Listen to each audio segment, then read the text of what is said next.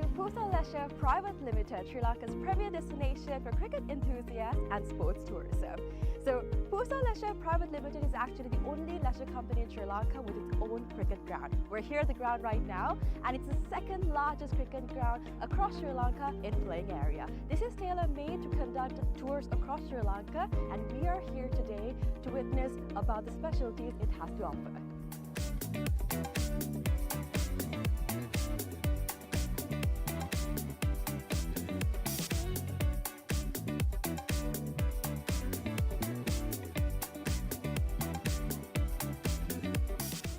It's only natural for you to ask, what's so special about this ground? Well, let me list out a few reasons as to why it's special to cricket, right? So this is situated in a 30-acre land, meaning you have plenty of space to walk about, have a look, and relax yourself. Second of all, this land is situated by so much of vegetation that the amount of wind that comes into this land is quite limited. So as you see, whenever we watch a cricket match, we've seen plenty of occasions where certain calls on cricket are interfered because of the wind. Now that issue will be limited in this ground due to the vegetation that surrounds this place, which is beneficial for anybody who comes to play cricket. Third of all, the lighting is just perfect, right? So it's well lit throughout the day, and the amount of sunlight that you get into this land is much more compared to any other cricket ground around, again because of the location it's situated in. And another specialty about this cricket ground is its grass, right? So usually whenever you go to any other cricket ground, the grass is quite smaller compared to the grass that you would be seeing in this special cricket ground when you come here. It's because we have actually taken a grass that is quite special to Sri Lanka. Why? Because it's easy to maintain, we know how it works, we can make sure that it's well watered, well cut. All of this is easily maintained because of the fact that this grass is special to Sri Lanka. So these are just a few specialties as to why this cricket ground is special for you.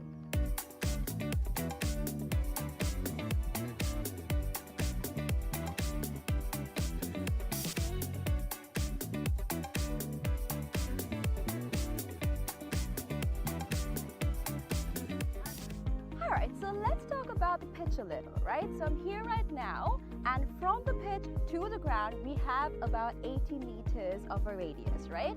And something special about the pitch is that it's elevated, meaning that anybody from anywhere on the ground can see the pitch properly because of its elevation. So even if you stay in that corner of the ground, the pitch very clearly because of the elevation that it has.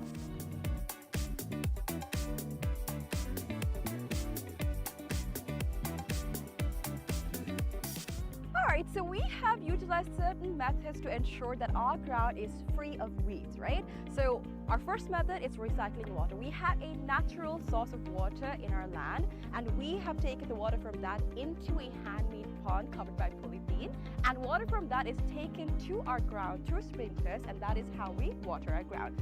And that water is later on taken back into our drain, which I'm standing over, and this leads straight up to the natural water supply that we have in this land. All right. Apart from that, we've also utilized certain methods to ensure that no water from outside is brought to our land, our cricket ground basically. So these methods are basically what we use to ensure that there's no weeds in this grass and that our grass is the same that we have maintained throughout from the start.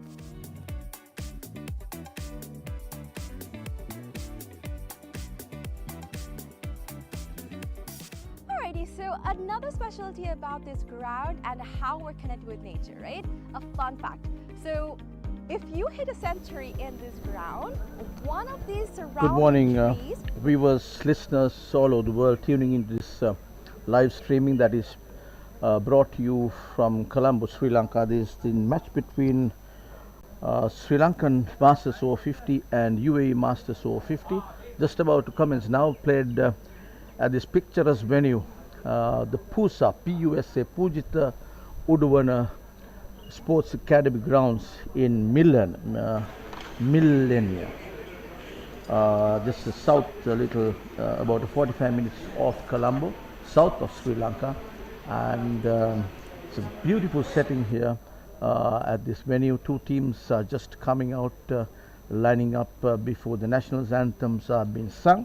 There is the International Masters Cricket Over-50 World Cup 2025 that is happening in Colombo, Sri Lanka, and this is the third match that's been played from the Group A. Two matches were played here. First one was against Zimbabwe and the England side. Then came the New Zealanders taking on the USA, and here today we have Sri Lankan Masters Over-50 taking on the UAE side here at this PUSA ground in Milan. So if I may just go to the team cards, Sri Lanka, Saman Jayant, Roy Ingram, Robin Peels, Russell Ingram, Indika Diseram, Shane Fernando is the skipper, Duminda Somavira, Duminda Vijayasekara, Suvaji Madanayaka, Pujita Uduvana, and Ravi Pereira. That's the lineup for today. And where UAE is concerned, we have Said Rafilla, who is the captain, Vijay Mahara, Biju Nair, Rehan Khan, Amjid Khan, Ashad Rizvi, Shazad Ahmad, Sahabdin, Shen Ranjan, Harikrishna Sashindran, and BK Kulkarni. That's a side for UAE. So the two teams will be introduced to each other and in a little while. But the umpires for this match is Suresh Buhu from Canada and Jeff Charlesworth from Australia. So those are the two umpires that will be officiating this match. During this tournament, which is the International Masters Cricket Over-50 World Cup, Sri Lankans have played two matches thus far. First being against Zimbabwe and the other one against USA. Both times they have been able to win the two games, and where UAE is concerned, they have also played two matches, winning one match against Namibia and losing the other. That was played against the New Zealanders. That's the first game they played on the 9th of this month. So we're all set to go ahead with the proceedings of this match. We have quite a bit of spectators coming here, especially when the Sri Lankan team plays. You get the families and some of the people who are cricket lovers. It's more like a religion in this part of the world, and as the day progresses, I'm sure you'll be able to see many people coming in to see the veterans cricketers of Sri Lanka performing at this picturesque venue at PUSA. Where the Sri Lankans are concerned, we have some great players, and especially people like Upul Chandana. He is not in the side for this match, but he is also listed in the team card in the 16-member squad that will be chosen for this tournament. Upul Chandana, who's had 147 one-day internationals under his belt and 16 test matches. So quite a bit of experience there where Upul is concerned. They say when Upul is fielding, he just covers one side of the field. So he's quite a fit guy. Even during the time that he played for Sri Lanka, that's what he was capable of. And so the Sri Lankan Masters team is missing him today. And we also have Mr. Indika Diseram playing for the Sri Lankan team. He's played 15 one-day internationals and 4 test matches for his country. So quite a bit of experience here in the Sri Lankan team. And also Saman Jayant, the draw spinner, who had 17 one-day internationals for him. And as of now, the two national anthems are being sung.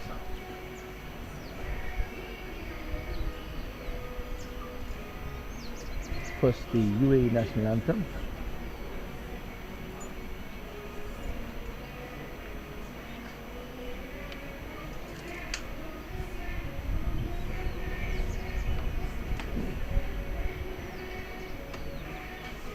The two teams, the umpires, the match officials, have just gone out into the grounds whilst the national anthem of UAE is being played and sung by the team.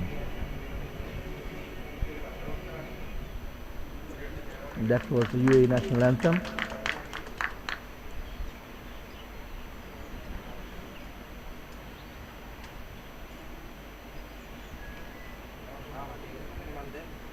And you hear in the background the Sri Lankan national anthem being played now and sung by the players themselves.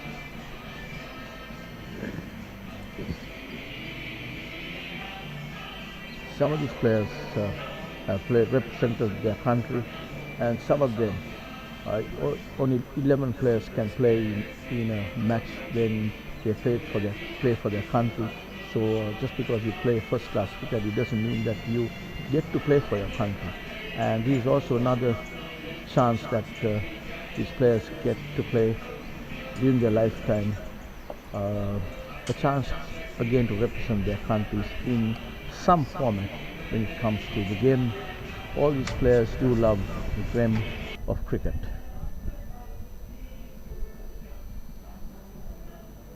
And this is the Sri Lankan national anthem which has been played, and that's a round of applause from both the sides. And the news is that Sri Lankan captain Shane Fernando has won the toss this morning and have chosen to bat first in this hard green track, I would say. There's a little bit of grass on the track, and we have quite a few players who are front foot players, so it will be good to see some nice cover drives, on drives and so on, with the front foot being used by the Sri Lankan batters. We have some fantastic Sri Lankan batters in the side. It is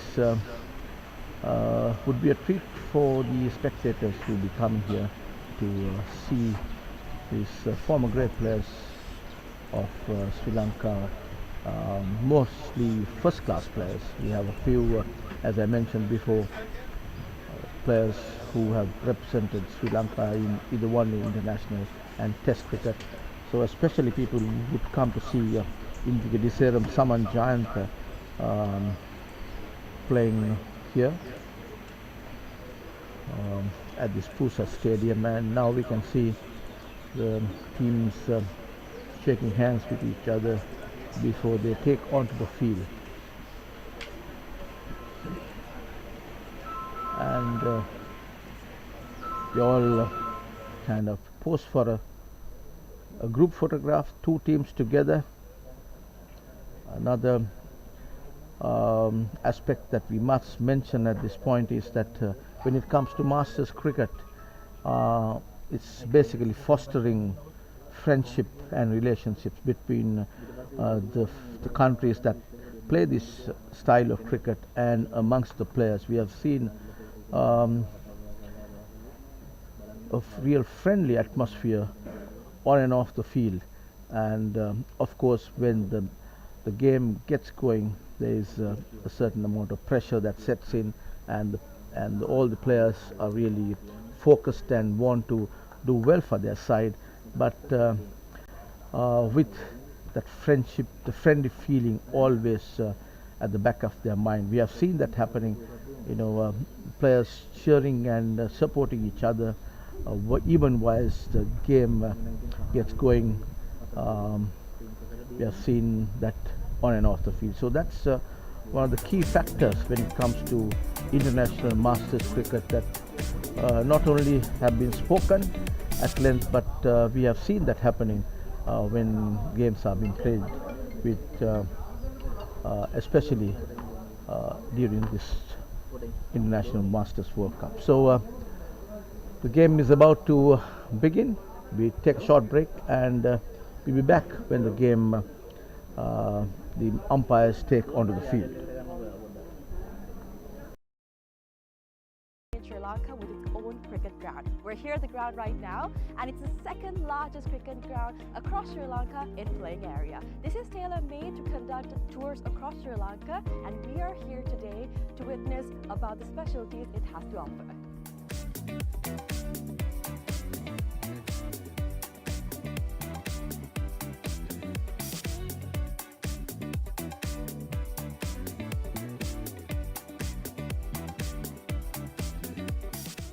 It's only natural for you to ask, what's so special about this ground? Well, let me list out a few reasons as to why it's special to cricket, right? So this is situated in a 30-acre land, meaning you have plenty of space to walk about, have a look and relax yourself. Second of all, this land is situated by so much of vegetation that the amount of wind that comes into this land is quite limited. So as you see, whenever we watch a cricket match, we've seen plenty of occasions where certain calls on cricket are interfered because of the wind. Now that issue will be limited in this ground due to the vegetation that surrounds this place, which is beneficial for anybody who comes to play cricket. Third of all, the lighting is just perfect, right? So it's well lit throughout the day, and the amount of sunlight that you get into this land is much more compared to any other cricket ground around, again because of the location it's situated in. And another specialty about this cricket ground is its grass, right? So usually whenever you go to any other cricket ground, the grass is quite smaller compared to the grass that you would be seeing in this special cricket ground when you come here. It's because we have actually taken a grass that is quite special to Sri Lanka. Why? Because it's easy to maintain, we know how it works, we can make sure that it's well watered, well cut. All of this is easily maintained because of the fact that this grass is special to Sri Lanka. So these are just a few specialties as to why this cricket ground is special for you.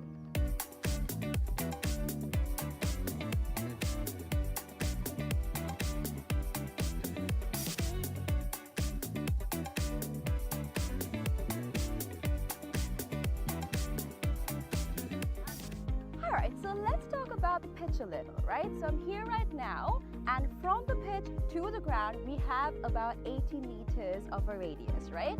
And something special about the pitch is that it's elevated, meaning that anybody from anywhere on the ground can see the pitch properly because of its elevation. So even if you stay in that corner of the ground, the pitch very clearly because of the elevation that it has.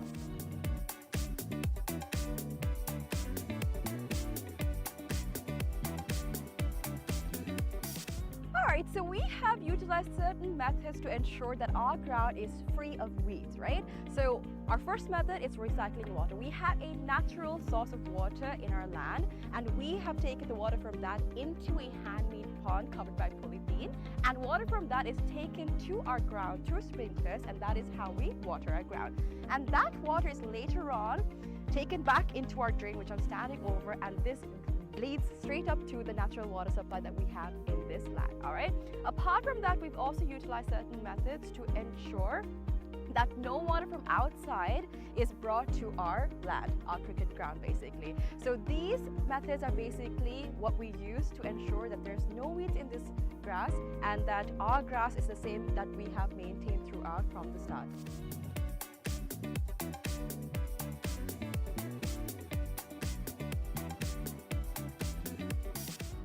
So another specialty about this ground and how we're connected with nature, right? A fun fact.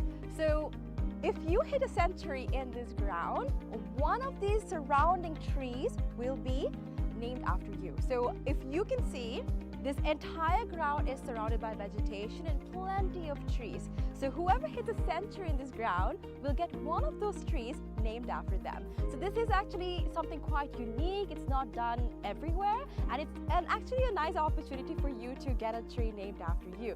So this is something special that's happening here at the ground, and so far only 8 cricketers have actually hit a century and gotten a tree named after them. So if you want to come here and hit a century and get a tree named after you, this is the place for you.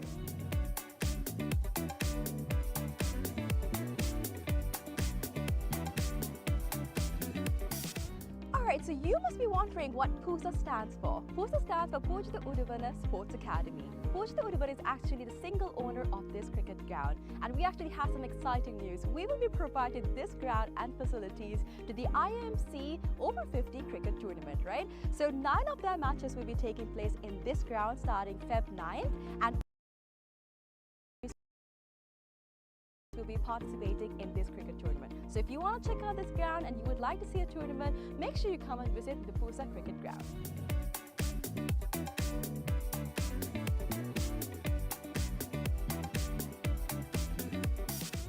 Alright, I know this looks digital, but it's not, alright? We operate this scoreboard manually. How?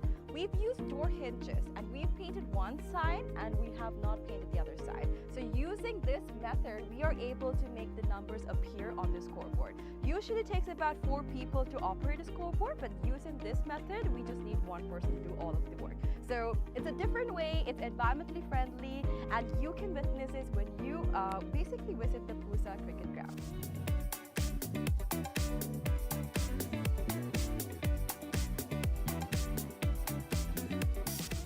So you must be wondering where the side wickets are. It's going to be built right over here. It's still under construction, but we are expecting 12 strips to be made very, very soon.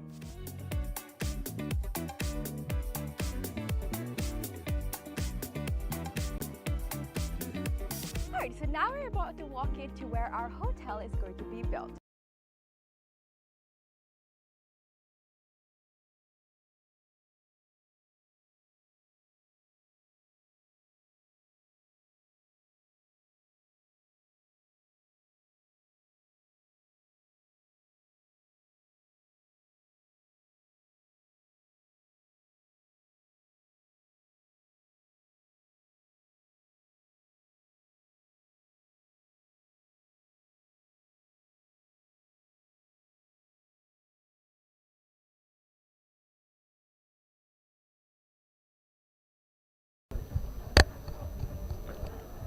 Welcome back.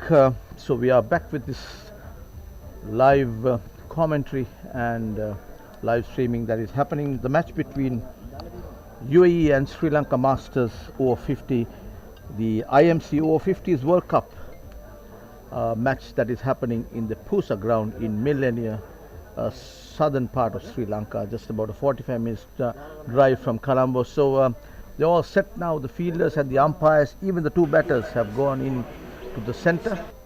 2 umpires for this game is Suresh Buhu from Canada and Jeff Charlesworth from Australia, and it's the 2 batters from Sri Lanka, the Saman Jayant, who played 17 one-day internationals for Sri Lanka, is wearing jersey number 26, and Roy Ingram wearing jersey number 9. And Roy Ingram has been playing cricket and has been coming here from England to play this match. He is a Sri Lankan residing in England, a good player, and he has taken the trouble and come all that way to represent his country in this IMC Over-50s World Cup played here in Sri Lanka. So it will be Ingram to face the first ball coming from the far end,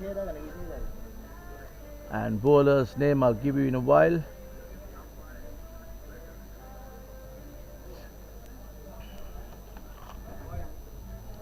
Side Rafilla is the skipper of the UAE side. He's marshalling his men. Number 17 is the bowler. Number 17 is Harikrishna Sasidharan.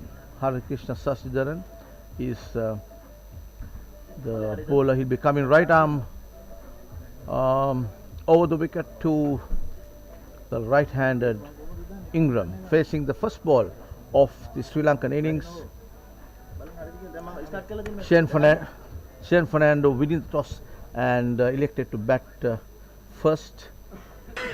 A little bit overcast conditions, but nevertheless the sun is just falling onto the grounds. A little bit humid. The temperatures varying around 31, 32 degrees. That's the normal temperatures around here in Sri Lanka. And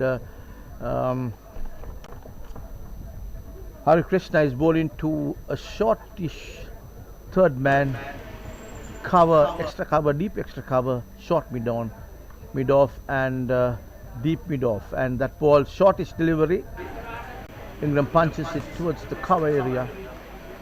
Ball goes direct to the fieldsman. No run. The wicketkeeper is keeping up to Hari Krishna. He's bowling from just about 5-6 steps. The ball, the ball come into the right-handed batter. Roy Ingram plays it defensively. Krishna comes in right arm over the wicket. And short is too short, and Ingram makes no mistakes. Just hit it towards mid-wicket boundary for 4 runs. So first runs coming off Ingram's bat with a boundary for Sri Lanka. 4 runs, just passing the man at the deep mid-wicket. He had no chance of catching that, and ball just raced down to the boundary. 4 runs to the total. Total 4 for no wicket, and we are just started the innings, the Sri Lankan innings. First over been bowled from the far end. He's placed a deep mid-wicket. In the first 15 overs, you're able to have 3 fielders outside the circle, and already 3 fielders are out. Deep mid-off, deep extra cover, and a deep mid-wicket. So, Said, the skipper of UAE, has gone defensively from the very word go, as Krishna comes in from the far end, right arm over the wicket. A flighter delivery, just punched it by Ingram towards the man in the deep there, fielded. As the ball comes in, the batters crossed over for a single. The single total 5 for no loss. 1 more ball to go of this Krishna's over.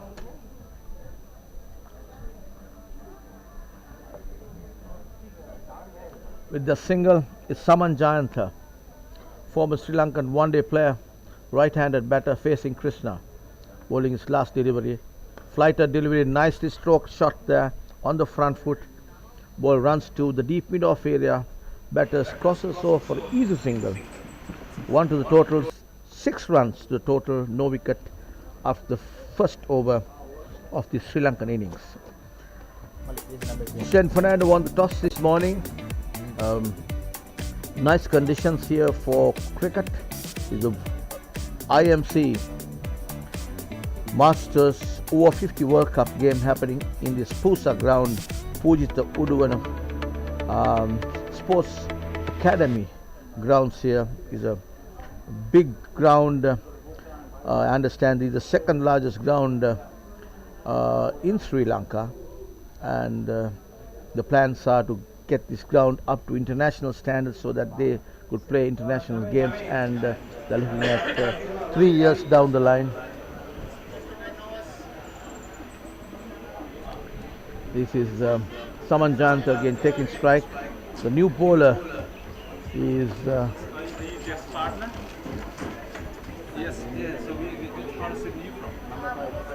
number 5 is the bowler is Biju Nair. Biju Nair is the bowler, and since there are all spinners operating from the word go,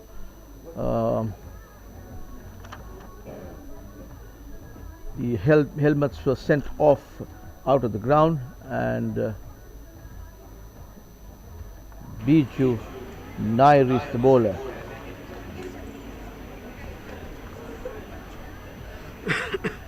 Roy Ingram is on the non-striker's end. Comes in shorter length there on the back foot. Saman Jayantha just punches it towards cover. Goes directly to the fieldsman there. Throw comes in, and no run to the total. Again, another off spin operating from the commentary box, and that is Nair. Flighter delivery, well pulled there. That's a good ball, just pitching little outside the pitching midland leg, but played defensively by Saman Giant. No run. He's bowled into a short third man, point cover, extra cover, mid off, mid on, deep mid on, short mid wicket, deep mid wicket. So just three fielders on the onside and the rest a packed offside field. You have three fielders standing at the boundary line, one deep mid off, deep mid on, and a deep mid wicket. Nicely played, little uppishly though. The ball is running down towards the third man boundary, picked up by the fieldsman there. That's number 69. He's Shen Ranjan. Throw comes in. Batters crossed over for 2 runs to Saman Giant. Now it comes in, right arm of the wicket, and that ball he drives it firmly towards the extra cover area. When ball went directly to the fieldsman, there no run. Again played a little uplish there, just a flick off the wrist. Ball is running down towards the boundary. The fielder just a little bit of boot work there. Number 27 is the fielder Shahid Ahmed. Just picks it up just inside the boundary, and as the throw comes in, the batters crossed over for 3 runs. 3 runs to the total, and the total 11 for no wicket. And that brings to the end of the second over in the Sri Lankan innings. So side just marshalling his men around. It is 2 spinners operating from the word go. This is a wicket which has a little bit of grass on it. So, but nevertheless, the team captain of UAE has gone to his spinners. That's Hari Krishna Sashidharan is the bowler, coming from the far end. Bowling to Saman Giant, right-handed batter.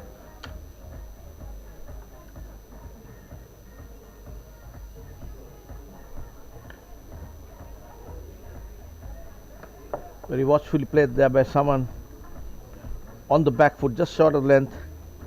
No rush whatsoever. Just very patiently played that, waiting for the loose one to deliver.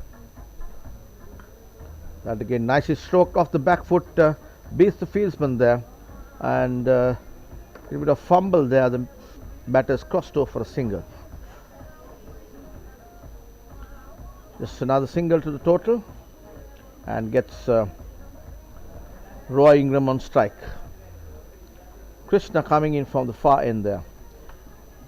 The technical team for today is Darshan, who is handling the computer here with this live stream, and we have Dilshan and Chaminda on 2 cameras on either side of the ground, and Amila Tushal, the scorer, at the commentary box, and we have Ravinder Fernando up there in the scoreboard. So that's the support team here, and that ball flighter delivery, but pitched on the onside.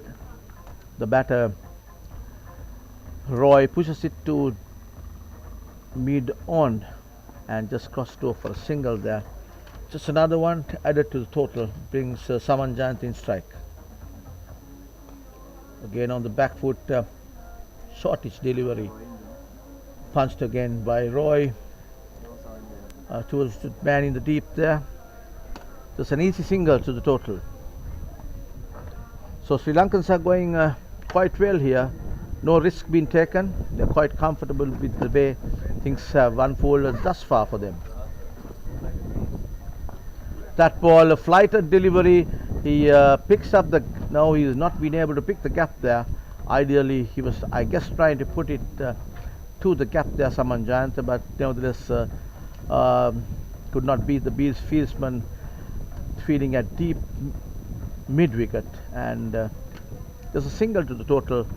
That brings to the end of Krishna's over number 3, total 16 for no wicket, Sri Lanka.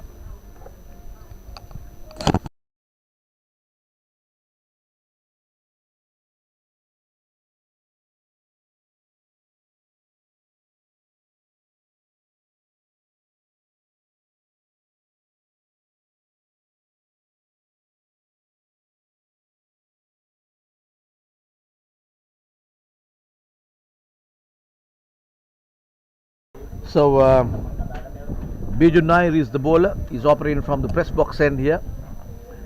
He's marshalling his men. Now wants the deep mid wicket, little square from where he's right now. That's Shen Ranjan who's been marshalled there. Good.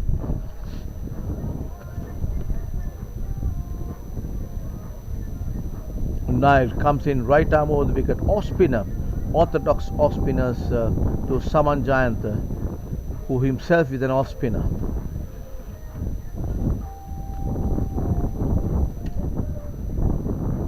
That ball, nice little leg cut there by Saman Jayant, runs the ball down towards the third man boundary, picked up just inside the boundary by the fieldsman there. As the throw comes underarm, Roy wants another run, who is on the non-striker's end, but Jayant sends him back because the throw was coming underarm. You know, sometimes when you're 50 plus years of age, it's difficult to throw overarm from the boundary line, and long boundaries here at this PUSA stadium. Nair comes in, nicely punched off the back foot again by Saman Jayant, just short of length. He had to rush back to his back foot. Initials thinking was to play on the front foot, but played it directly to the fieldsman at cover. No run. Nicely flicked off the wrist to ball, runs the ball down to the deep mid on there, and picked up by Shahid Ahmed. Batters crossed over for a single. One run to the total, 19 for no wicket, Sri Lanka.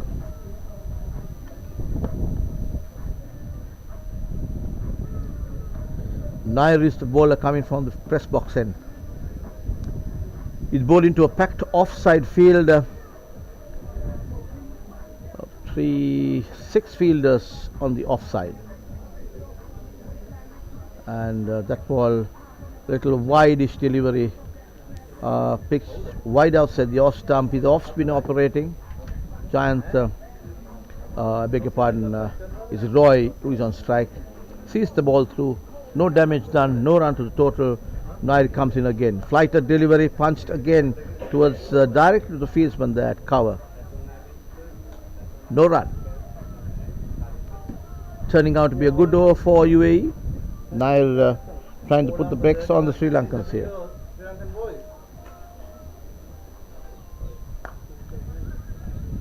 And that ball by Roy just pushes it towards the deep mid on there. And this is Shahid Ahmed, who runs in, picks it up. One run to the total with the single. That comes to the end of the 4th over of the Sri Lankan innings. 4 overs gone, 20 runs on the board.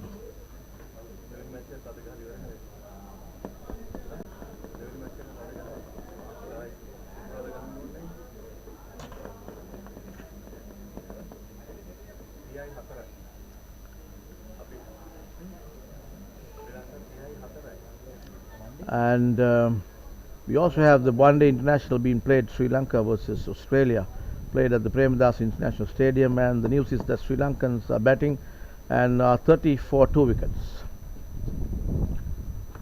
And the match here, the IMC Masters Over-50 match between Sri Lanka Masters Over-50 and UAE. This got underway a little while ago, and Sri Lanka Masters 20 for no wicket here. We are on the 5th over of the Sri Lankan innings.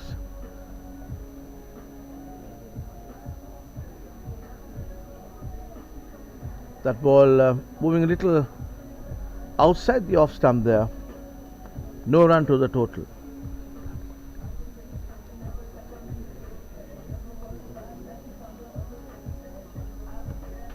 And that was a widest delivery outside the off stump, and Roy just tries to play that square of the wicket, run it down towards the extra cover boundary, but misses it, plays it, but did not really get hold of that properly. And that ball beautifully delivered there by Roy Ingram, just over the infield there, over towards the cow corner for 4 runs. 4 runs to the total. Total moves to 24 for no loss Sri Lanka. And he waited for that. Flighted delivery, pitched midland leg, and there was nobody covering that region. Just sent the ball over the short mid-wicket area. 4 runs to the total. Beautifully executed by the batter, Roy Ingram.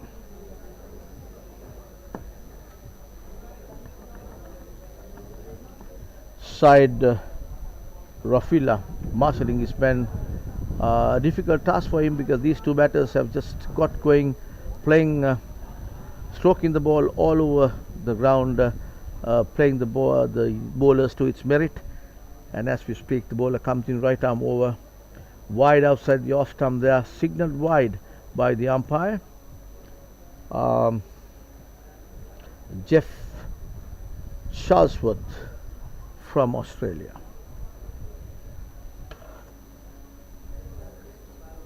Hari Krishna comes in right arm over. That ball again on the front foot, just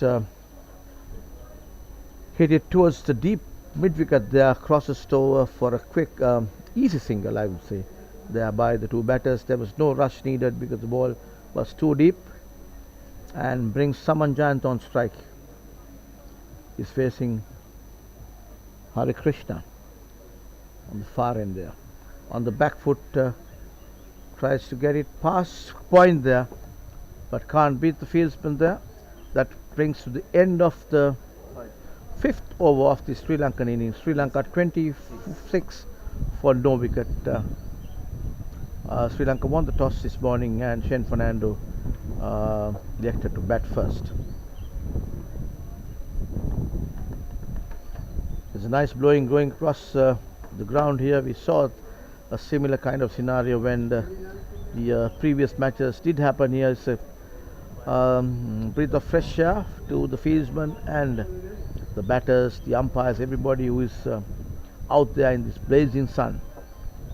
Little bit of overcast conditions. You don't see a blue sky as such, but to that effect it's quite humid.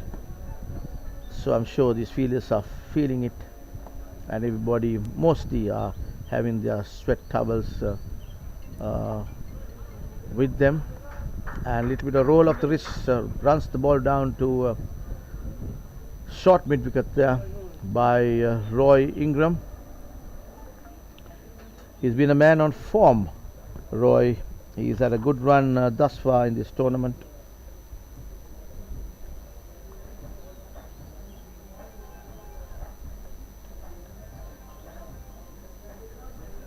And a dot ball there for UAE.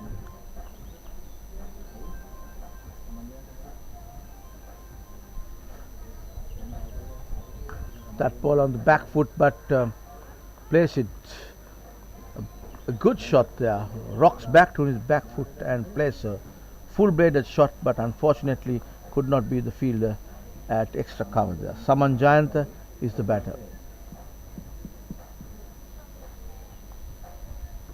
That ball again cannot be the fielder that cover point there. Jayant not been able to place that ball properly. So Roy Ingram made 35 in that match against Zimbabwe, and that ball rocks back onto his back foot and plays it again to the packed offside field there, and ball went like a rocket to that fielder there, fielding at cover no run, 3 dot balls, but 3 full-bladed shots played there by Saman Jayant. Nicely played there on the front foot, just defensively, but there wasn't anybody standing close to the bat, so the batters crossed over for a single, 1 to the total, 27. 28, beg your pardon, is the total. No wickets down, 6 runs, 6 overs completed in the Sri Lankan innings. Sri Lanka won the toss and elected to bat first this morning at PUSA. Saman Jayant made 20 runs against Zimbabwe and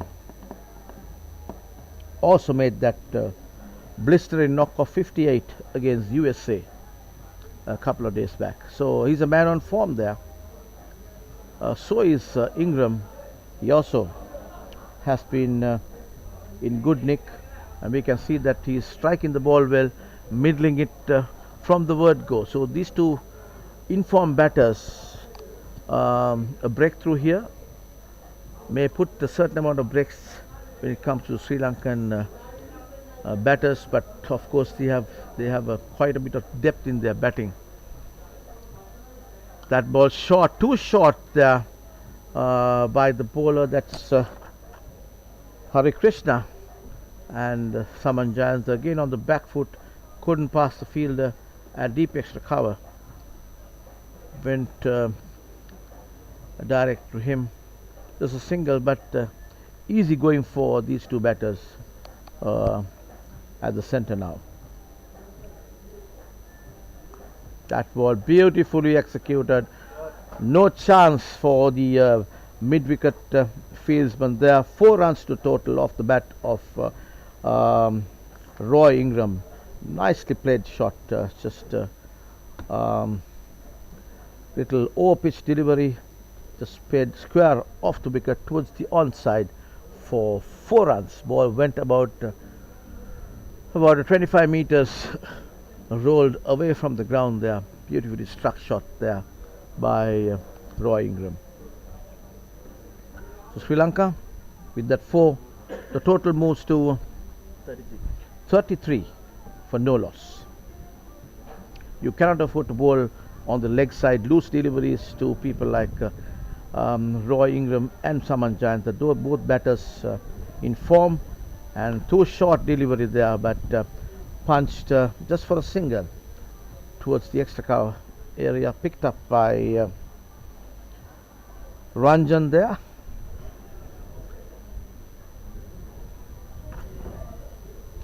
Hare Krishnan is the bowler, coming from the far end to Saman Jayant. The bowler has still not got his rhythm properly. Too many short deliveries, and that ball way outside the off stump, signaled wide by the umpire. That ball, little foolish delivery, taken on the full there. The ball travelled too fast to the fieldsman at mid-off. Batters decided against going in for a single there. Oh, very well bowled there. Got the ball to drift little away from Saman Jayant, beats him completely. Very good delivery by the bowler. Saman Jayant was a little clueless about that. He's a good batter, but nevertheless that time around he was not sure how the ball behaved. On the front foot, pushes it again to mid-off for a single. That brings the end of another Krishna over number 7 gone. 36 runs for no wickets. Sri Lanka cruising well here after winning the toss and choosing to bat. So is the International Masters Cricket Over-50 World Cup match between Sri Lankan Masters Over-50 and UAE Masters Over-50 happening at this PUSA Ground, Pujita Udvana Sports Academy grounds in Milan, south east of Sri Lanka, about a 40 minutes drive from the city of Colombo, where Australians are playing Sri Lanka today at the Premadasa International Stadium in their one-day international. That ball, the batter had to rush back just short of length, but you don't see that much of skid or seam off the wicket here, although you have seen quite a bit of grass on the surface, quite a bit of dead grass, I would say. And bowler is Nair, comes in, that ball punched off the back foot there, ball is running down towards the point area. No, the fieldsman has not been able to get to that. Ball rolls down to the boundary. 4 runs to the total off the bat of Saman Jayant. He's been waiting to get a boundary lately, and just managed to get that ball run towards the point boundary for 4.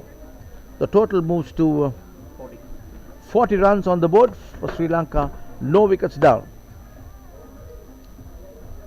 And again that ball on the back foot, got a thick outside edge. Again the ball is running towards the boundary there. Yes, the fielder does not get to that. 4 runs again off the bat of Saman Jayant. 4 runs to total, 44 is the total now. 2 back-to-back boundaries for Saman Jayant. He's cruising well. He's moved to 23. Saman Jayant, 23, batting well.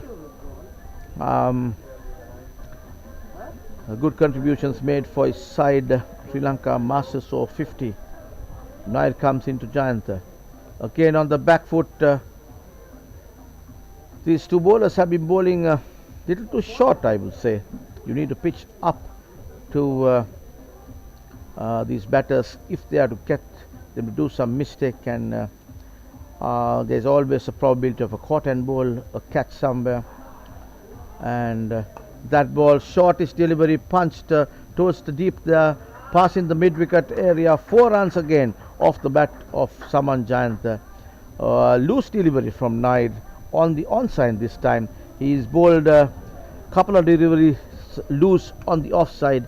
He has not been able to get his line so far since he started bowling today, and a little bit of advice given by the fieldsman who is fielding at that is Vijay Mehra, Vijay Mehra, who is fielding at mid-off there. That ball, a dot ball, a good ball for UAE. That brings the end of another over number 8, and the total 48. Sri Lanka, no wickets down, with Saman Jayant and Roy Ingram, 2 batters at the crease.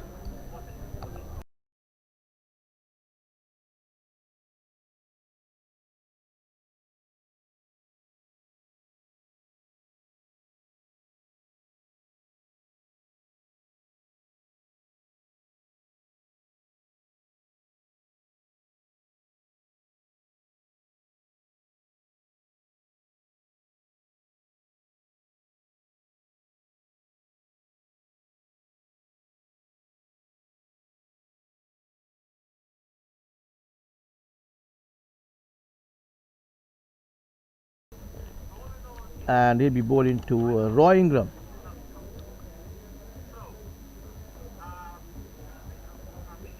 Shortish delivery, just runs it down towards. Finally, there is no fine leg fieldsman, so the skipper, wicket keeper, had to rush back towards the fine leg area to pick that ball up. And during the time, 50 runs comes on the board for Sri Lanka. 50 runs coming off the 8th over of 8.1 overs. Sri Lankan batters are going well. Saman Jayant and Roy Ingram there batting well. Just a little chat at the middle there after reaching the 50 runs mark of the Sri Lankan innings. Roy Ingram facing Hari Krishna. That ball nicely cut away. Beats the fieldsman there at cover, and he chases the ball down to the boundary. There's a little bit of footwork there, and was able to pick it up just before it reached the boundary, just inside the boundary, and the fielder is Side Ahmed, who had to run about 20 meters towards the boundary to stop that. And in the meantime, Roy gets 2 runs to his credit. Hari Krishna again outside the off stump. Roy just understanding that there is no slip or a third man. He's tried to run that ball towards the third man area, but misses it and goes down to the wicket keeper's hand. That ball pitched up delivery, sent to short mid wicket, no run.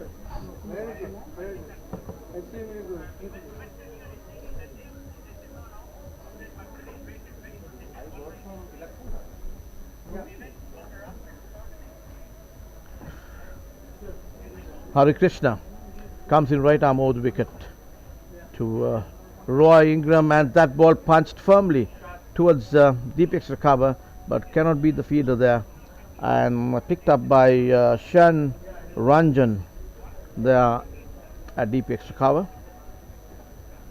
1 to the total, and brings Saman Jayantha on strike. Nicely roll of the wrist there, runs the ball down to the deep mid on for a single, which brings the end of the 9th over of this Sri Lankan innings. 54 is the total, as these two batters, Saman Jayantha and 28, Saman Jayantha unbeaten, and Roy Ingram 24. So these two batters going well, and this is the 10th over. 10th over been bowled from the press box end. There will be a change of bowling here. Amjad Khan is the bowler who is coming in from the press box end. Amjad Khan, number 14. Amjad Khan. He is setting his field, getting a deep mid wicket, getting the mid wicket to come a little finer towards the mid on, deep mid on area. So they've got a deep mid off, a long on, deep mid wicket, and those are the 3 fielders standing outside the circles. The short third man, point, cover, extra cover. A man in the deep on the offside, and a mid off. Again, nicely cut away, fielded by the use of the boot by the cover fieldsman there. We have seen quite a bit of that happening when it comes to Masters cricket. Little bit of soccer being played on the field, because people try to save a little bit of energy when you can use your feet to stop a ball. Why not? Yes. And Amjad Khan marshalling his fields there. Right arm over the wicket to the informed batter Roy Ingram.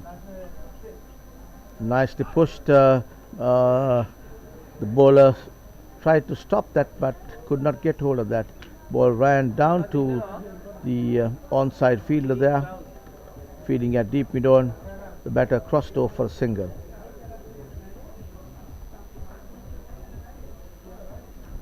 Saman Jayantha is on strike. That ball, a bit of a misfield there, right through the fields of that. I think that's Hari Krishna. He must be tired bowling about 5 overs from the far end, and a little bit of misfield there by him, and the batters took use of that. Single to the total, got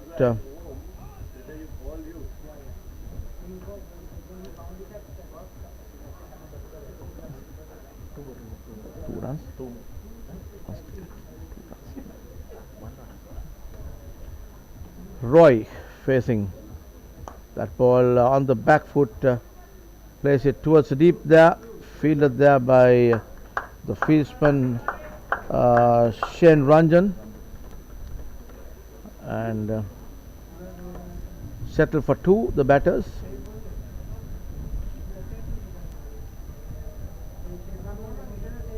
Is the 10th over in progress. That ball, 10 balls, 10 overs gone, 59 for no wicket.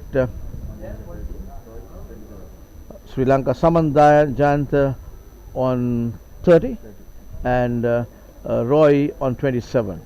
So good bit of going by these two Sri Lankan batters.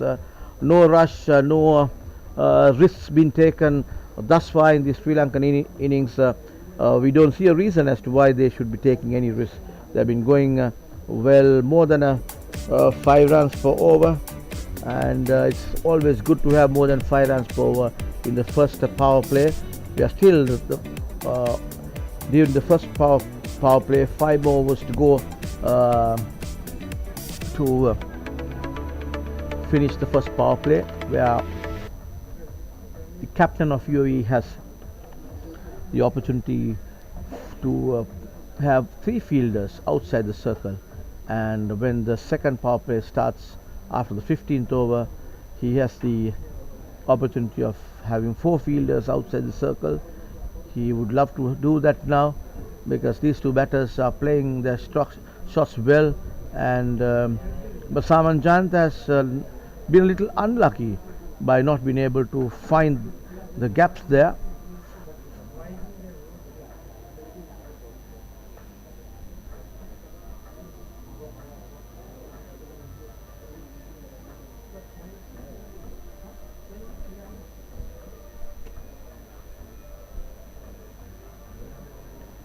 And Shane Fernando, the Sri Lankan skipper, it will be drinks after this over, so he's carrying a few bottles in his hands, maybe wanting to go onto the field during the drinks break, and that ball caught a little. He wants to run that ball towards cover, towards the boundary. I'm sure Saman Jayant did not get hold of that properly, little mistimed, and ran that ball towards the point area, fielded by Sahabuddin, and just a single to the total brings Roy Ingram on strike. That ball, easy delivery, and picked up well in the deep there by the deep mid-wicket fieldsman. Nice bit of fielding there by the fielder there, and I think it's Hari Krishna who stopped that. Loose delivery by the bowler. Again another shortish delivery, but ball goes direct to the fielder at extra cover. No run.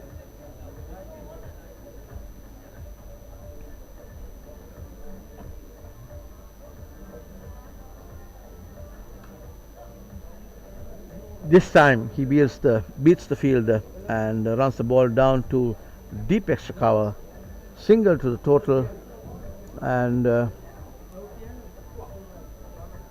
it's Saman Jayant now taking strike. Oh, that's a little. He wanted to just flick that ball towards the mid-on. Ball was just up in the air for a little while. I was thinking for a moment whether it would be a caught and bowl, but dropped pretty short of the bowler there. Comes in, and that ball nicely put away by Roy Ingram towards the mid-wicket area. There is a fielder fielding at in between deep square leg and mid-wicket, but he has had no chance of stopping that. 11 overs gone, 68 runs on the board for Sri Lanka.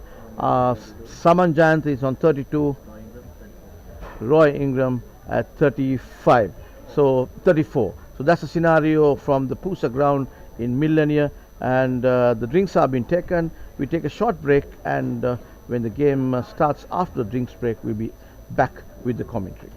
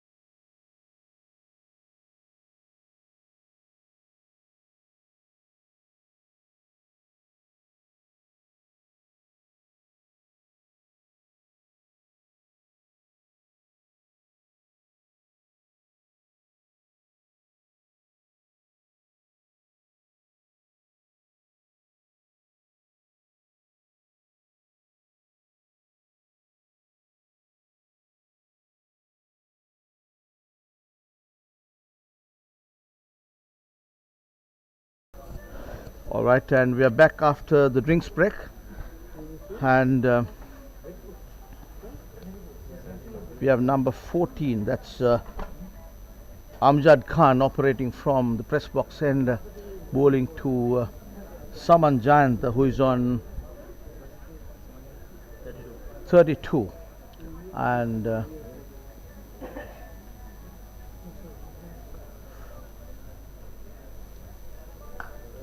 short pitch delivery, but Jayant has been striking the ball well, but mostly, unfortunately, has been not been able to beat the fieldsman in most occasions. But having said that, he's got a packed offside field as well, placed by the skipper and the batters. That ball going for the second one, a direct hit would have had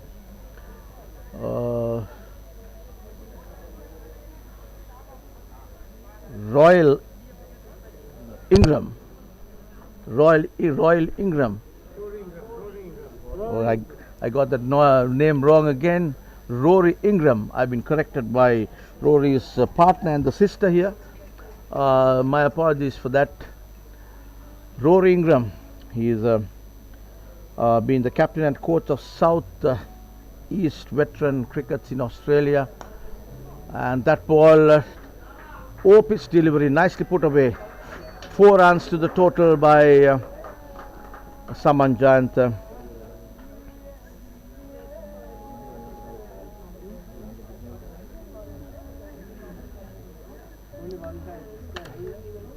And takes the total to 74 with that boundary coming in for the Sri Lankans off the bat of Saman Jayant.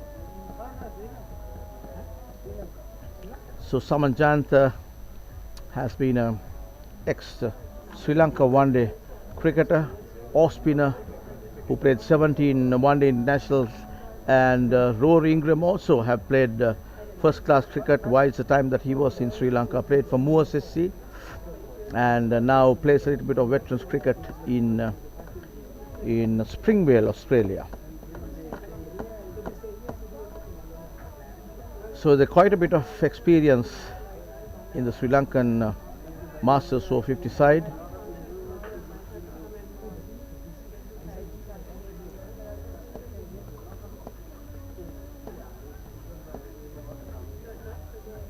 That ball nicely put away.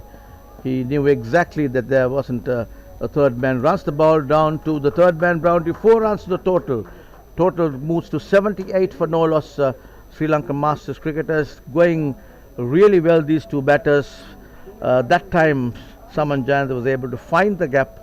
He's been not successful with finding the gaps this morning, but nevertheless was able to get that this time around. Runs the ball down to the third man area. 4 runs to the total, and it's Amjad Khan who's operating from the press box and comes right arm over the wicket, round the wicket, and that ball cut firmly.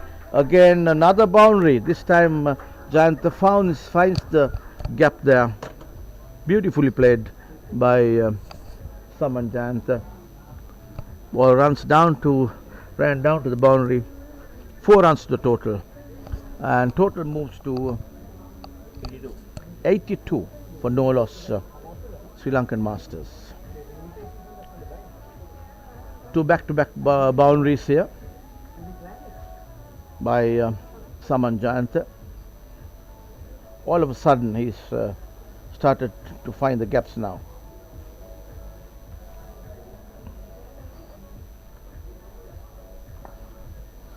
That ball, Jayant coming on the front foot there, trying to push it down towards the mid-on. No run. That brings the end of the 12th over of the Sri Lankan innings. 82 for no wicket, Sri Lanka.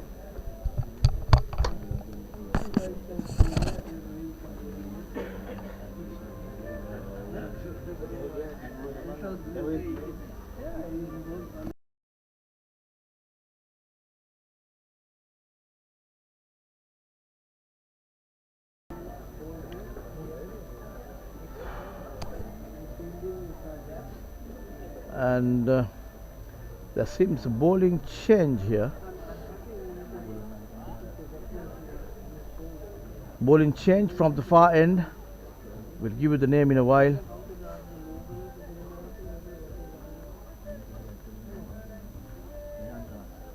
Rehan Khan is the bowler. Rehan Khan have been very good with this bat when it comes to the game against Namibia, where he got 52 of 39 balls, struck the ball well. He got to a half century playing against Namibia, the match UAE won against. Rehan Khan is the bowler, and he's bowling to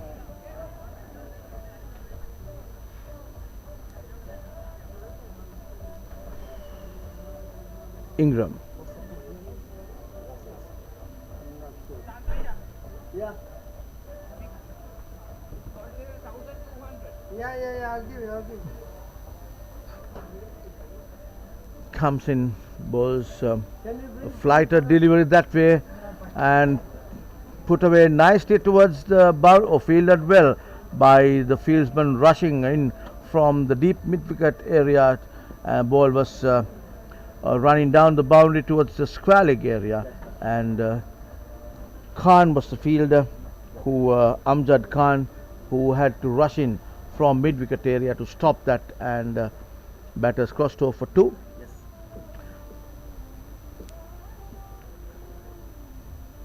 Ingram is the batter, and that ball pitched just outside the off stump, moving further away, very watchfully left by the batter.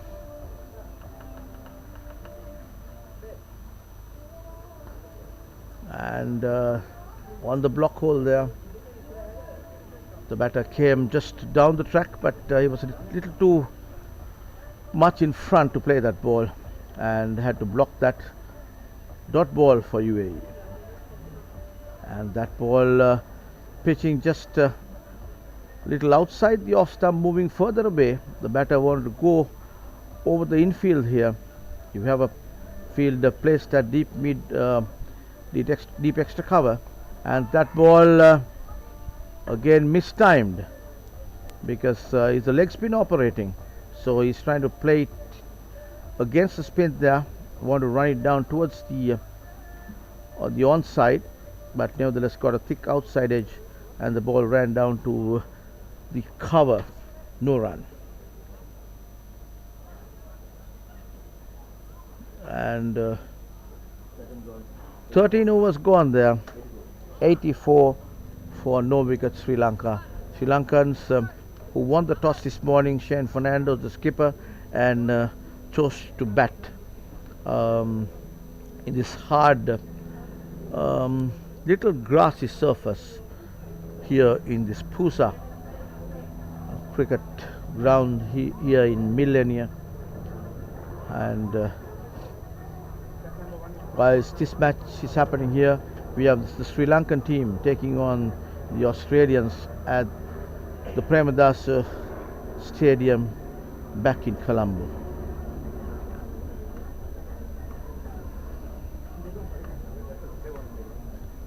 And the ball is Sahabuddin Ahmed coming in from the press box end here.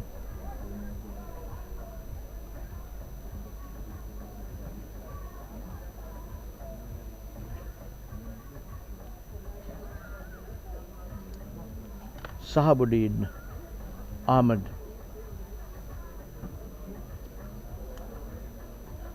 Coming in, he'll be bowling to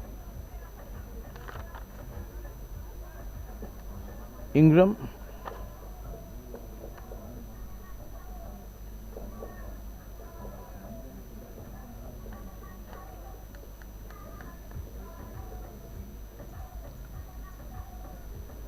Right arm round the wicket to Ingram. That ball taken on the half volley. They are nicely put away, just over the infield here.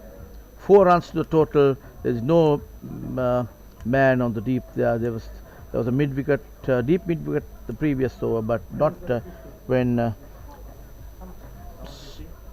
Sahabuddin and Saman Jayant gets to its 50 mark. 50 runs to Saman Jayant, very well executed 50 runs for him. He has been continuing his form of 42 deliveries. 52 comes of 42 deliveries. He got 58 the last match he played against USA. So back-to-back 50s for Saman Jayant. It's a good sign for the Sri Lankan team here. This is the opening pair of the Sri Lankan side. Taken the option of batting this morning. So very well executed. And this is the 14th over in progress. 13.1. 13th over in progress. So still they need to have, they can have only 3 fielders outside the circle, and we have 2 of them on the onside when Saman Jayant is batting, and that wide as a wide delivery. Jayant tries to send it down towards the fine leg area, misses it completely. Nevertheless, it was a wide delivery called by the umpire, so adds 1 to the total. Right armer Shahabuddin Ahmed to Saman Jayant, very watchfully played there by Jayant. Good delivery by Ahmed, coming right arm over. This is he's bowling left arm, I beg your pardon, left arm round the wicket to Saman Jayant, and that ball cut away again, cannot beat the fielder there at cover. Saman Jayant has played a few shots in that region, directly going into the fielder's hands. Left arm operating from the press box end, it is Sahabuddin Ahmed, jersey number 9, coming in, bowling to Saman Jayant, who is reached his half century. Flighter delivery on the onside, loose delivery there. Jayant makes no mistakes, just runs it down to the square leg boundary. 4 runs to him. That's a loose delivery by the bowler Sahabuddin Ahmed, way down the leg stump, and the batter is a kind of a lollipop for the batter Saman Jayant. In the caliber of a player of Saman Jayant, you cannot afford to bowl like that to people in form like Saman Jayant and even Ingram for that matter. So but that ball went away down the leg stump and given the necessary treatment. 4 runs to the total moves to 13.4 overs, total 93 for no wicket Sri Lanka.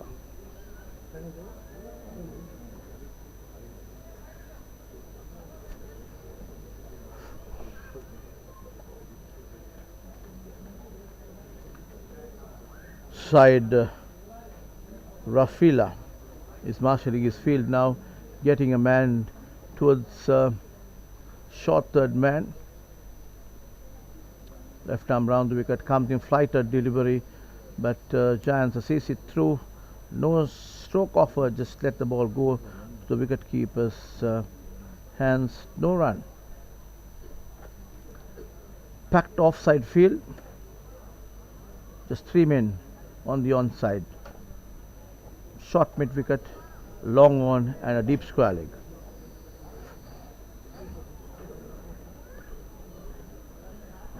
Flighter delivery again, very good, very well bowled there by Ahmed. A good ball to finish that over. 14 overs gone, 93 for no wicket Sri Lanka. Shane Fernando, the skipper of Sri Lankan Masters, won the toss this morning and chose to bat first. Little bit of dead grass on the wicket, grassy surface, but The UAE side did not have that many pace bowlers, so San Fernando opted to bat first, and we had rightfully so because they have piled up a good total. Um, 93 on the board. Right now, no wickets down, so it appears to me that it's a good decision by the Sri Lankan skipper. And we all know that as the day progresses, the surface here tend to keep the ball a little lower and tend to, for the spinners, has a good little bit of bite and turn off the wicket.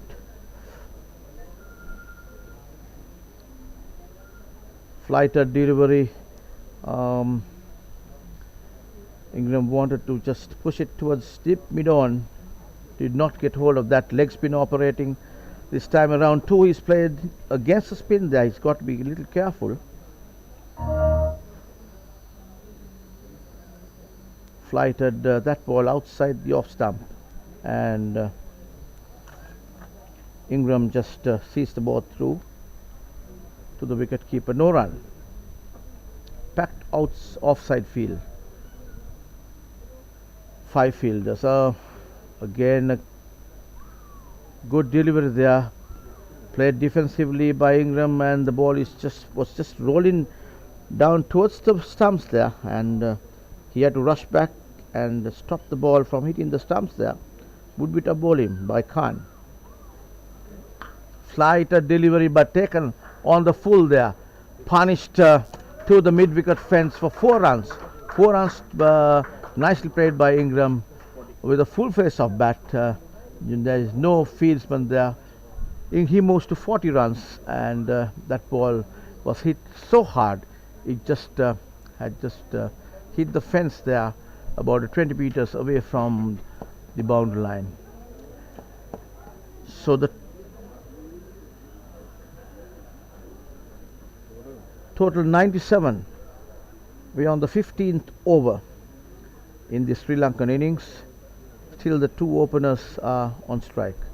Flighted delivery wide outside the off stump, and misfield by the wicket keeper because it was so wide the wicket keeper could not get to that. And 99 is the score, just 1 short of the 100 mark for Sri Lankan batters. Saman Jayanta, and he's on 54 of 47 deliveries, and Ingram is unbeaten on 40 of 41. And Saman just rotating the strike, these 2 batters.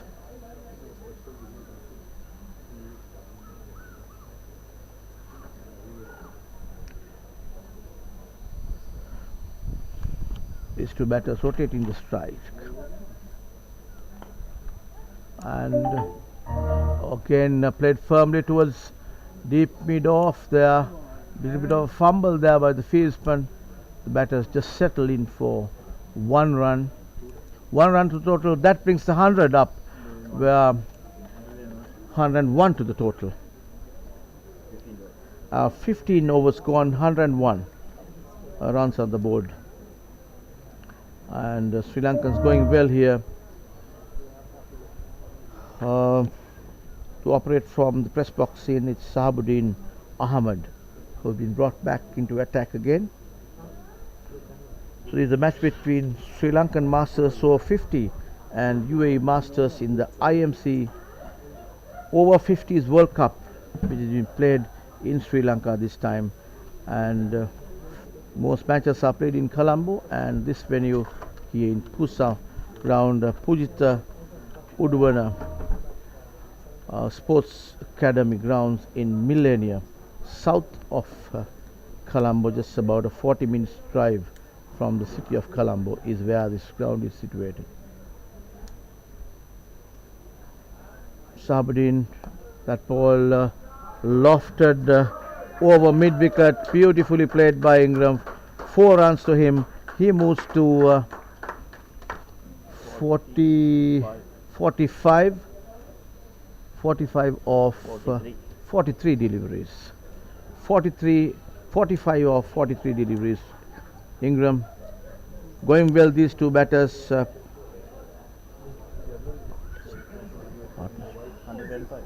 Partnership 105. These two batters have gone on well.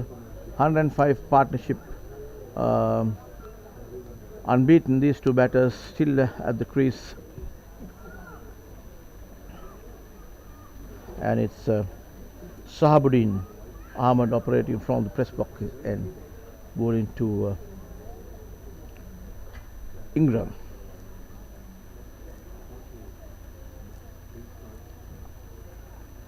Again, a flighted delivery. Just batter were not sure whether to come and play in front or off the back foot, but nevertheless decided against going on the front foot.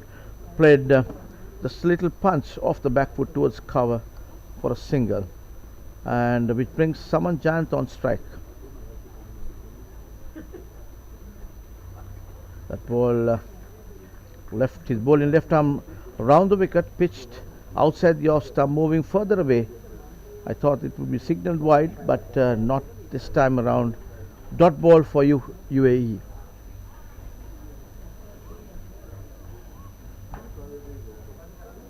And on the back foot, Jayant, this time he finds a gap, 4 runs to the total. As Jayant finds a gap this time between cover and extra cover, runs the ball down to the boundary. Beautifully executed by Saman Jayant. Ingram on 46 on the non-striker end. It's that 4 came off Saman Jayant's bat. The UAE bowlers have been dropping the ball too short, and these two batters have been going well on the back foot, playing it to the gaps.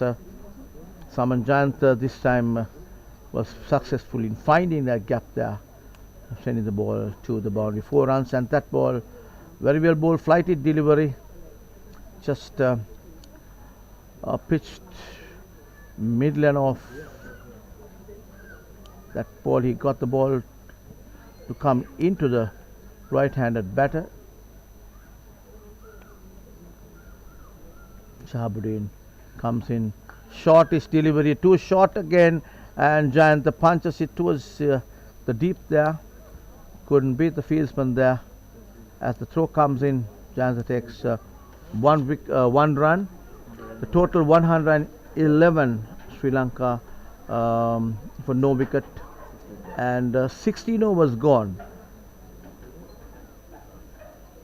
Ingram is unbeaten on 46 of 44 balls.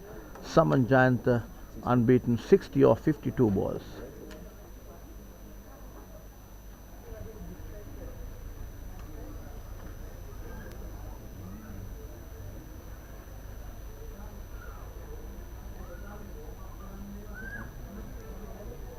Rory Ingram.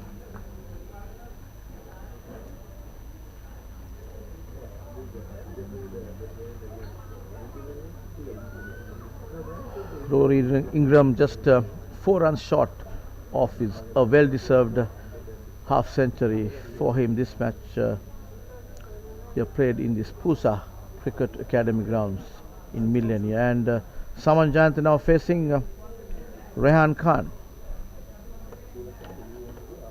from the far end there. Rehan bowling right arm over the wicket, leg spinners, flighted delivery, and yes, he gets him clean ball round his legs. We have seen him trying to play against the spin a few times. Even Rory Ingram, I thought, was playing against the spin the previous over off Khan, and this time too the ball pitched just outside the off stump, coming in towards the off stump, outside the leg stump, I beg your pardon, coming towards Saman Jayant's off stump, bowled around the legs, and he's out for 60 runs. He made 60 of 53 balls, and the new batter in is Rubin Piris going in at number 3. Rubin Piris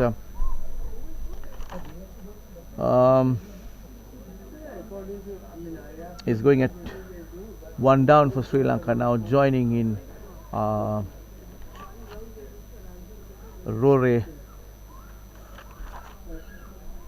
Rory Ingram, who is just a few runs short of his 50. So that's a breakthrough for UAE coming at Nelson. So we when the total generally is 1-1-1 is a little unlucky for the batters, they say, and yes, it was so. At Nelson, when the score was 1-1-1, UAE was able to take the wicket of the man in form and was cruising well for Sri Lanka. Bowled round the legs of the bowling of Rehan Khan for 60 runs. Good bit of bowling by Rehan Khan. He's an all-rounder for this UAE team. He's a good batter as well. He made 52 in the first game against Namibia of just 39 deliveries, and so we know he could bat, and he's shown some good skills here, bowling good leg spinners to the Sri Lankan batters. Sri Lankan batters are generally good players off spin, but nevertheless was not successful this time around where Saman Jayant was concerned. Ruin Peer is now number 2 jersey, taking strike, facing the leg spinner who is coming right arm over the wicket to the left-handed Peeris from the far end. So Khan marshalling his field around. Rumin takes his guard. That ball just outside the leg stump. For a moment we thought whether that hit the wicket, but there was a little appeal, but nevertheless the ball runs down to the boundary for 4 runs, 4 by signaled, which really that ball had the batter, the wicket keeper, and every one of us, even in the comment box, guessing as to what happened there. Just leg spin pitch just on middle and off, spinning into the left-handed batter. He missed it, the wicket keeper missed it, and so was the fieldsman who could not stop that ball running down to the boundary. And he rocks back on the back foot, punches it, but there's a fielder there. Deep mid-on, covers up, and as the underarm throw comes in, the batter's crossed over for 2 runs.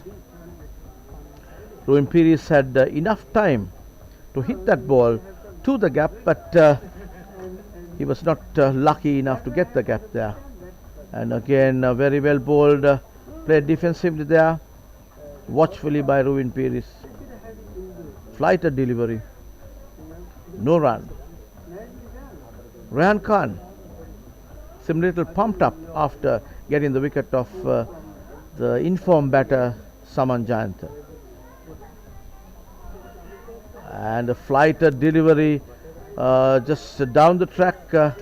Ruin Peeris, he should be finding this bowler a little easier to play than the right-handers, because the ball generally left-hand batters find it easy to take on the leg spinners.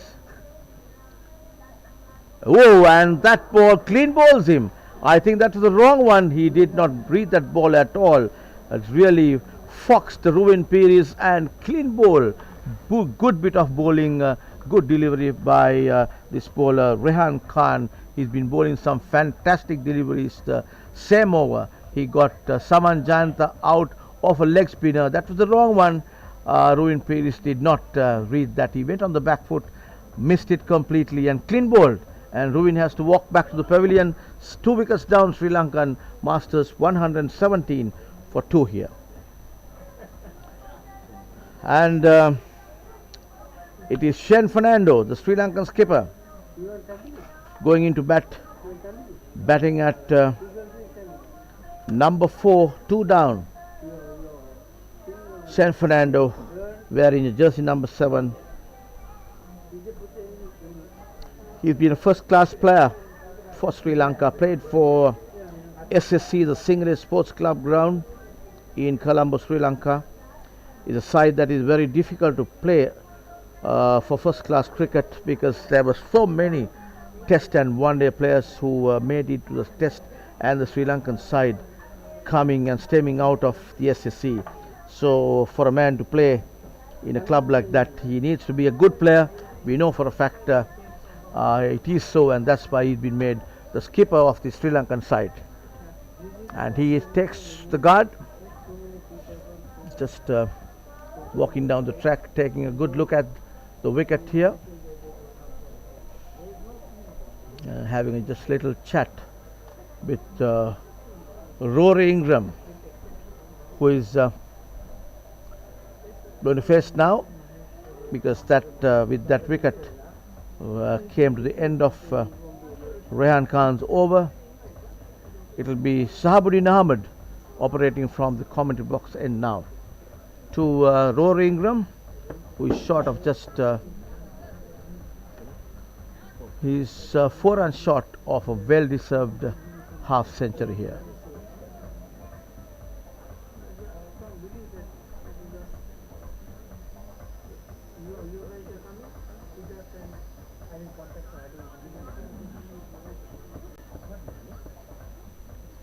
$117 for 2.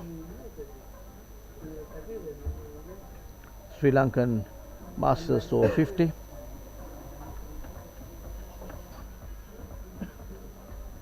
Sahabuddin comes in, left arm. That ball, Rory on the front foot wanted to go for a big one there, but mistimed, and ball runs down to the square leg area. There was no fielder. Wicket keeper goes and picks it up. 1 run to the total. Rory moves to 47 of 45 balls, and which brings the skipper of the Sri Lankan side, Shane Fernando, on strike.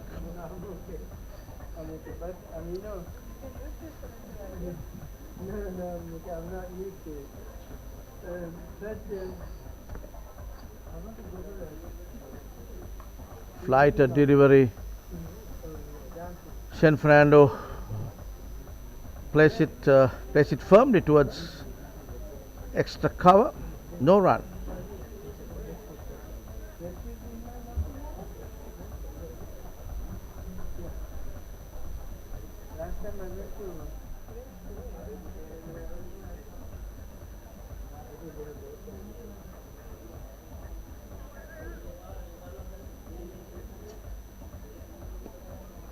Ahmed coming left arm round the wicket to Shane Fernando. Flighter delivery. The ball is not afraid to give the needed flight and a little bit of air to the new batter, but was not a good ball there. Ball went down the leg stump. Again, very well bowled there by Sahabuddin.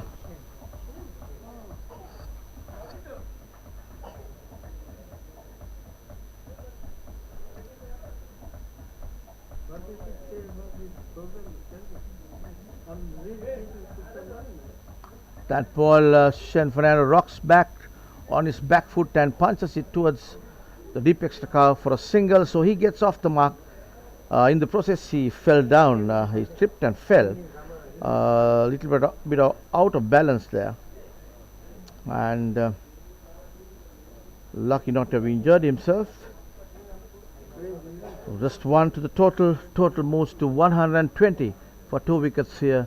Shane Fernando moves to 1 off that shot and brings the man cruising towards his half century. That ball a step down the track. Rory Ingram just punches it down to deep mid on for a single. He moves to 48. Just 2 short of a well-deserved half century for Rory. He's been playing very well ever since the time that he came into bat.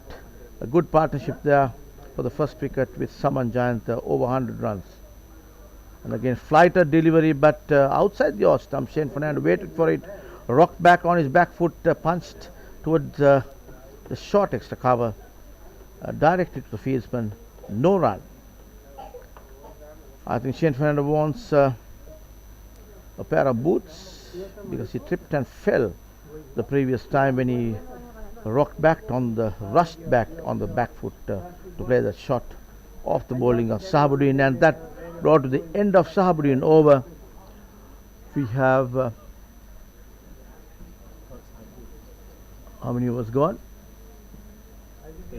18 overs gone, and 19th over in progress, and we have a set of boots being brought in to the field by the standby players of the Sri Lankan Masters team. Shane Fernando is now, we could see him wearing a pair of boots, I suppose, because he tripped and failed. He may not have been wearing hobnails there.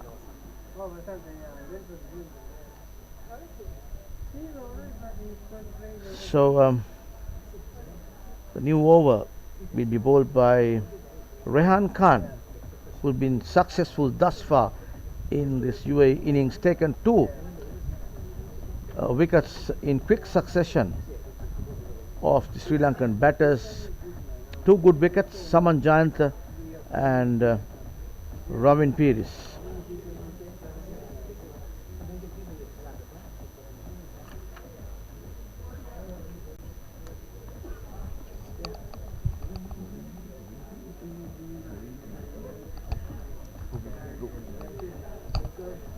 Ravin Piris was clean bowled by Rehan Khan, and also we saw Saman Jayantha clean bowled by Rehan Khan, which gives an indication that he bowls wicket to wicket and very skillful bowler for UAE. So the skipper of UAE will have to use him sparingly. Side Rafilla, the captain of UAE. Khan comes in, left arm, very well bowled again by Rehan Khan. Pitched up delivery, played defensively by Rore Noran. Ball on the back foot there, runs it down towards the boundary. Yes, it runs to the boundary. 4 runs to him, and that brings his 50. Very well played, well deserved 50 runs for Rory Ingram, who have joined the Sri Lankan team coming from down under Australia. He's been played quite a bit of cricket during his heydays in Sri Lanka, and also have been involved in cricket since the time he's migrated to Australia. So a good run and for him during this World Cup here happening in Colombo. 50 runs and he moves to 52 of 48 deliveries. Rory Ingram. And that ball, a loud appeal there for the caught behind. The bowler and the wicket keeper, they are celebrating, but we don't have DRS systems here, so the umpire is walking towards the leg umpire and checking that, and says not out because it had hit it just over the elbow. So that was an appeal. For a moment the bowlers and the fieldsmen thought that they had the better of Rory there, but beautifully struck there by Rory on the front foot, squarish drive there towards the deep extra cover. As the throw comes in, the batters crossed over for a easy single. 1 to Rory. He moves to 53 or 50 deliveries, total 126 for 2.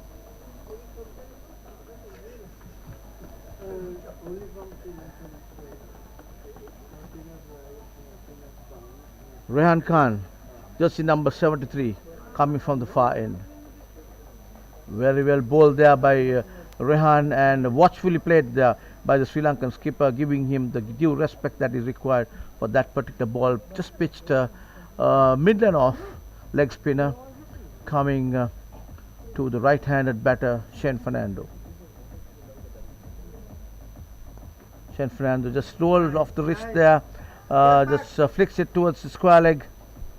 Underarm throw comes in, batter settling for just two. We have seen quite a few underarm throws by this UAE fieldsman, which gives an indication that anything that goes to the deep, batters can look at taking two, because the throw is underarm. But nevertheless, playing over 50 cricket, generally players are just a little slow on their toes when they come to bat. So fieldsmen can afford that when it's Masters cricket over 50. But otherwise, you don't see that happening in international cricket. So we have Sahabuddin Ahmed, the left armer, continuing to operate from the pavilion end. And here we bowl into Shane Fernando on strike, the right-handed batter. Bowl into a packed offside field, only 3 men on the onside.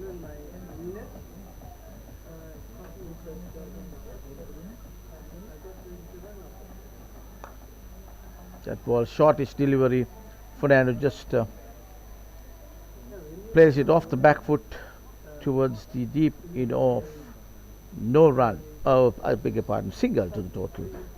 And there was a little bit of a overthrow there, but no run for that.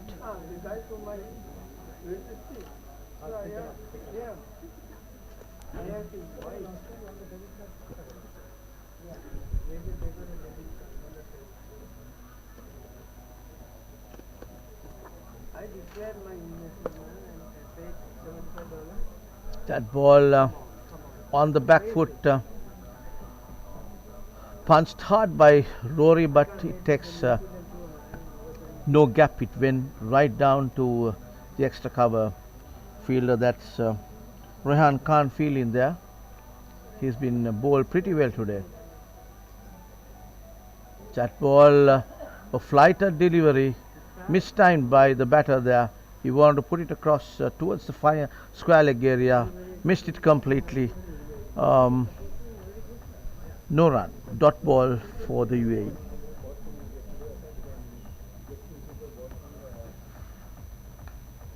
Again, flighted delivery, packed out offside field here.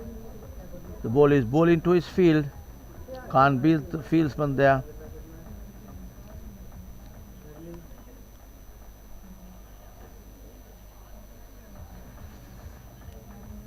Sahabdeen. That's a short delivery. Ball sent towards the mid-wicket boundary. The man had to run quite a distance towards the mid-on area to pick that ball up, and the batters picked two to the total, and total goes to 129 for 2, whilst Rory Ingram moves to 54 or 54 balls.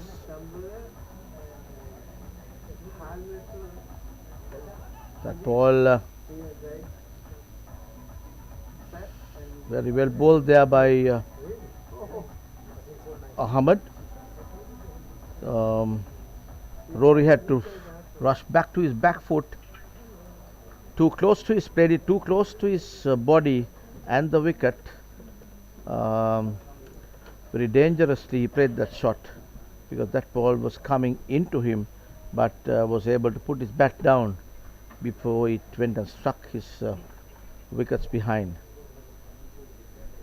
And that brings the end of that over, which brings Rehan Khan to operate from the far end. Their total 129 for 2, with Rory Ingram unbeaten on 54 and Shane Fernando 3 of 8 deliveries.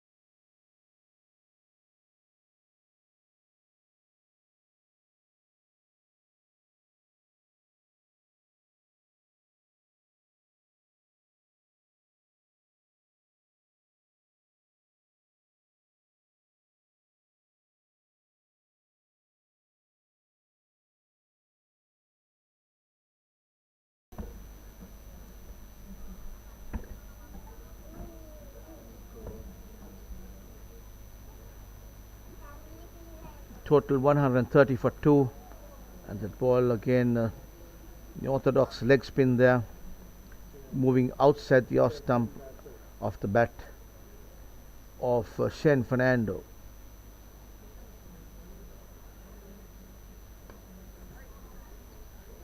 Again played defensively by Shane.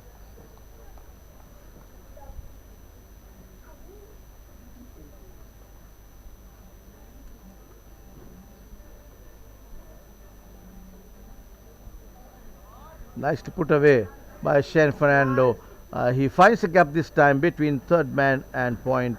4 runs to the total. Beautifully played there. Into the gap along the ground. That ball, Khan pitched it a little short than he would have wanted it to. And the batters made no mistake. Ran it down to the boundary. 4 runs to the total. Total moves to 134 for 2 wickets. We are on the 20th over of the Sri Lankan innings.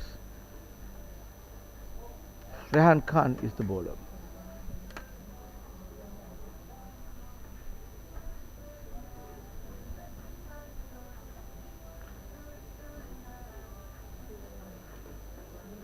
The good delivery there by Rehan Khan, flighted delivery to finish the over. Sri Lankan Masters 134 for 2 wickets. 21 overs gone. Rory Ingram unbeaten 55 or 56 deliveries. Shane Fernando 7 of 12 deliveries.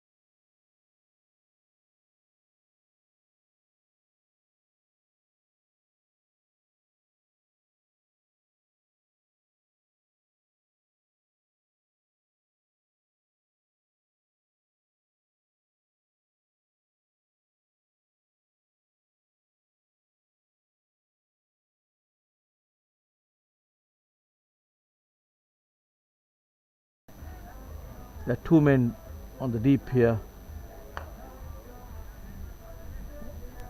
Deep square leg, actually 3 men, or yep, 3 men on the onside, long on, deep mid wicket and square leg on the offside. The other fieldsman is deep mid off.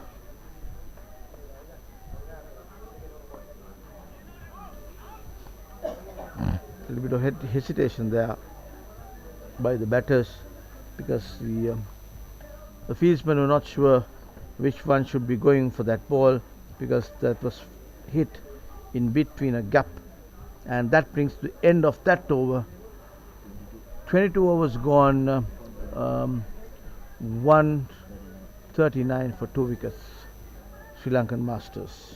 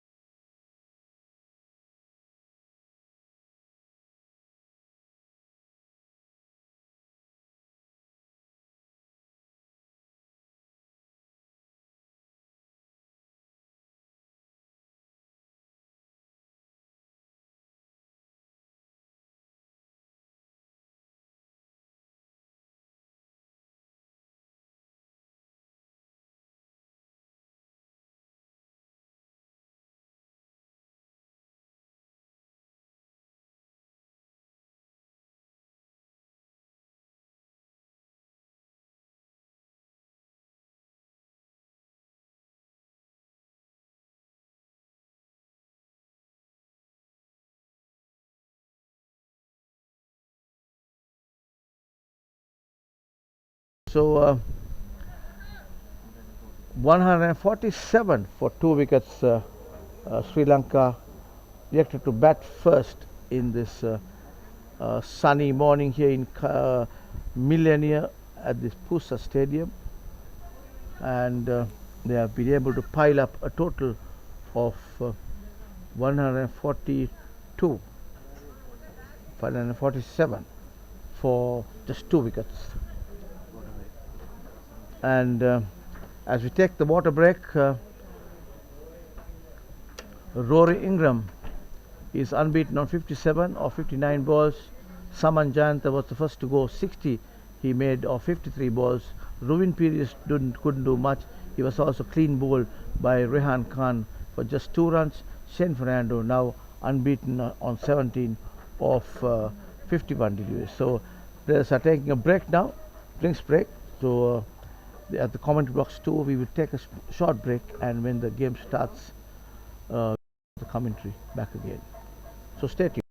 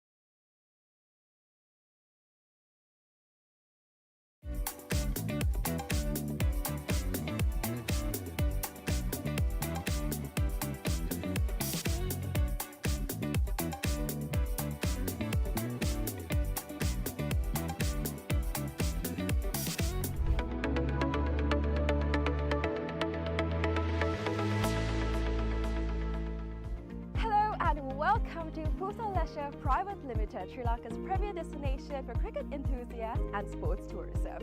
So, PUSA Leisure Private Limited is actually the only leisure company in Sri Lanka with its own cricket ground. We're here at the ground right now, and it's the second largest cricket ground across Sri Lanka in playing area. This is tailor-made to conduct tours across Sri Lanka here today to witness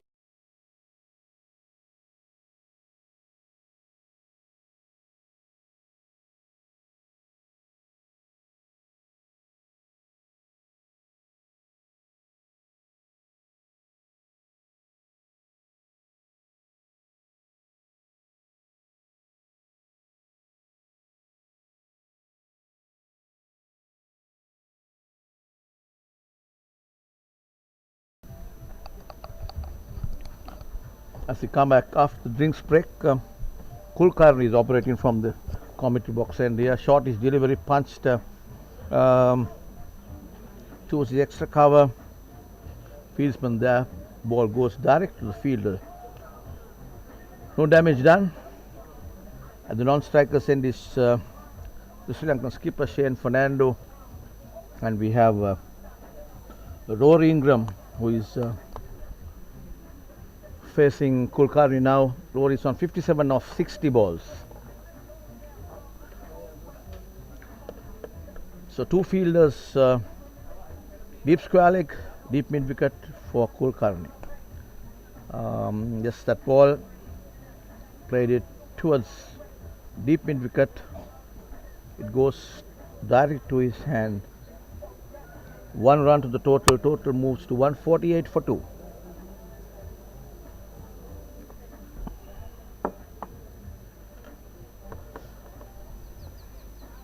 We can see the heat kicking in here at this Millennia PUSA ground. Few of the UAE fielders having towels around their neck, I'm sure with ice water. Quite a humid conditions also here. A small little bit of wind also. You can see going across the ground, a little blowing.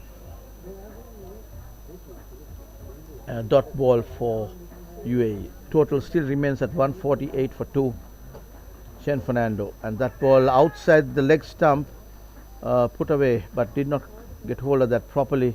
Leg by actually, signaled by the umpire. Wraps him on its pads. Shane Fernando trying to paddle it down towards the fine leg area. There is no fine leg fieldsman there. On the onside there is a square leg, a deep mid wicket, a short is a finer mid wicket. I would say a short mid on, and a deep mid on, a long on. That ball on the back foot. Rory very watchfully there, wait for that ball to come to him, and just steers it down to the square leg area for a single. Takes the total to 150 on the board for Sri Lanka. 150 coming up in the 24th over. 24th over of the Sri Lankan innings. 150. Very well bowled by Kulkarni. Equally played well by Shane Fernando with respect to that delivery, defensively played. That brings the end of Kulkarni's over. 24 overs gone.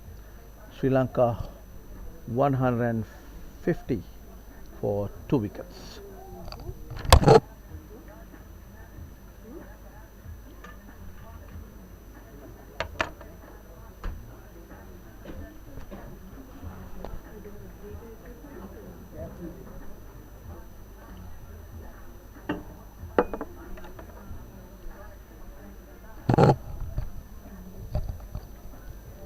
And we see a change of good bowling there.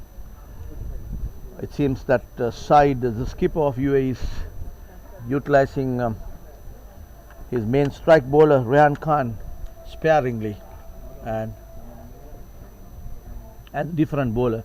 Now so Rehan Khan has been kept away, and It is Sahabuddin who has been brought into the attack from the far end.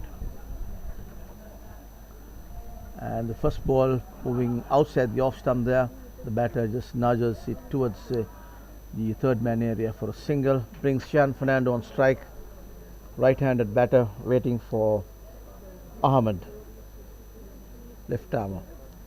That ball, Shan Fernando went on the front foot and just waited for it to come. He just got a thick inside edge, I think, yes.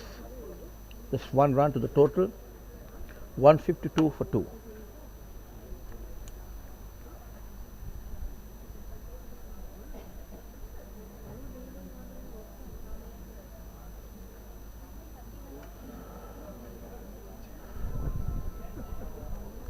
Sahabuddin Ahmed operating from the far end, shortish delivery, punched hard towards the extra cover fieldsman there. Picked up well by the fielder. I'm not sure who the fielder is. We cannot see his jersey, but nicely picked up, no run. That ball put away towards the deep mid wicket. A bit of a fumble there by the fieldsman there, and the batters crossed over for 2 runs. 2 runs to Rory Ingram. Rory going well here. He moves to 62 of 65 deliveries. That ball off the back foot, but cannot beat the fieldsman at cover there. No run.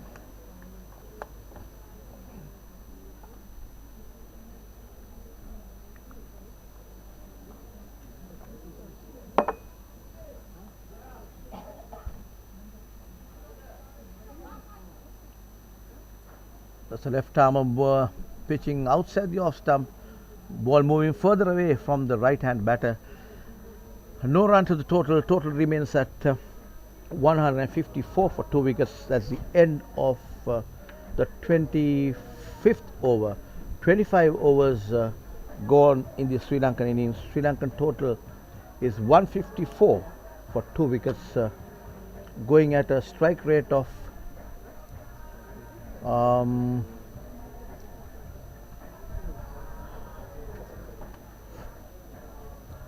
25 is about close to about 7 runs per over.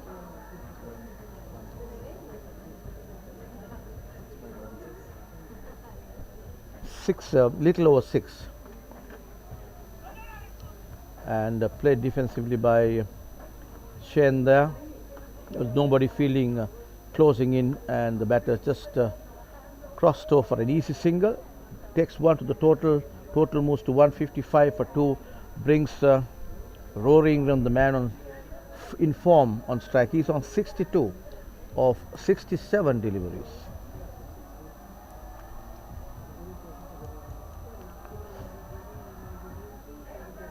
That ball on the back foot punches it directly to Rehan Khan, feeding at cover. No run. Kulkarni operating from the pavilion end. That ball put away towards square leg boundary for a single by Rory. He moves to 63 of 69 deliveries. Brings in Shan Fernando on strike.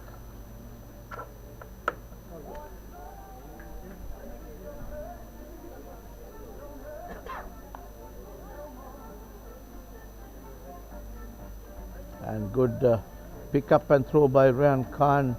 He's been fantastic on the field today. Bowled and took 2 wickets of 2 good batters of the Sri Lankan side. Clean bowl, they're both of them.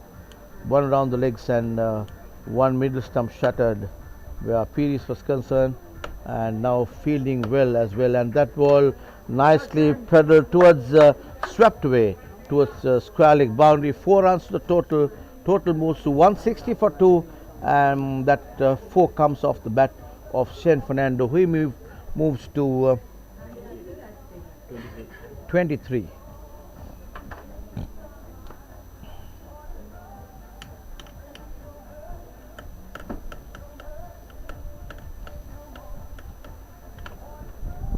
Kulkarni.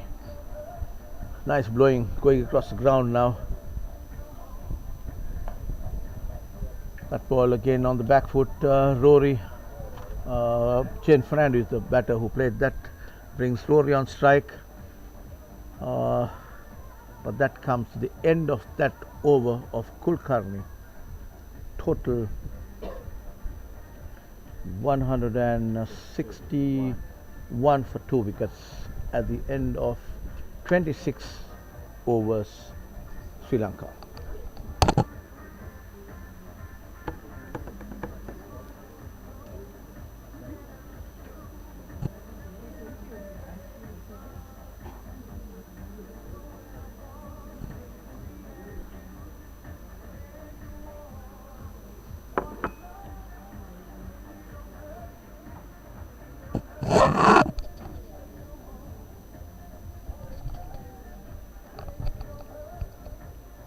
Shane Fernando on strike now.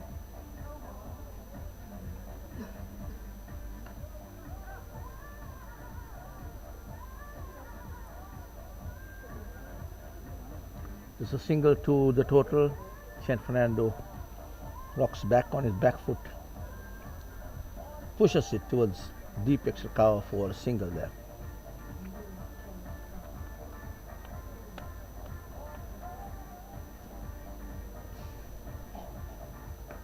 Rory makes room for himself, waited for that delivery and delivers to the mid-wicket fence. 4 runs off the bat of Rory Ingram. He's going pretty well here.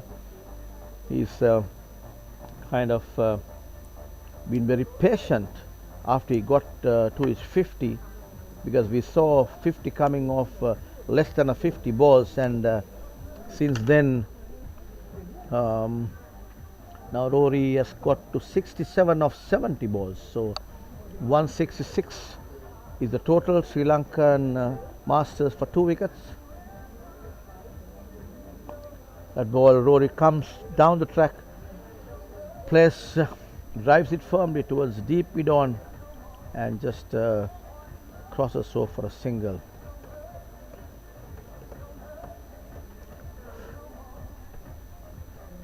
The fielders, the batters, and the umpires are feeling the heat, I can see, and some of them having their towels round their neck. And that ball way outside the off stump by Sahabuddin Ahmed, left armer coming from the far end. He's bowling round the wicket to the right hand batter, trying to get the ball come in a little bit when the right handers batters bat. It becomes a little more easier to get a ball coming into the right hander batter when you bowl round the wicket. And that ball, another loose delivery there, but can't beat the fielder at deep mid wicket. Just 1 run to the total. He's bowling left arm, so when left arm is operating, bowling round the wicket, you can get the odd one to come into the right hand batter. It's easy than bowling right arm over the wicket.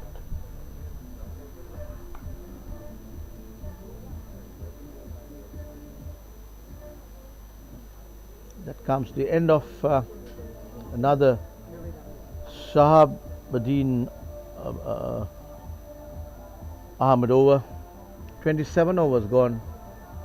Total 169 for 2 wickets, Sri Lanka. Batters at the crease: Rory Ingram and Shane Fernando.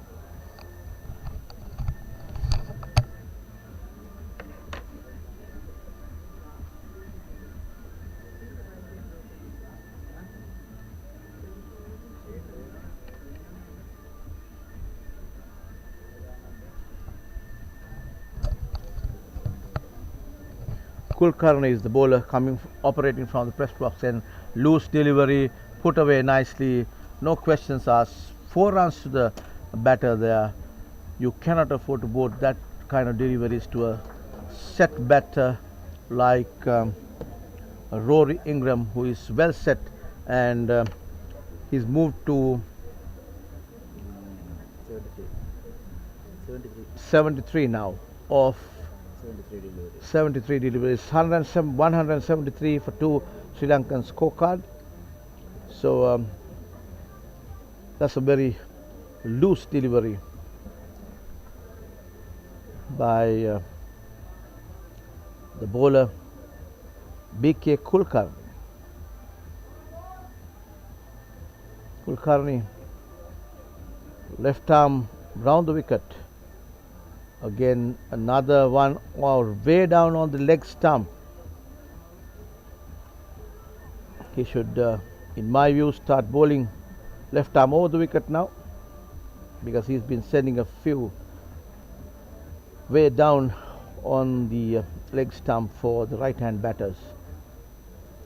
He still continues to operate left arm round the wicket. Again, way down the leg stump. These are easy balls, giving the batters to score runs without much difficulty. The stand and deliver is what Rory Ingram is doing right now, and he moves to 77 of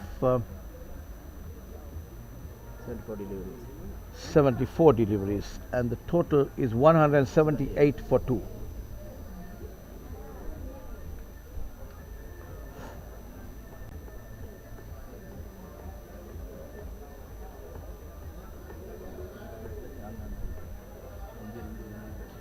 There is seem to be an injury there of a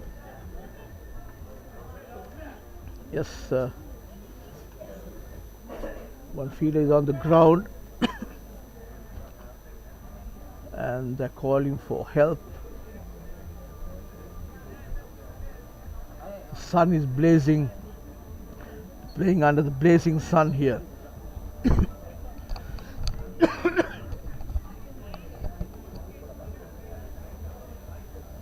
Let's wait and see what it is.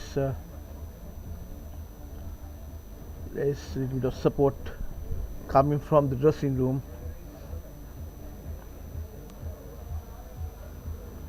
We are quite not sure who the fieldsman is.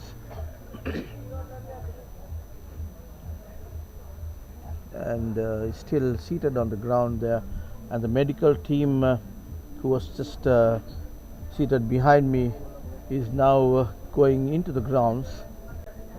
So when these matches are being played, you have always a medical team, nurses standing by, because you're talking of 50 plus years old players taking onto the field of a 45 over side each. So you're talking of 90 overs being played, and it's not an easy thing for a man who is 50 years plus old to play at this level, but nevertheless they enjoy the game. Most of these guys are fit, and obviously we have one or two people sometimes may tend to get injured in the process. So the medical team is just going into the grounds now.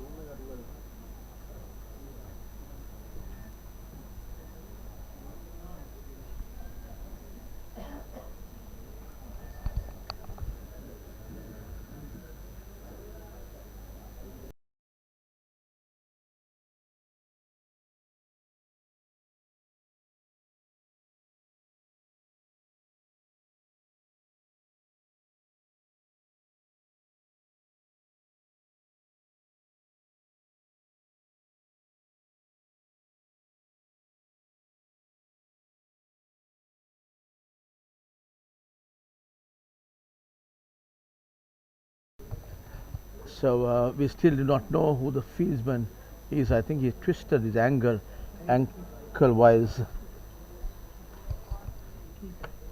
Yeah, and we understand it's a wicket keeper who is on the ground there. He twisted his ankle uh, and he's been treated on the field by the medical team there. So the fielding team, the batters, the umpires, everybody is taking a short kind of a break there.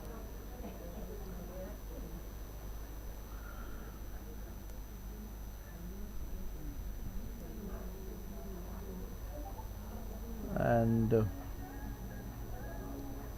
so this is the match between Sri Lankan Masters over 50 and UAE Masters over 50 played at this PUSA, PUSA, Pujita Udwana Sports Academy grounds in Millenia,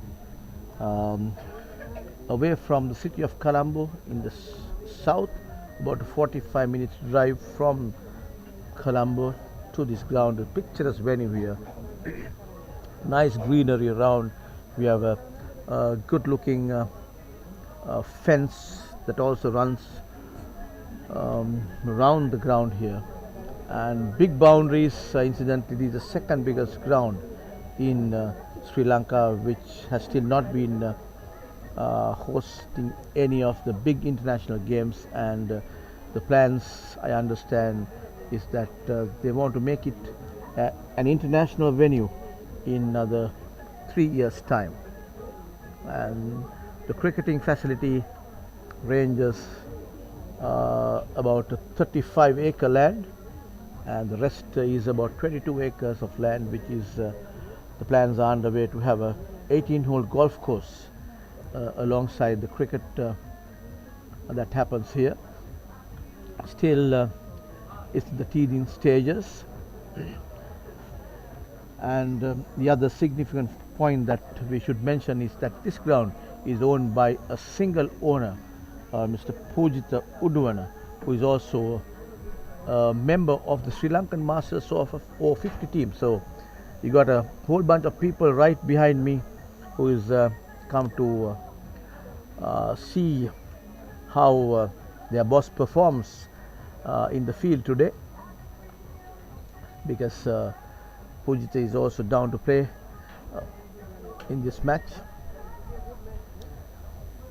So his vision has been fantastic, where he wants to develop this part of Sri Lanka with sports and kind of little high-end sports, cricket and golf, and has also plans of building putting up a 5-star hotel, so that the players coming in here need not go and stay in hotels in Colombo or down south and travel to the ground. They could certainly stay within this enclave and play whichever sport that they want to engage themselves in. Also, plans are underway, I'm told, to have a cricket academy in the likes of in the same lines of MRF, which is held overseas in India. So I hope that all those that have been planned would become a reality in time to come. So now everything seemed all right. The team, medical team, is walking back to the pavilion.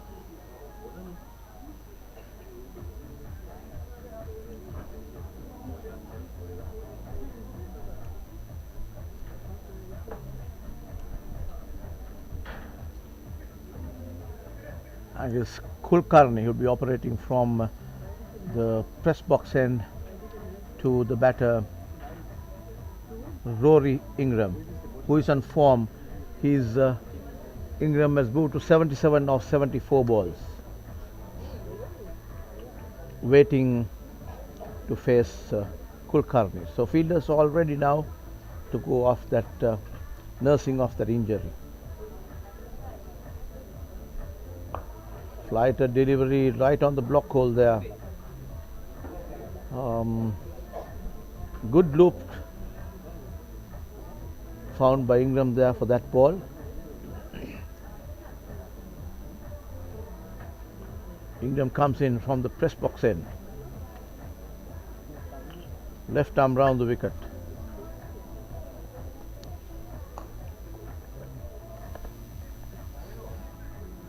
On the front foot there by Ingram, he punches it towards the deep mid-off area for a quick single and adds one to the total. 179 is the total for 2 wickets. Sri Lankans are going well here. 27.4 overs gone. We're on the 28th over.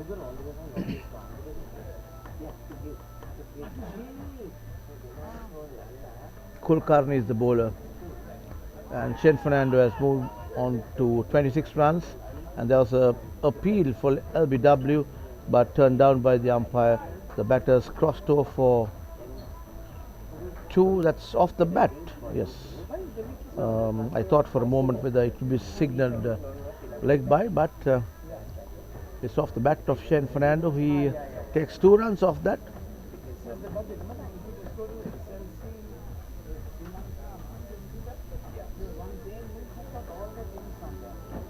Ball, shortish delivery by Kulkarni, rocks back on the back foot by Shane Fernando, punches it to Rehan Khan, who picks it up. No run. That comes to the end of the 28th over. That was bowled by Kulkarni. 28 overs gone, Sri Lanka. 181 for 2 wickets. Rory Ingram unbeaten on 78 of 76 balls. Shane Fernando unbeaten 28 of 34 balls.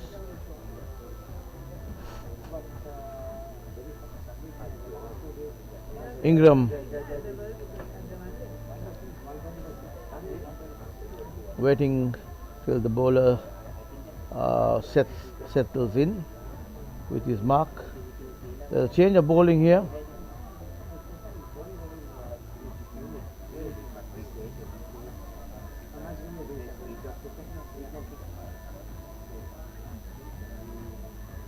Viju Mehara.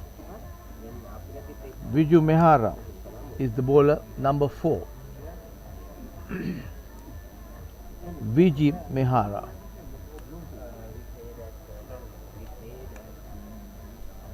Bowling from the far end, right arm over the wicket to the right-handed batter, who is cruising towards his century. That ball officially played there, just went over the bowler's arm actually, but safe at the end. So single to the total and gets Rory across to the non-striker's end, brings Shane Fernando on strike. And that one trying a little bit of late cut there by Shane Fernando. Couldn't get hold on to that. Ball goes to wicket keeper, no run. And yes, little roll of the wrist towards placing it towards the deep mid on. There's always a single if the ball rolls down to that area, and that was exactly what Shane Fernando was trying to do, and eventually got the single. And he moves to 29 of 36 deliveries. 193 for 2 wickets here, Sri Lanka. And that ball, Ingram just rushes back to his back foot, pulls it towards the deep mid-wicket area for a single. 1 to the total. Total moves to 184 for 2. Ingram cruising well. 80 runs off 79 deliveries, closing in to his century, and cut firmly there by Shane Fernando, but cannot pass the fieldsman there at cover. That's the end of another over by Biju Kumar.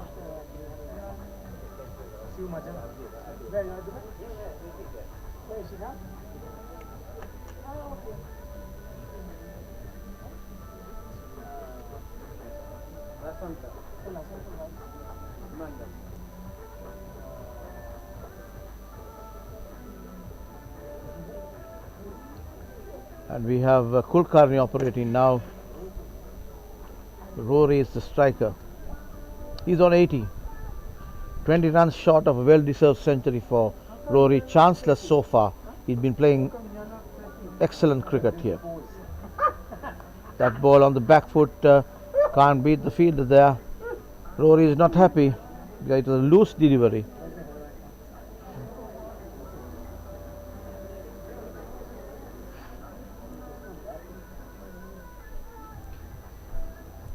Kulkarni again. Rory takes it on the full, places it this time between the two fielders of square leg and mid wicket. 4 runs off Rory Ingram's bat. Adds 4 to his credit. He moves to 84 of 81 deliveries. Sri Lanka 188 for 2. Kulkarni, that is a full toss. And going by the rules of cricket, he never hit that full toss up in the air, but did execute that beautifully towards the in between mid wicket and square leg for a well executed boundary by Rory.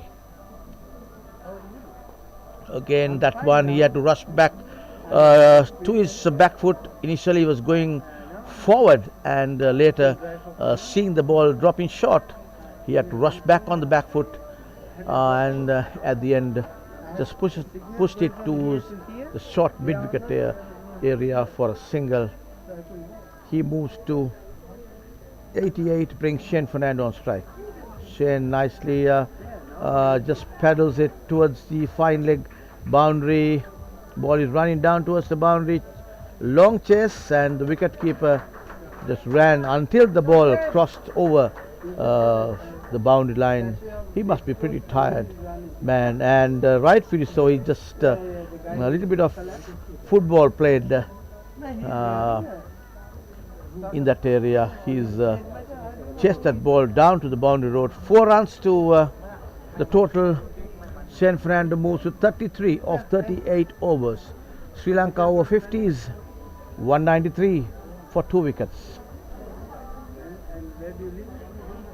And we are on the 30th over of this Sri Lankan over 50 Masters innings.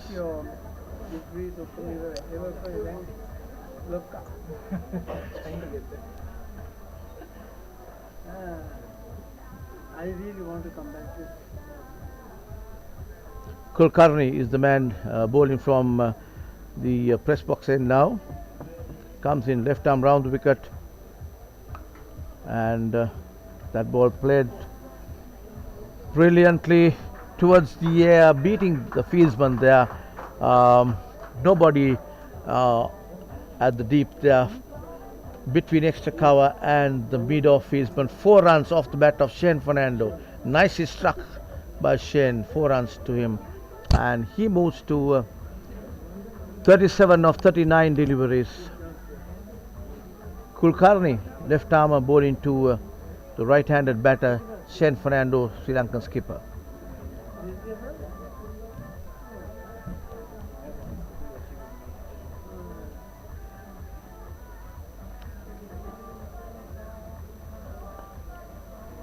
And Fernando on the back foot just tickles it down to the square leg area.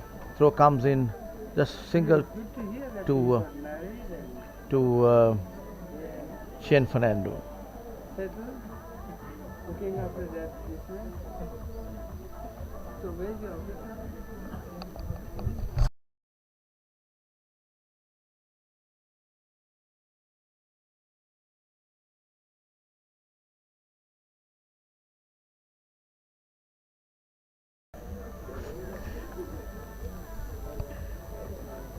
And that comes the next power play, because 30 overs gone. This is the last power play of the Sri Lankan innings, where you can have 5 fielders outside the circle. That's the rules of this game, and we can see, yes, 5 fielders moving outside the circle. We have Shane Fernando batting, right-hander batter, deep square leg, deep mid-wicket, deep mid-on, deep mid-off, and a deep extra cover. Those are the 5 fielders outside the circle, and the bowler comes in from the fine, very well bowled there, and it's number 5 is Biju Nair is the bowler.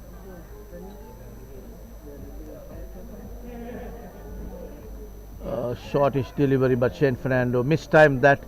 Ball runs down to the third man area. Quick single to the Sri Lankan batters. The total moves to 199, one short of the 200 mark where Sri Lankans are concerned.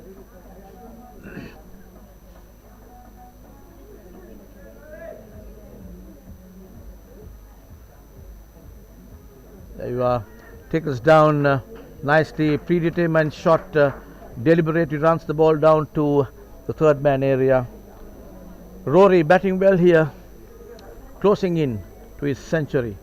He moves to 86, 14 short of a well-deserved chanceless century by Rory Ingram here. That ball pitched up delivery. The batter going in for just trying to beat the infield. Hit it hard towards the gap between deep mid-off and the extra cover, misses it and goes to wicket keeper. Next ball right down over the wicket to the batter there, and Shane Fernando no stroke offered, just let the ball go through the wicket keeper. 200 comes, 200 on the board of Sri Lanka now. Again watchfully played on the back foot. A nice looking cricket shot played by Shane Fernando. That comes to the end of that Biju Nair over. 31 overs gone. Sri Lanka masters 200 for 2 wickets. These two batters cruising well. Rory Ingram 86 of 83 deliveries. Shane Fernando 39 of 45 deliveries.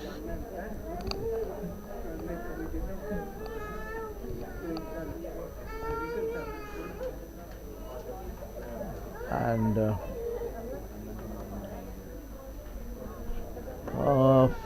we'll wait and see whether there would be a bowling change or not. Kulkarni is walking towards the bowler's end. Yes.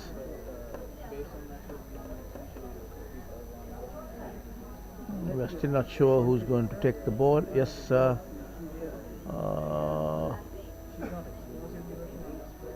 new bowler. That is Said Rizvi, Azad Rizvi. Azad Rizvi is the bowler. He'll be bowling with his cap on. I hope he has taken the permission of the umpire, that otherwise he'll be called no ball, because he must be feeling the pinch here, playing under the blazing sun in Sri Lanka. Sun is falling right onto the grounds now. It's about 12:30 here, and that ball short of length runs bound to the boundary. 4 runs to the total off the bat of that was Rory Ingram. He moves to 90 of 84 deliveries. Partnership is slowly building up. 87 runs for the second wicket here, for the third wicket.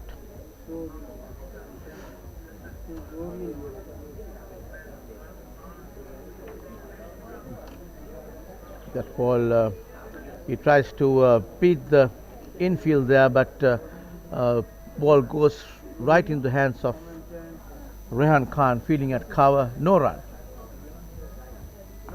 Very watchfully played by Rory Ingram, rightfully so. No risks been taken. He's played a chanceless, fantastic innings thus far. He wants to put the icing on the cake here. He's been moved to 90 of 86 deliveries. And nicely put away. A little bit of nudge there, a late cut. Ball running down towards the third man boundary. The batters are taking 3 runs for that. That's a deliberate shot there, willfully, knowing there is no fieldsman fielding at third man, runs the ball down towards third man. Luckily for the fielding side, the ball did not have that amount of energy to go over the rope and stopped a little 2-3 feet before it reached the rope. 3 runs the total, and Ingram moves to 93 and off the back foot again, punch towards the deep extra cover for a single. He moves to 94. Ingram slowly but surely getting close to the 100 mark, a well-deserved century gets if he gets that. Short delivery, and it was too short. I thought for a moment that he would hit it over the mid-wicket fence, but decided to go along the ground there, and that was the bat of Rory. He moves to 94 of 84 deliveries, and with that comes the end of that over. 32 overs gone. Sri Lankan Masters 209 for 2 wickets.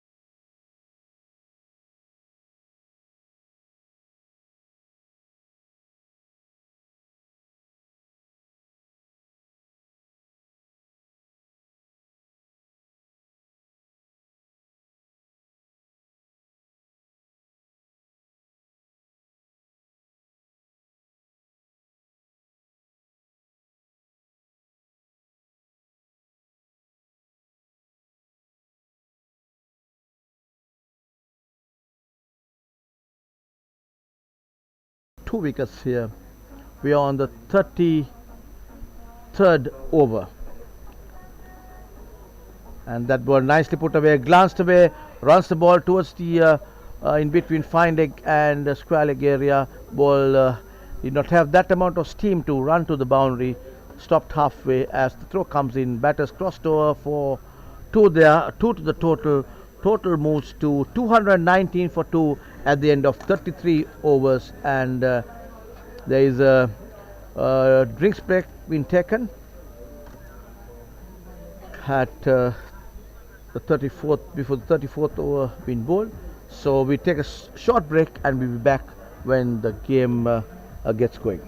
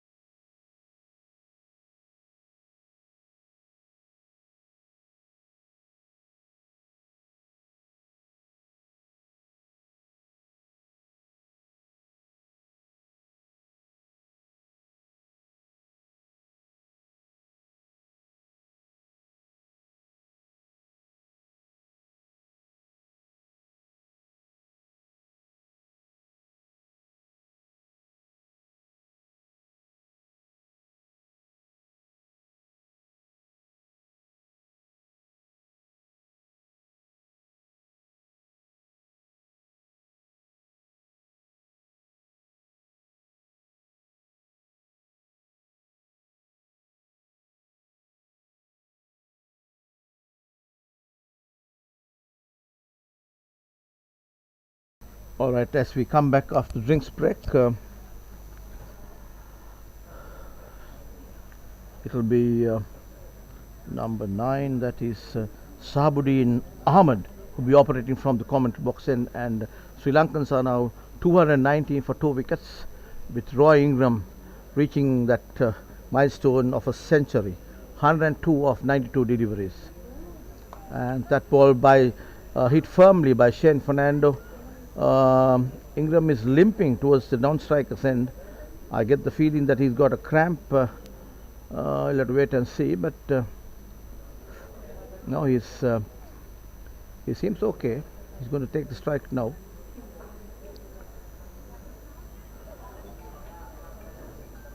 Sahabuddin. That ball just rocks back on the back foot and plays it to mid-wicket. Ingram is not doing too good there. I can see him limping. There's something wrong with his leg. Shane Fernando, skipper, walking towards him to check on the batter, and so are some of the UAE fielders. As I've always been saying, there's a lot of friendship amongst these players. It's a contest, all right, but they are friendly people on and off the field, and they play the game hard, but always at the back of their mind that they need to foster friendships when you play Masters cricket, especially, be it World Cup or otherwise. And it seems to me that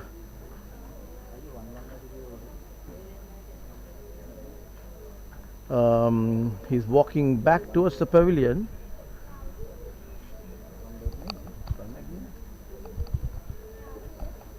Yes, he's coming back, walking back to the pavilion, not taking any chances here.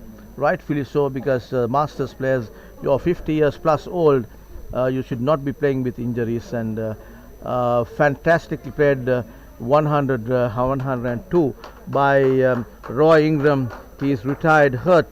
He's walking back to the pavilion, a beautifully paced out innings. A round of applause by the spectators here, which includes his sister and the partner around. So they seem to be very happy lads, being able to see their man getting the milestone of a century at this World Cup IMC World Masters Over-50 World Cup match being played at the PUSA Ground here in Millennia, match between Sri Lanka and UAE. So the new batter at the crease is Indika Diseram, none other than Indika Diseram, who's been a fantastic player for Sri Lanka during his day. He's played 15 one-day internationals and 4 test matches for Sri Lanka. And straight away off the mark, nicely cut away towards the cover boundary there, just picked up just inside the boundary. Plays with a lot of ease there. Indika Diseram is a free-flowing batter when he was playing first-class cricket and for Sri Lanka. He was a very good player, a good contributor to the Sri Lankan team. Was able to hold on to his place for 15 ODIs and 4 test matches. Right-hand batter in Diseram. That ball hit firmly, hard and high, and yes, it goes directly to the mid-wicket fieldsman's hand. Taken a fantastic catch there. Diseram has to depart. He just went. I get the feeling that he did not really judge where the boundaries were. It's a big boundary here. Caught at the deep there. Indika Diseram. He'll have to walk back. He's looking at his bat. I think he's got that shot at the bottom end of his bat. But nevertheless, he'll have to walk back to the pavilion. Indika, bad luck to him. And Sri Lanka 3 wickets down now. 3 wickets down for 222. Diseram has to walk back to the pavilion there. It's a pity for Sri Lanka and England, Sri Lanka and Indika. for not being able to execute that because that's the loose delivery, and it could have gone all over the boundary line, but nevertheless was caught just inside the boundary. Well judged catch there by the fielder, and that was caught by Ranjan. Ranjan is the fielder who took that catch. Shane Ranjan, and the new batter is Russell Ingram. Russell Ingram. So two Russell brothers here, Ingram brothers actually, and we saw Rory Ingram getting his century, a blistering knock there, 102. He had to retired hurt, walk back to the pavilion, and brings in a left-handed Russell Ingram.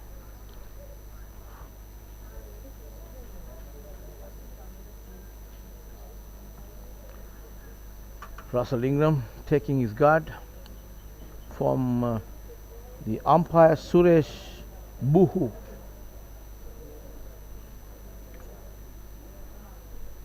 The umpire who has come from Canada from minus 30 degrees to plus 30 here in Sri Lanka.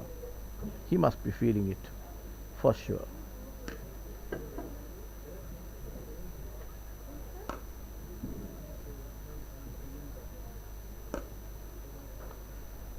Russell, the left-handed Russell Ingram facing Sahabuddin Ahmed. That ball taken on the full. First ball with the full face-off bat. Ingram pushes it towards the short mid-off area. No run. Sri Lanka all of a sudden 222 for 3.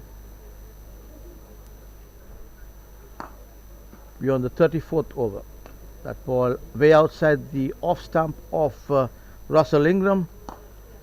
Ball hit towards the deep extra cover area where Ranjan feels, the man who took the catch of Indika Disaram to dismiss that great player Indika Disaram. He had to walk back to the pavilion. Indika was out for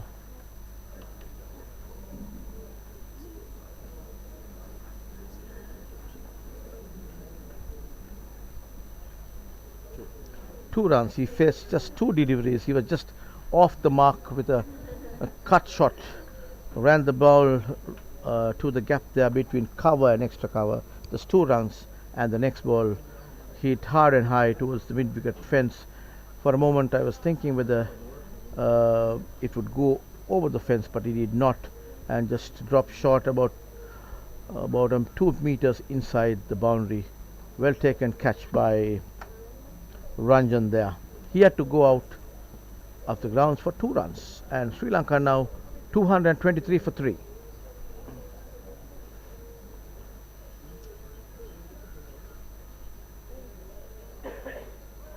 Very well bowled there.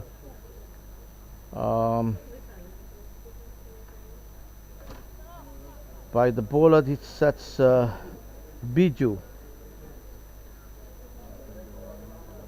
But the batters crossed over for a single. 224 for 3. We are on the 35th over.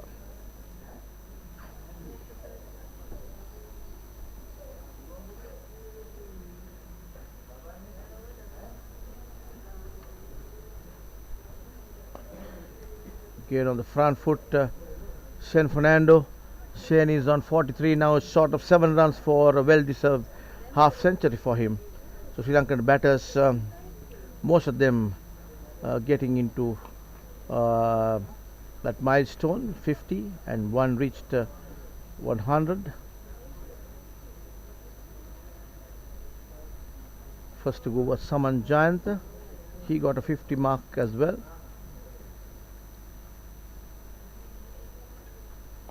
Very well bowled, equally played by Shane Fernando.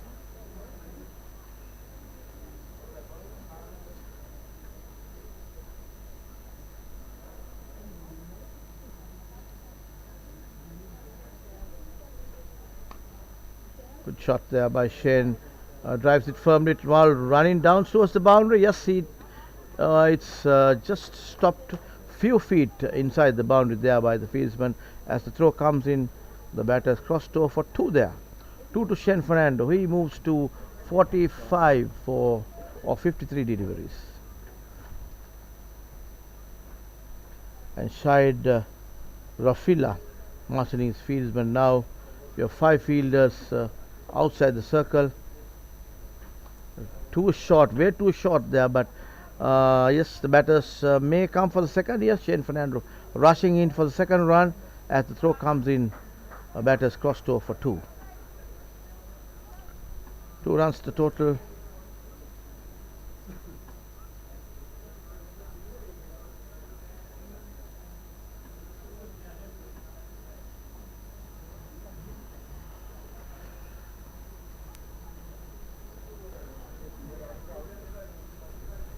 And that is the end of that over. 228 for 3, and we are on the 37th over now. 6 overs gone. 37th over being bowled. That will be the left-handed Russell Ingram, who is facing Sabuddin Ahmed.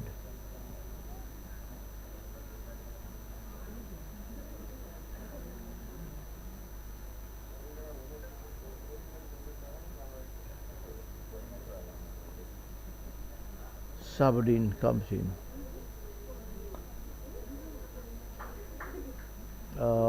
Good delivery there, but the ball just drifting towards the leg stump off, bouncing off the middle stump there. 1 to the total, and Russell Ingram moves to 3 or 4 deliveries.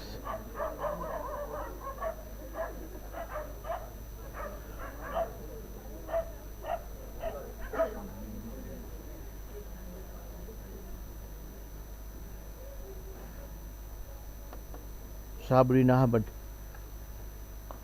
that ball, San Fernando got it from the offside and played it towards, ran it towards the onside, towards the square leg area for a single there off the bat of Shane Fernando. He moves to 48. He moves to 48. And Russell Ingram clean bowled. That ball playing against the line there. Ball pitched left arm, coming left arm round the wicket there, and ball pitched just on the left-hander's leg stump, moving towards the off. Russell did not read that ball properly and went directly and hit the wicket. So that's the 4th wicket down for Sri Lanka. 30 for 4 Sri Lanka. Russell Ingram has to walk back to the pavilion, and the next batter in is number 25 Duminder.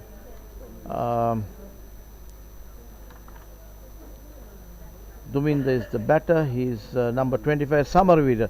Duminder Samarveera walks into bat there. Duminder Somaveera, I beg your pardon, yes. Duminder Somaveera coming in place of Russell Ingram, who was clean bowled by Sahabuddin Ahmed, bowling from the press box end.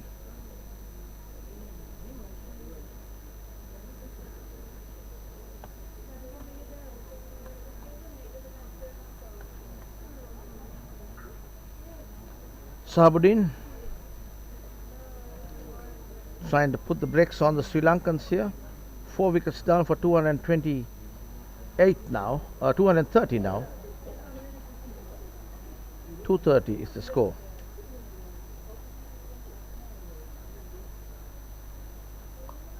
That ball wide outside the off stump. Duminder just hit it towards extra cover. No run to him.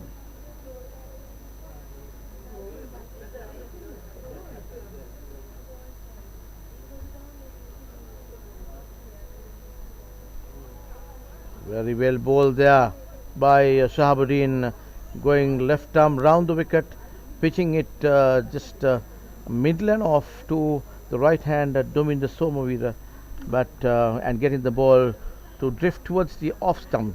A little bit of spin there for Shahabuddin, and Dominda waited for it. Ball is coming little slow off the pitch. That's the way the wicket at this ground behaves as the day progresses. We saw that happening day yesterday as well, and tend to also keep a little lower as the day progresses. And that brings to a good over. End of 36 overs. Sri Lanka are 130 for 4 wickets.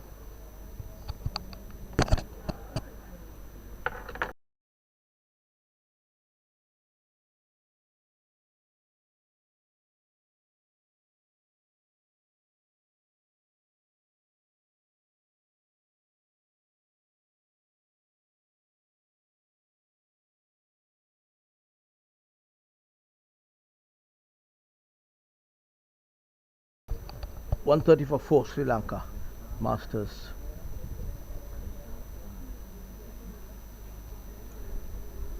So Rehan Khan is the bowler, number 73. He has been the pick of the bowlers here. He's taken 2 good wickets of the Sri Lankan batters, the Beckett of Saman Jayant and Piris, whom he got clean bowled. Good bowling change here by the skipper of UAE side. He's been using Rehan Khan sparingly. He's been bowling a good line and length. Rehan comes in, good loop there, but the batter just steers it down to the square leg area. A little bit of mistime there by Shane Fernando. He moves to 49, just 1 run short of a well-deserved half century for Shane Fernando. He got that of 56 deliveries, brings Dominda Somavira on strike, and picked up really short there. Dominda punches it on the back foot towards the deep there. A little bit of fumble, but nevertheless the batters just settles for a single, and strike comes to Shane Fernando, who is just 1 run short of his half century. Oh, and that's caught behind chance, missed by the wicket keeper. Oh, that is a very good delivery, and had that been taken, Shane Fernando would have been really unlucky to have been able to get back to the pavilion for 49. So he's been lucky here, very lucky. So Rehan Khan bowling very well here. That ball just whipped off the toes, single to Shane Fernando. He moves to 50, and that brings Shane Fernando's 50 in 58 deliveries. He survived the catch there, and a round of applause from the pavilion and his teammates. The race of the bat by Shane Fernando acknowledges it, that it was a narrow shave there. Oh, missed chance by the wicket keeper at 49, but he went on to score good 50. Just 1 chance there. That's how this game goes. You have to take the chances, UAE.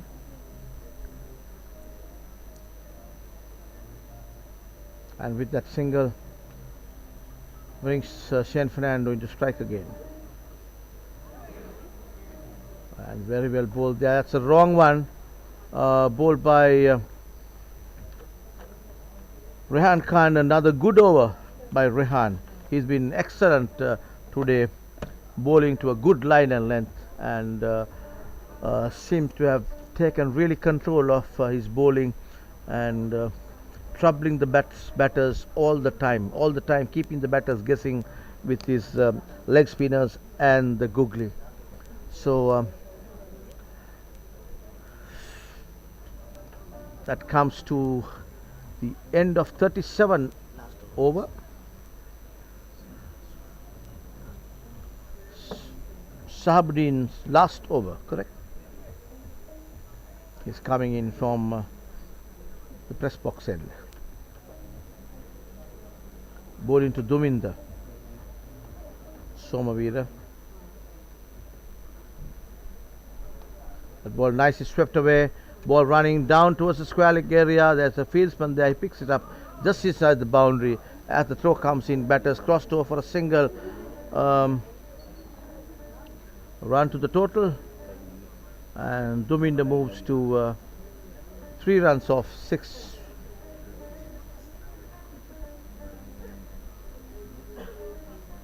San Fernando.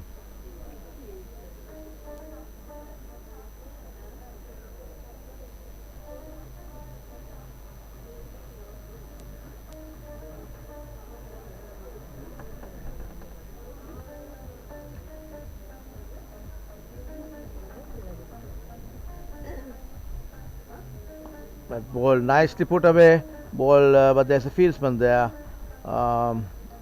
Long on comes in, fields it just inside the boundary. 1 to San Fernando. Sabudin is the bowler. He's not afraid to give it a little bit of flight, and the batters comes down the track and plays that. He's the guy who was able to get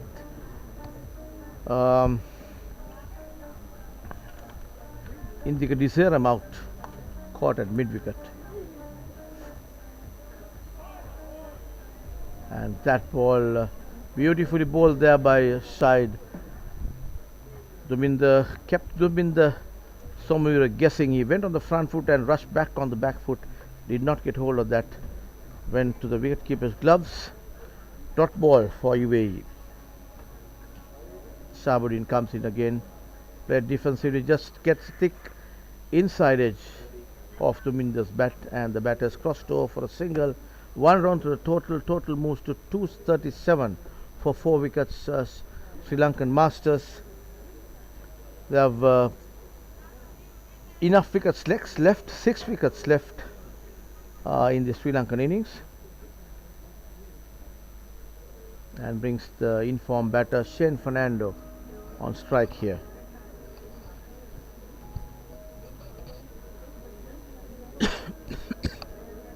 Shane Fernando.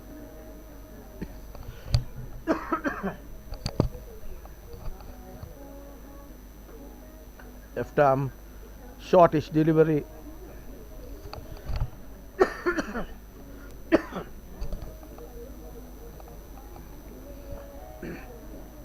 Ball ran towards the cover area.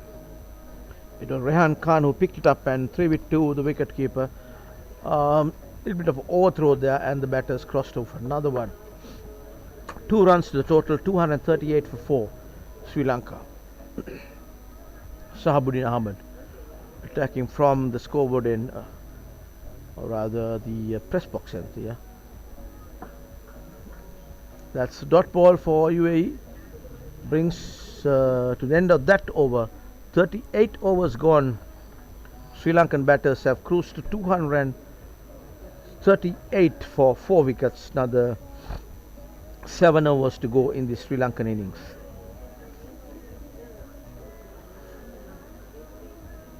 Sri Lanka, if you have the wickets, they can look at around another 50 runs here, because they can look at a total of well over 260 if they really pace their innings. They may even reach a total of about 270, the way that the Sri Lankan batters are going. But you never know, because Rehan Khan is the bowler. He's been bowling pretty well. Good line and length, and as we speak, hit hard and high, but dropped short of the fieldsman there at deep mid wicket. Rehan Khan giving it a flight, and Shane Fernando playing the ball against the spin there. He's a leg spinner, right-handed, playing against the spin towards the mid wicket area. Just a single to the total. Total moves to 239. Again the top edge there. Oh, and there was it was lucky for Duminda, because there's no fielder coming in to take that catch, because Duminda was playing against the spin there again, and wanted to hit that ball towards mid wicket, misses it completely, takes the top edge, and ball was just in the air for quite some time. There was no fielder closing in to take that. So Duminda survives, and that ball, little rush of blood there to Khan. He must be little not happy with not being able to take the wicket of Duminda. The previous ball, a little bit of a faster flick off the wrist. Ball dropping it a little shorter than before, and next delivery again short, but Shane Fernando plays it on the onside from the offside. Misfield there by the fieldsman at short mid wicket, picked up by the deep mid wicket fieldsman. Now the run to the total 243 for 4. The boundaries have dried down ever since these two bowlers started operating, and that ball again very well bowled. Duminda's Somavira was not very sure of that how that ball behaved, and he just went through that shot trying to put the ball away from the bowler, like on the offside, but got a thick outside edge. That ball drifting down the leg stump. You have to be careful, because that is the way that he got the first wicket of Saman Giant out round the legs, and Rehan Khan is a sharp contender for UAE. He's been very good, very impressive with his bowling, and even his fielding has been very sharp.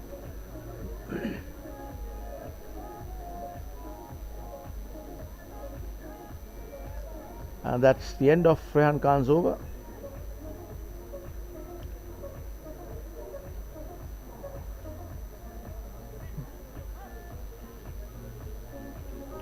It is Kulkarni who's operating from the press box end. Left arm round the wicket to Shane Fernando, the right-handed.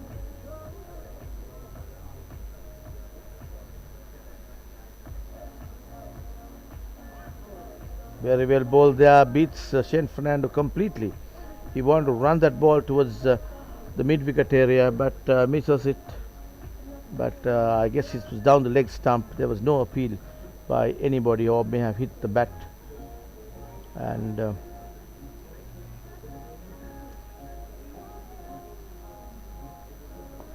that ball uppishly played, and Kulkarni was not very sure where the ball went. Just went little above his head, about few feet away from where Kulkarni was. Uppishly played there by Shane Fernando. I'm wondering whether he's a little tired now, Shane Fernando. That's a wide delivery, way down the leg stump, ball running down towards the boundary. I think the ball, yes, it runs down to the boundary. 4 runs to the total by signal, 4 wides, and 249 for 4. We are on the 40th over of the Sri Lankan innings. Shane Fernando unbeaten on 57 of 66 deliveries, and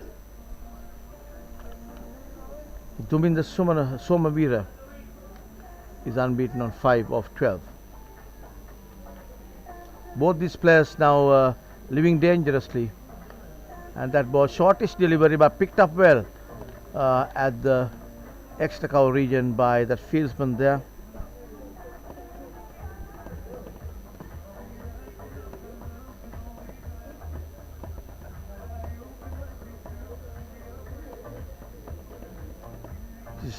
Vijay Mehara is the fielder who fielded that. Mehara was the fielder who picked it up the previous delivery, and this ball, there's a single to the total, takes the total to 251 now for 4 wickets. Sri Lanka 251 for 4.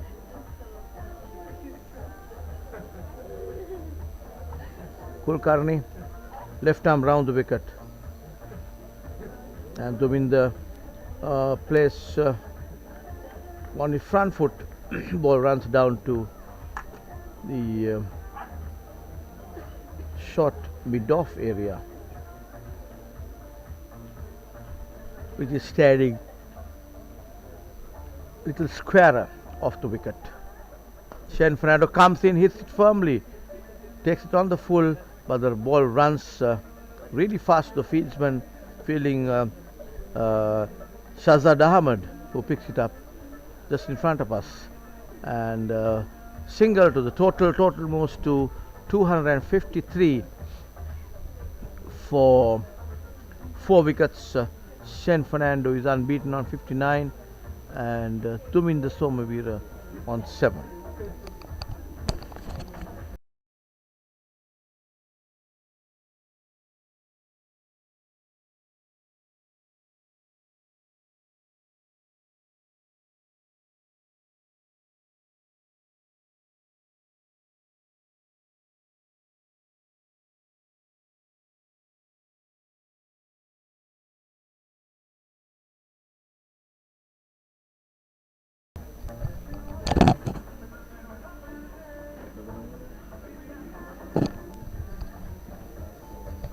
Number 73 is Rehan Khan is bowling his last over. So we are on the 41st over. After this over, there will be another 4 overs to go.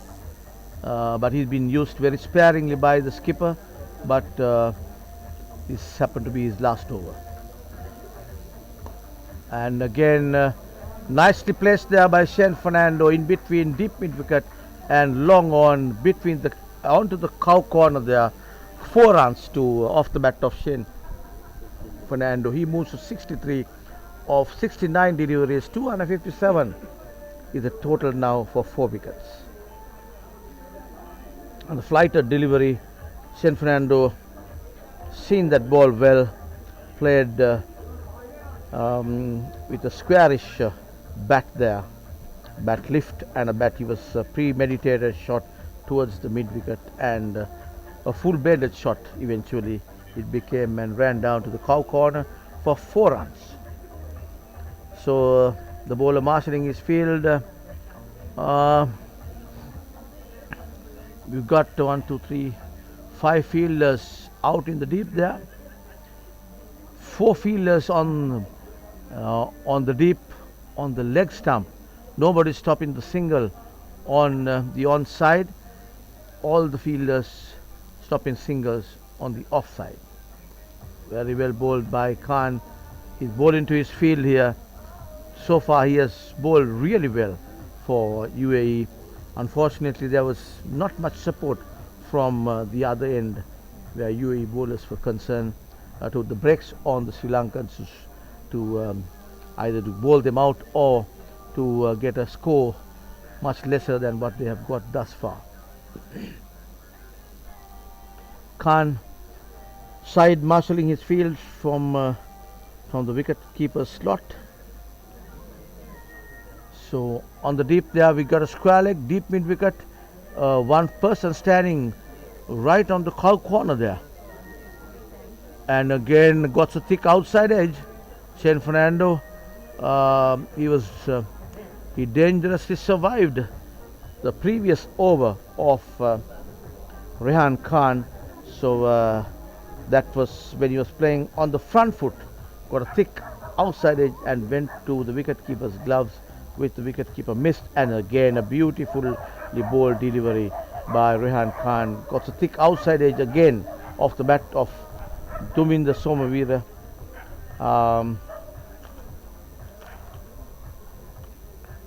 But eventually batters crossed over a single. Rehan Khan comes in, nice loop there and hit again towards the deep there, ball running down towards in between the fielder who is in between long on and mid wicket. Just 1 run to the total, 260 for 4. So they can easily get to a target more than 275 this way. 4 more overs to go, and that ball again mistimed by Tuminda. He is not reading this ball properly.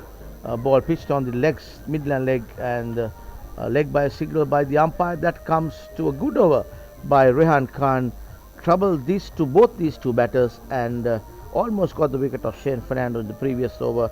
And good spell, 9 overs by Rehan Khan, and that comes the end of 41 overs of the Sri Lankan innings.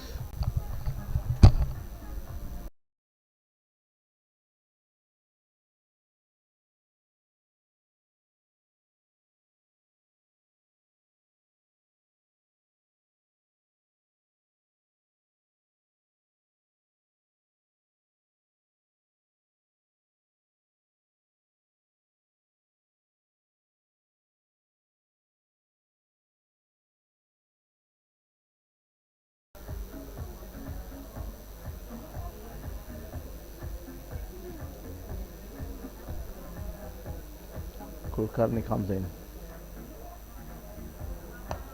taken on the full ribbon foul, and yes, played uppishly, and that ball went directly into the hands of the fielder who was standing. Ahmad Khan was the fielder. For a moment, he just came out of his hands when he held it first, but nevertheless held on to the catch fully the second time around, and that brings the end in the Somvidya's innings. Fifth wicket down for Sri Lanka. Sri Lanka 5 wickets down for 261, and Kulkarni is successful here. He's taken 2 wickets, and it's number 10. I beg your pardon, number 70 is Pujitha Uduvana, the man behind this fantastic facility. Pujitha is going into bat here in this International Masters World Cup, playing in his own ground.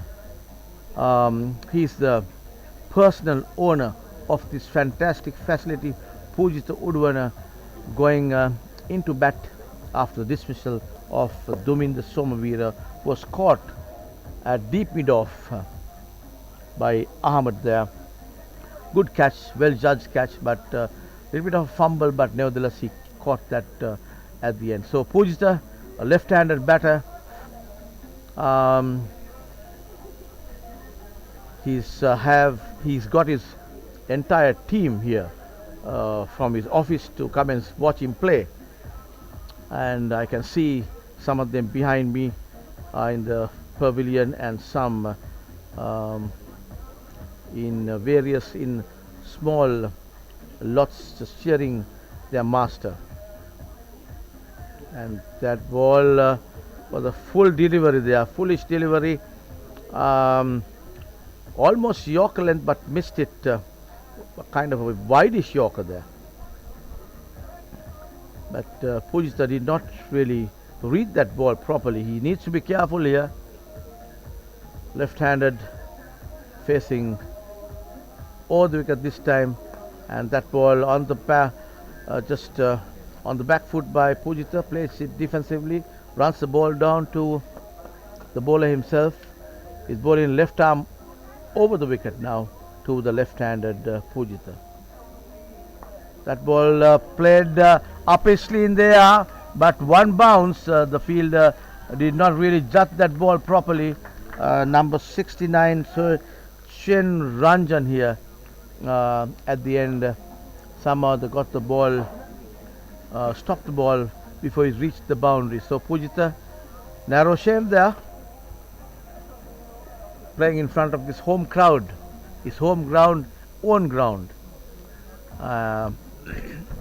So he knows exactly how this wicket behaves, and most of the spectators here have been waiting until Pujitha came into bat, because they all work for Pujitha. And here comes Kulkarni.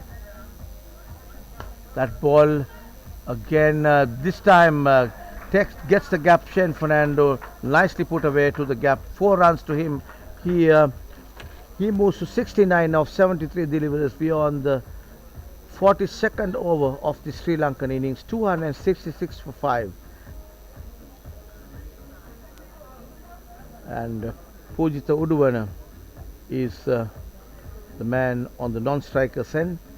We are playing this match at the PUSA Ground, PUSA, Pujitha Uduvana Sports Academy ground here in Millenia, Sri Lanka. That's another nicely put away by Chen Fernando, but right into the hands of Rehan Khan. Picks it up. He's had a good day, Rehan Khan, with his bowling and fieldings. He seems to be enjoying this match. Rehan.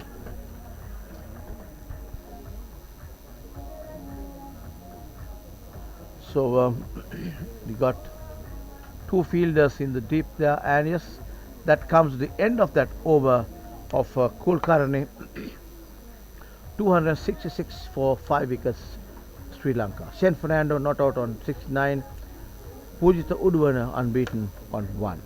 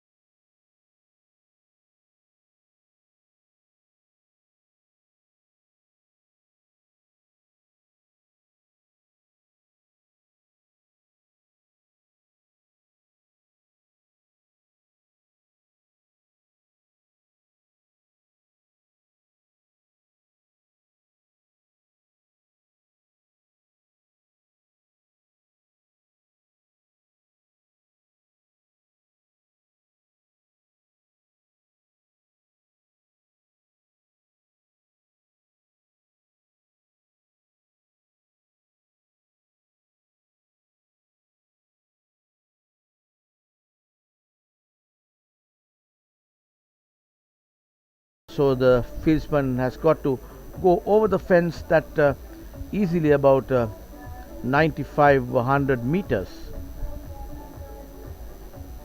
It's gone after the bounce. It may have run down towards the deep there. They're still waiting for the ball, and very well executed shot there by Chen Fernando. The fielders are still searching for the ball, which has gone just out of the park, I would say. Yes.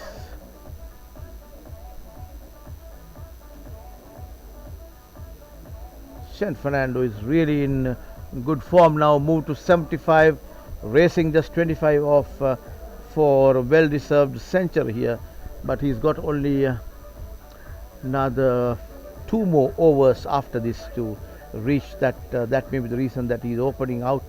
And yes, they are not able to get hold of that ball, which was hit firmly, hard, over the fence by Shane Fernando. They're waiting for a spare ball to come in. Yes, another ball comes in. So it has to be of a similar condition.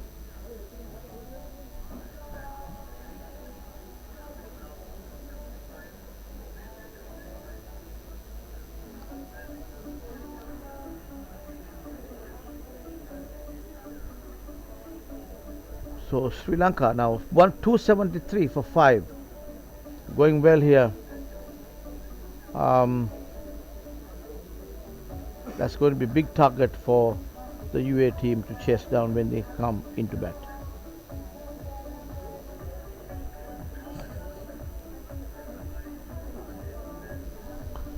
Again to the same area by Shane Fernando, and takes 1 run. As the field comes in, it's Rehan Khan who's been placed there in the deep there to see whether they could curtail some of the runs being taken in that area, and looking for Shane Fernando to miss time. And we have put a good fielder there side.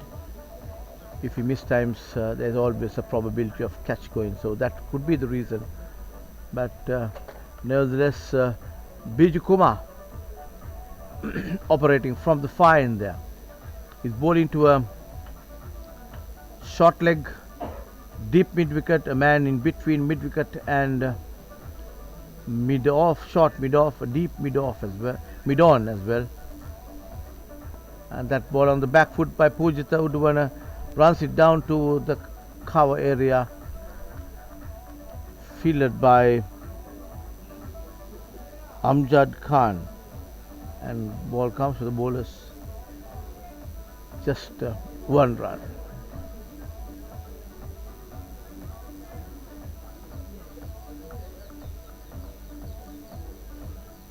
It brings the right-handed Shane Fernando on strike.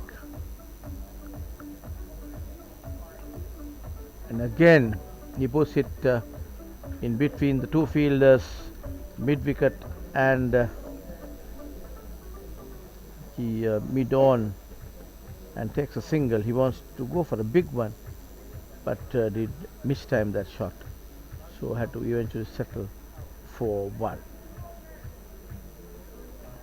That comes at the end of the 43rd over. Just 2 more overs to go in the Sri Lankan innings. Sri Lanka has now reached 276 for 5 wickets at the end of 43rd over.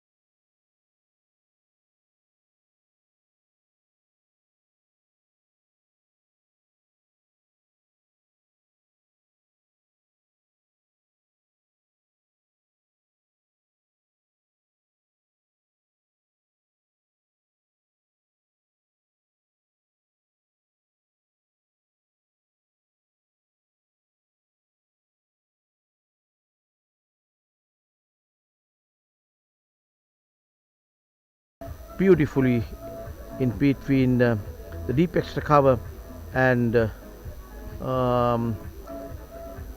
deep point. 4 runs to the total. Total moves to 280 for 5 wickets, Sri Lanka.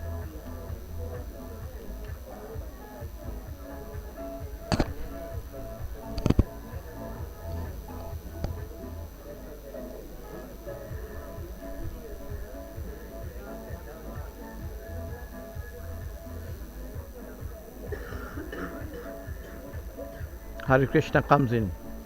That ball outside the off stump again. Shane cuts it firmly towards the extra cover. Picked up by Kulkarni. Just a single.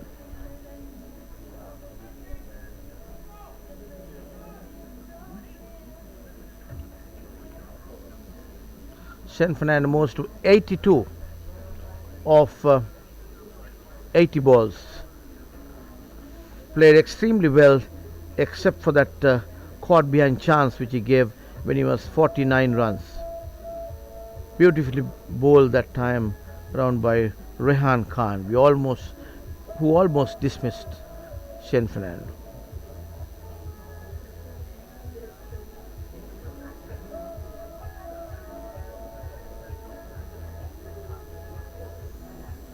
Again, Pujita, the slash of the bat outside the leg stump, did not get hold of that.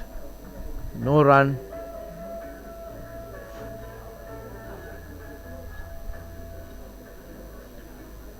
Again, Pujita not getting behind the ball there, just moving away from the ball and thereby not getting in touch with the ball. So, 2 dot balls for UAE. Again another dot ball. Oh, he's bowled, yes, he's clean bowled him. He was dangerously living there, Pujita. I don't think he read the ball properly. Clean bowled him. He beat him twice in this over, and Pujita has to walk back. He is walking back to the pavilion. He was able to just made 3 runs of 8 deliveries. He never settled down and never could read the bowler bowling from this end, and but nevertheless he gave some support to the captain, and now coming onto the field to take the position of Pujita is batter number 8, Duminda Vijayasekara.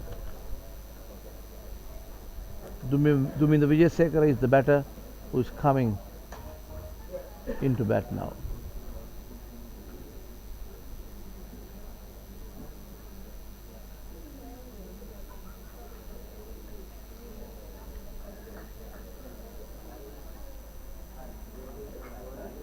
So total 281 for 6.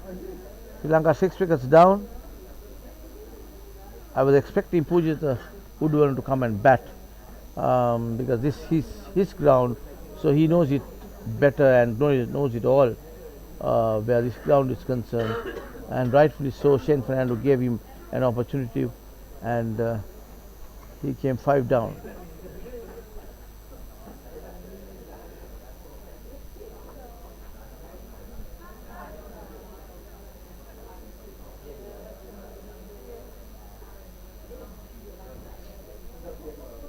And that comes to the end of that over.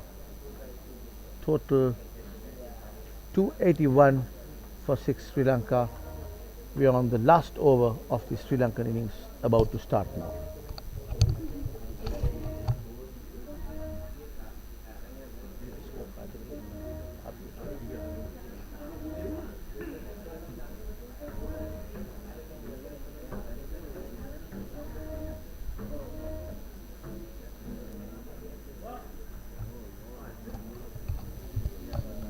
It's the last over of the Sri Lankan innings now. Biju is the bowler.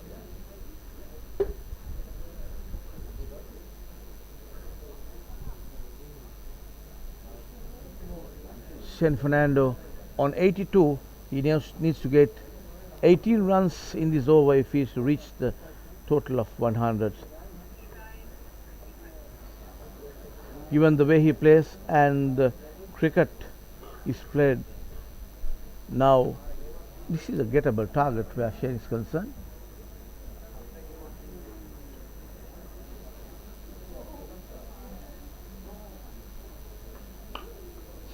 And that ball nicely punched there by Shane for a single. Ball rolled down to the mid-off area, 1 run to the total. Total 282 for 6.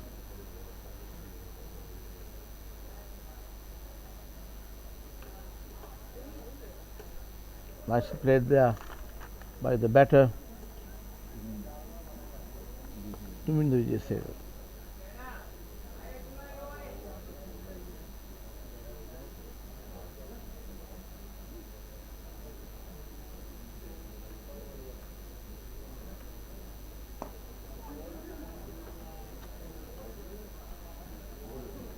And a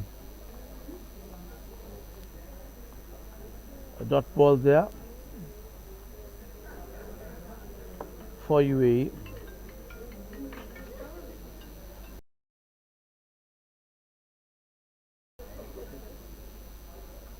Biju is the bowler.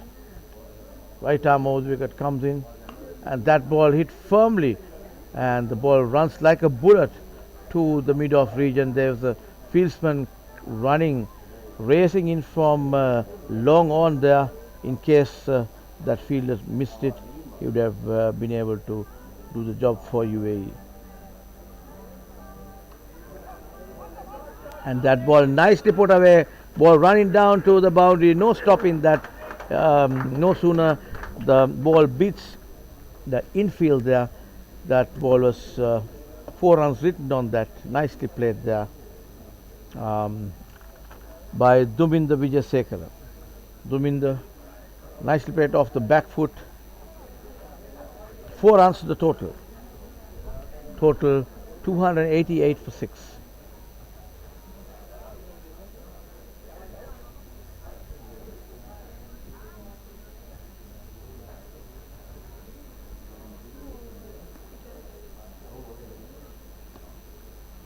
That ball flight delivery nicely put away, and ball is running towards the sweeper cover area as the fieldsman comes in, picks it up.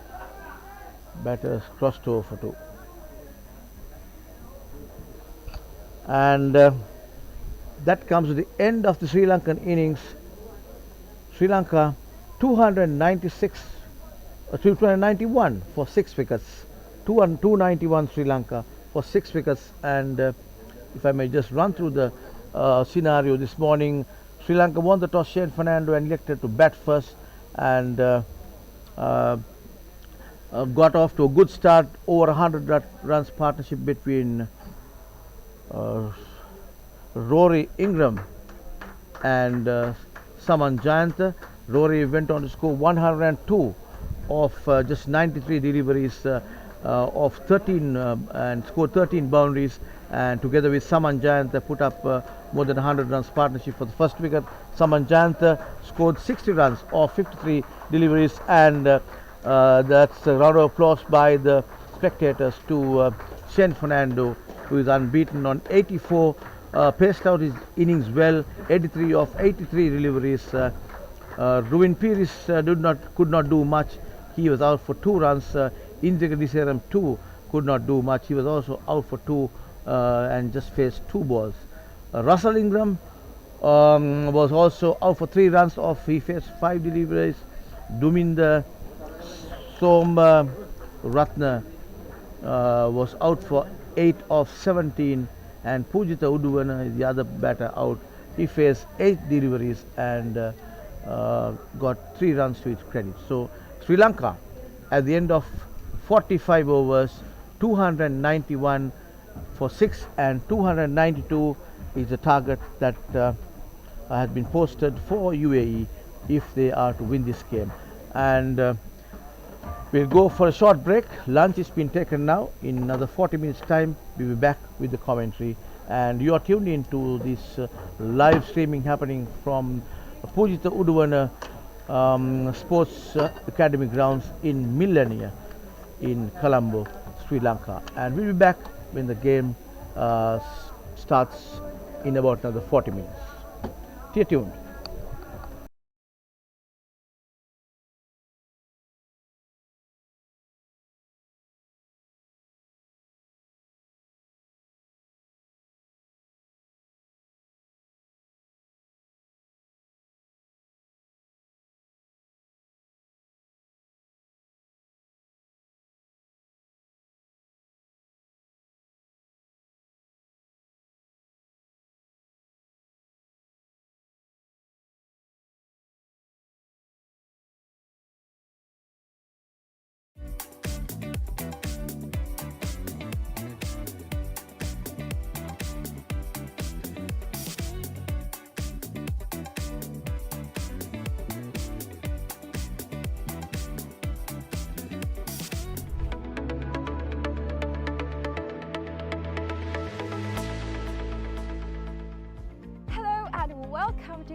Leisure Private Limited, Sri Lanka's premier destination for cricket enthusiasts and sports tourism.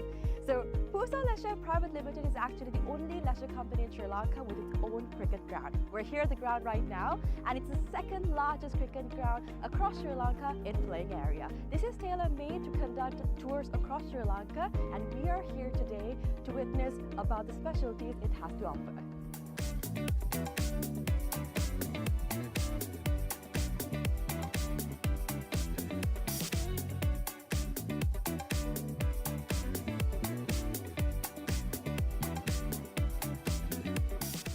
It's only natural for you to ask, what's so special about this ground? Well, let me list out a few reasons as to why it's special to cricket, right?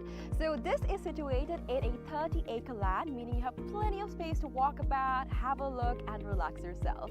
Second of all, this land is situated by so much of vegetation that the amount of wind that comes into this land is quite limited. So as you see, whenever we watch a cricket match, we've seen plenty of occasions where certain calls on cricket are interfered because of the wind. Now that issue will be limited in this ground due to the vegetation that surrounds this place, which is beneficial for anybody who comes to play cricket. Third of all, the lighting is just perfect, right? So it's well lit throughout the day, and the amount of sunlight that you get into this land is much more compared to any other cricket ground around, again because of the location it's situated in. And another specialty about this cricket ground is its grass, right? So usually whenever you go to any other cricket ground, the grass is quite smaller compared to the grass that you would be seeing in this special cricket ground when you come here. It's because we have actually taken a grass that is quite special to Sri Lanka. Why? Because it's easy to maintain, we know how it works, we can make sure that it's well watered, well cut. All of this is easily maintained because of the fact that this grass is special to Sri Lanka. So these are just a few specialties as to why this cricket ground is special for you.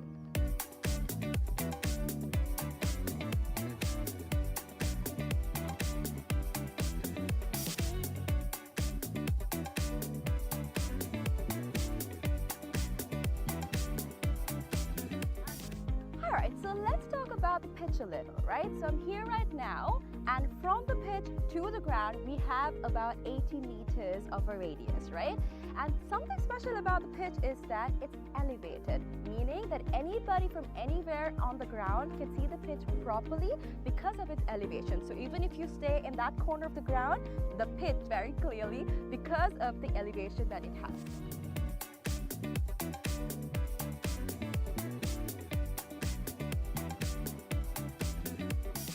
Alright, so we have utilized certain methods to ensure that our ground is free of weeds, right? So our first method is recycling water. We have a natural source of water in our land, and we have taken the water from that into a handmade pond covered by polythene, and water from that is taken to our ground through sprinklers, and that is how we water our ground.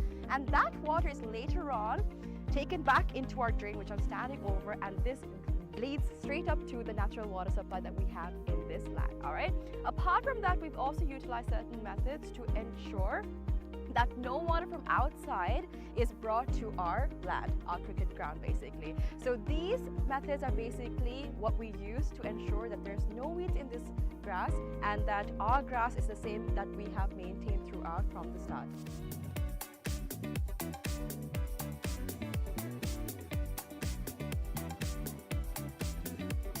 Alrighty, so another specialty about this ground and how we're connected with nature, right? A fun fact. So if you hit a century in this ground, one of these surrounding trees will be named after you. So if you can see, this entire ground is surrounded by vegetation and plenty of trees. So whoever hits a century in this ground will get one of those trees named after them. So this is actually something quite unique. It's not done everywhere, and it's actually a nice opportunity for you to get a tree named after you. So this is something special that's happening here at the ground, and so far only 8 cricketers have actually hit a century and gotten a tree named after them. So if you want to come here and hit a century and get a tree named after you, this is the place for you.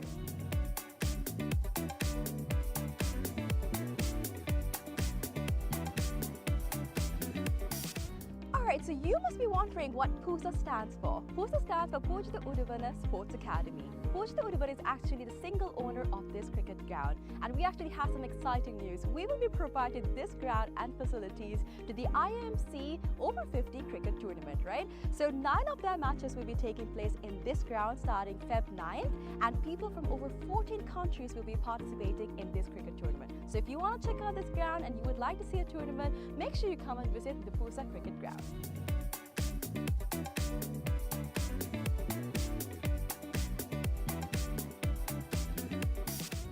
Alright, I know this looks digital, but it's not, alright? We operate this scoreboard manually. How?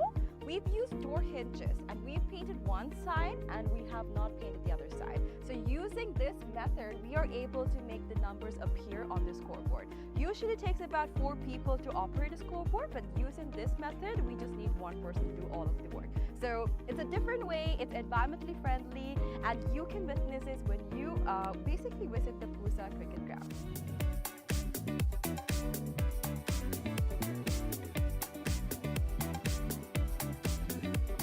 Alright, so you must be wondering where the side wickets are. It's going to be built right over here. It's still under construction, but we are expecting 12 strips to be made very, very soon.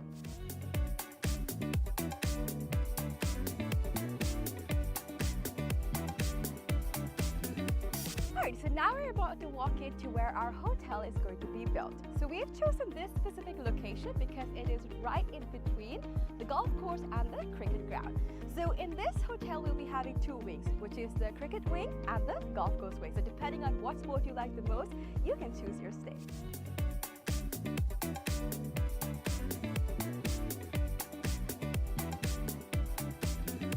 Alright, so another exciting part of our 30-acre land is this golf course. So the golf course isn't built yet, but I'm currently walking into the land that's dedicated for it.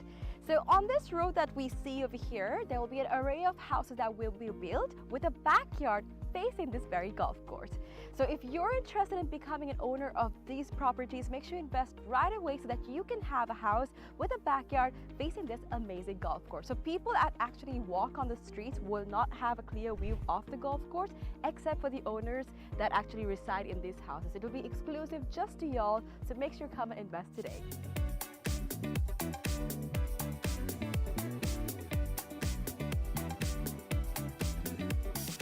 Alright, so this is where the golf course is going to be built, and behind me is one of the waterfronts that is available in this golf course, right? So obviously we know when we play golf that oftentimes we need obstacles to play the game right, and this is actually a natural obstacle that is available within this golf course, and we'll be making plenty more for y'all to have a peace of mind and also play the game really well. And also, another fun fact, which I've already mentioned before, is that all of this will be faced in your backyard. So whatever house that you purchase in this land, your backyard will be facing this entire golf course, these waterfronts, and all of this will be available to you. So if you're interested, make sure you come and visit this golf course and figure out if you want to be an owner of this amazing condo.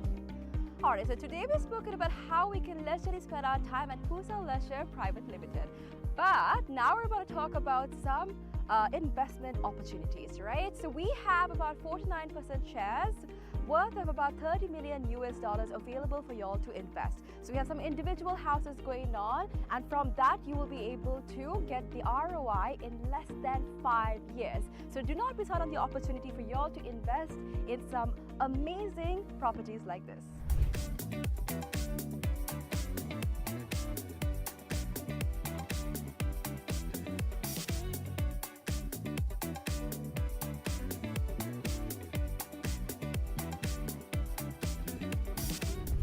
Alright, so this is PUSA Leisure Private Limited. Over here we have our very own cricket ground, we have our golf course, we have condos, we have a hotel, we have so much to offer to y'all over here. So make sure you come and visit PUSA Leisure Private Limited and grab an opportunity to invest, have some leisure time, and all that you need over here. Do not forget to come visit us.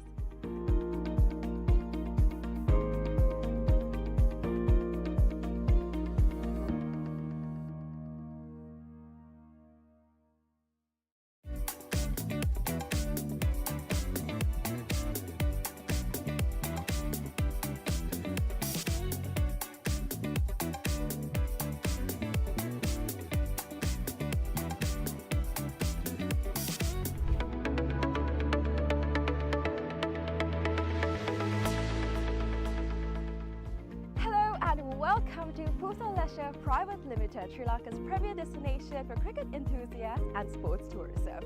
So PUSA Leisure Private Limited is actually the only leisure company in Sri Lanka with its own cricket ground. We're here at the ground right now, and it's the second largest cricket ground across Sri Lanka in playing area. This is tailor-made to conduct tours across Sri Lanka, and we are here today to witness about the specialties it has to offer.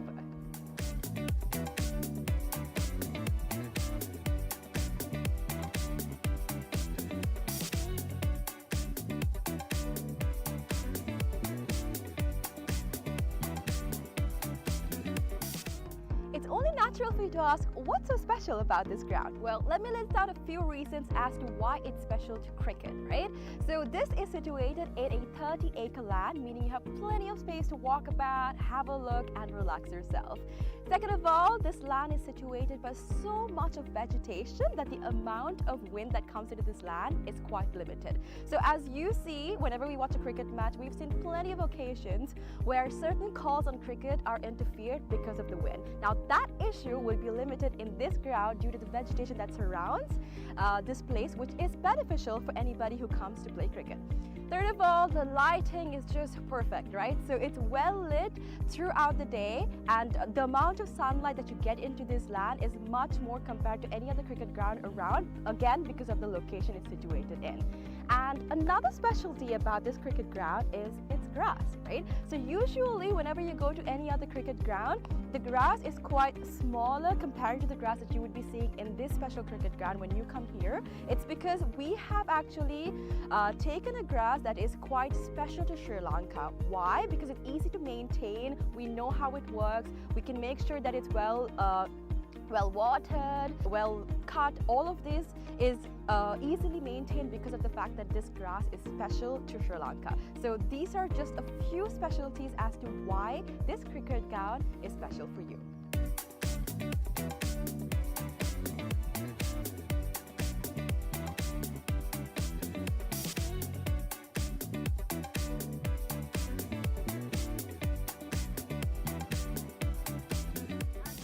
Alright, so let's talk about the pitch a little, right? So I'm here right now, and from the pitch to the ground, we have about 80 meters of a radius, right?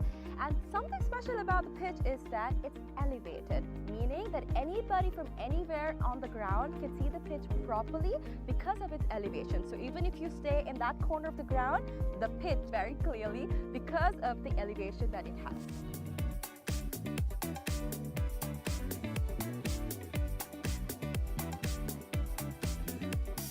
Alright, so we have utilized certain methods to ensure that our ground is free of weeds, right? So our first method is recycling water. We have a natural source of water in our land, and we have taken the water from that into a handmade pond covered by polythene, and water from that is taken to our ground through sprinklers, and that is how we water our ground. And that water is later on taken back into our drain, which I'm standing over, and this leads straight up to the natural water supply that we have in this land. All right. Apart from that, we've also utilized certain methods to ensure that no water from outside is brought to our land, our cricket ground basically. So these methods are basically what we use to ensure that there's no weeds in this grass and that our grass is the same that we have maintained throughout from the start.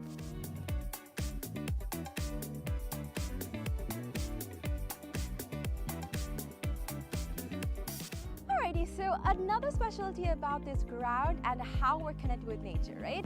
A fun fact.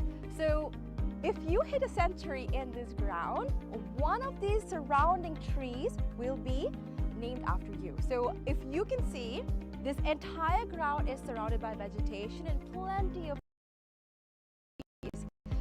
So whoever hits the century in this ground will get one of those trees named after them. This is actually something quite unique. It's not done every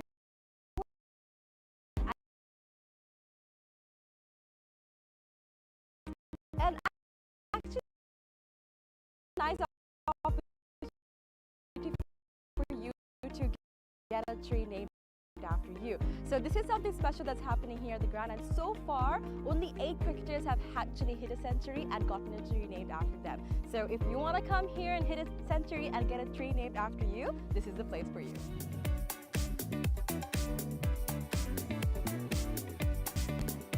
So you have PUSA we practice for these cricket. So matches with this round starting Feb 9th, and people from over 14 countries will be participating in this cricket tournament. So if you want to check out this ground and you would like to see a tournament, make sure you come and visit the PUSA cricket ground.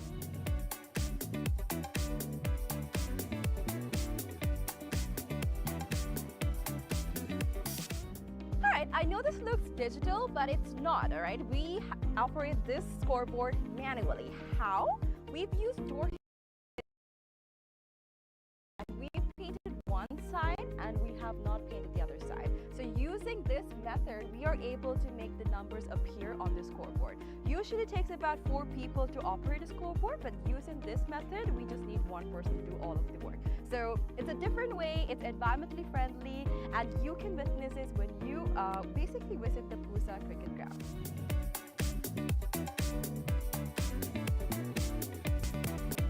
Alright, so you must be wondering where the site crickets are. It's going to be built right over here. It's still under construction, but we are expecting 12 strips to be made very, very soon.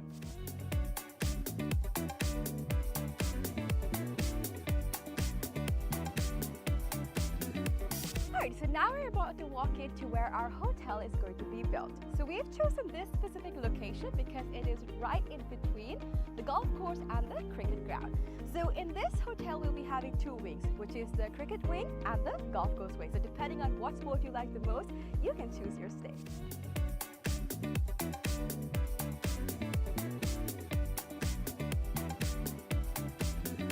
Alright, so another exciting part of our 30-acre land is this golf course. So the golf course isn't built yet, but I'm currently walking into the land that's dedicated for it. So on this road that we see over here, there will be an array of houses that will be built with a backyard facing this very golf course.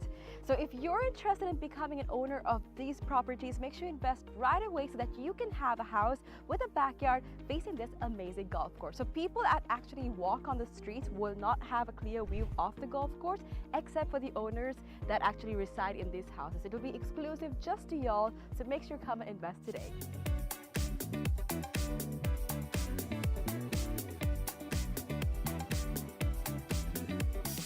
Alright, so this is where the golf course is going to be built, and behind me is one of the waterfronts that is available in this golf course, right? So obviously we know when we play golf that oftentimes we need obstacles to play the game right, and this is actually a natural obstacle that is available within this golf course, and we'll be making plenty more for y'all to have a peace of mind and also play the game really well. And also, another fun fact, which I've already mentioned before, is that all of this will be faced in your backyard. So whatever house that you purchase in this land, your backyard will be facing this entire golf course, these waterfronts, and all of this will be available to you. So if you're interested, make sure you come and visit this golf course and figure out if you want to be an owner of this amazing condo. Alright, so today we've spoken about how we can leisurely spend our time at PUSA Leisure Private Limited. But now we're about to talk about some investment opportunities, right? So we have about 49% shares worth of about $30 million available for y'all to invest. So we have some individual houses going on, and from that you will be able to get the ROI in less than 5 years. So do not miss out on the opportunity for y'all to invest in some amazing properties like this.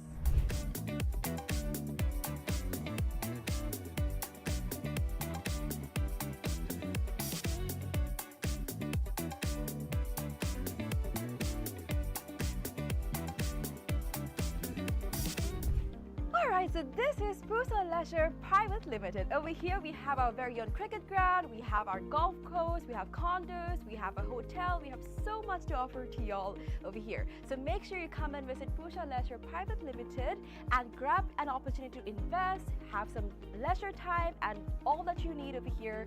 Do not forget to come visit us.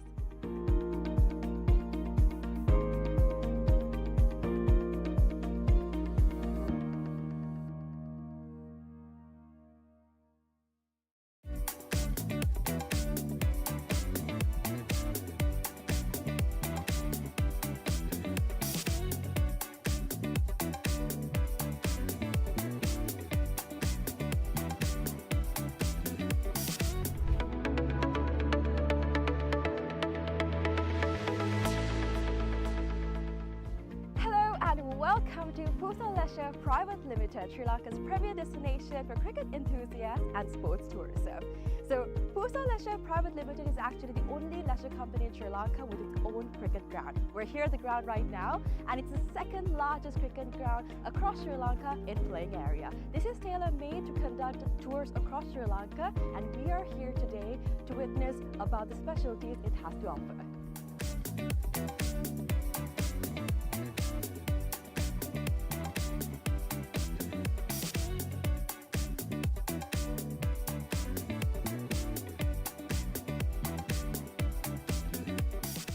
It's only natural for you to ask, what's so special about this ground? Well, let me list out a few reasons as to why it's special to cricket, right?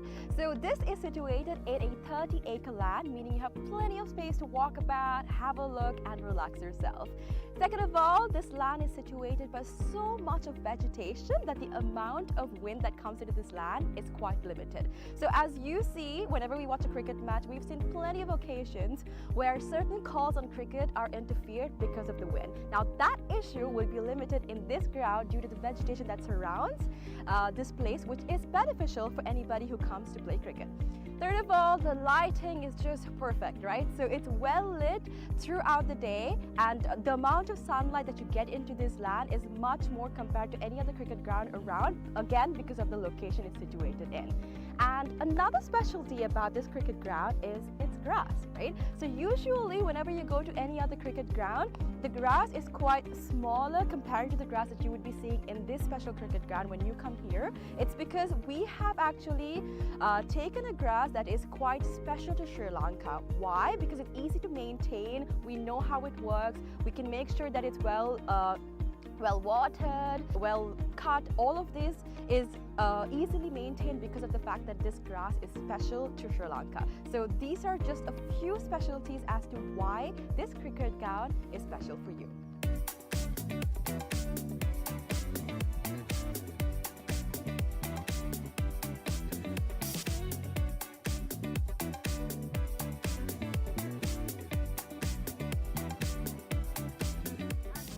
Alright, so let's talk about the pitch a little, right? So I'm here right now, and from the pitch to the ground, we have about 80 meters of a radius, right? And something special about the pitch is that it's elevated, meaning that anybody from anywhere on the ground can see the pitch properly because of its elevation. So even if you stay in that corner of the ground, the pitch very clearly because of the elevation that it has.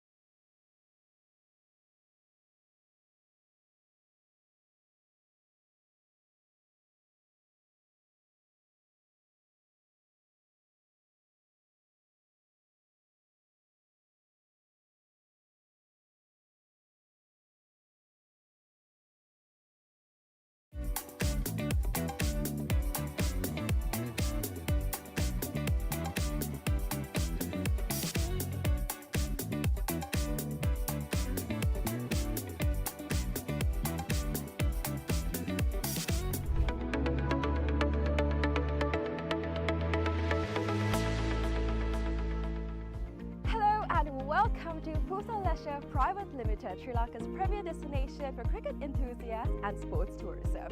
So PUSA Leisure Private Limited is actually the only leisure company in Sri Lanka with its own cricket ground. We're here at the ground right now, and it's the second largest cricket ground across Sri Lanka in playing area. This is tailor-made to conduct tours across Sri Lanka, and we are here today to witness about the specialties it has to offer.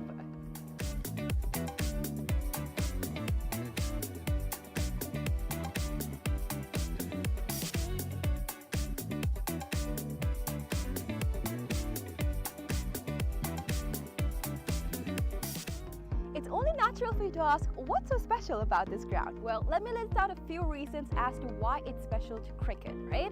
So this is situated in a 30-acre land, meaning you have plenty of space to walk about, have a look, and relax yourself. Second of all, this land is situated by so much of vegetation that the amount of wind that comes into this land is quite limited. So as you see, whenever we watch a cricket match, we've seen plenty of occasions where certain calls on cricket are interfered because of the wind. Now that issue will be limited in this ground due to the vegetation that surrounds this place, which is beneficial for anybody who comes to play cricket. Third of all, the lighting is just perfect, right? So it's well lit throughout the day, and the amount of sunlight that you get into this land is much more compared to any other cricket ground around, again because of the location it's situated in. And another specialty about this cricket ground is its grass, right? So usually whenever you go to any other cricket ground, the grass is quite smaller compared to the grass that you would be seeing in this special cricket ground when you come here. It's because we have actually taken a grass that is quite special to Sri Lanka. Why? Because it's easy to maintain, we know how it works, we can make sure that it's well watered, well cut. All of this is easily maintained because of the fact that this grass is special to Sri Lanka. So these are just a few specialties as to why this cricket ground is special for you.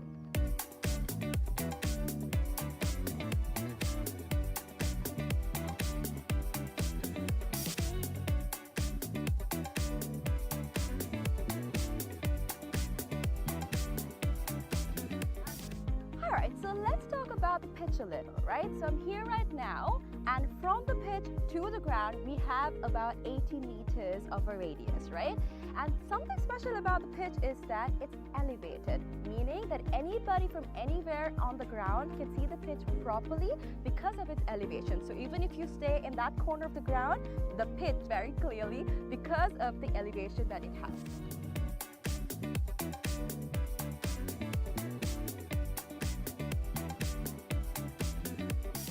Alright, so we have utilized certain methods to ensure that our ground is free of weeds, right? So our first method is recycling water. We have a natural source of water in our land, and we have taken the water from that into a handmade pond covered by polythene, and water from that is taken to our ground through sprinklers, and that is how we water our ground. And that water is later on taken back into our drain, which I'm standing over, and this leads straight up to the natural water supply that we have in this land. All right. Apart from that, we've also utilized certain methods to ensure that no water from outside is brought to our land, our cricket ground basically. So these methods are basically what we use to ensure that there's no weeds in this grass and that our grass is the same that we have maintained throughout from the start.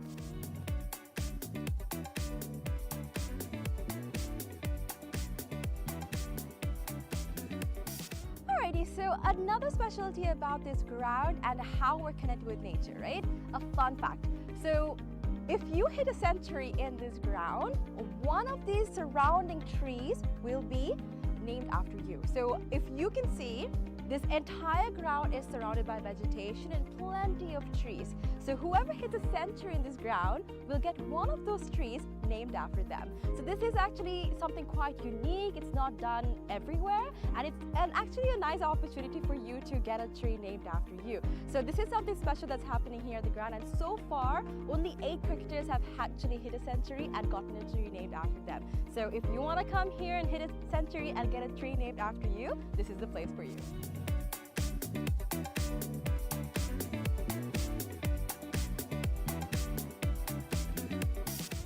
Alright, so you must be wondering what PUSA stands for. PUSA stands for Pujita Udavana Sports Academy. Pujita Udavana is actually the single owner of this cricket ground. ground. And we actually have some exciting news. We will be providing this ground and facilities to the IMC Over-50 cricket tournament, right? So 9 of their matches will be taking place in this ground starting Feb 9th, and people from over 14 countries will be participating in this cricket tournament. So if you want to check out this ground and you would like to see a tournament, make sure you come and visit the PUSA cricket ground.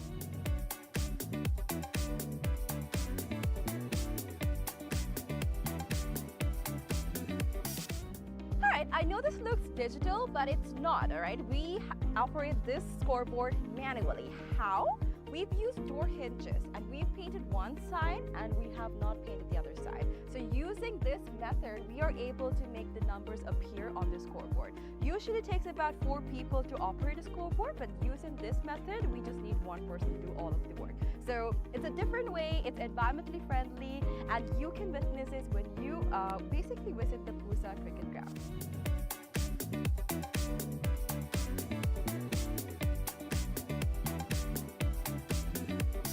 Alright, so you must be wondering where the side wickets are. It's going to be built right over here. It's still under construction, but we are expecting 12 strips to be made very, very soon.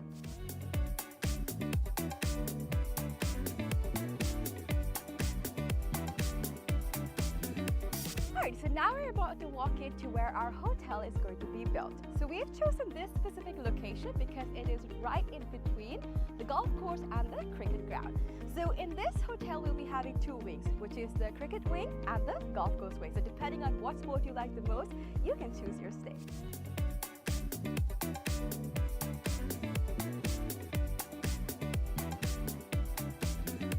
Alright, so another exciting part of our 30-acre land is this golf course. So the golf course isn't built yet, but I'm currently walking into the land that's dedicated for it. So on this road that we see over here, there will be an array of houses that will be built with a backyard facing this very golf course. So if you're interested in becoming an owner of these properties, make sure you invest right away so that you can have a house with a backyard facing this amazing golf course. So people that actually walk on the streets will not have a clear view of the golf course except for the owners that actually reside in these houses. It will be exclusive just to y'all, so make sure you come and invest today.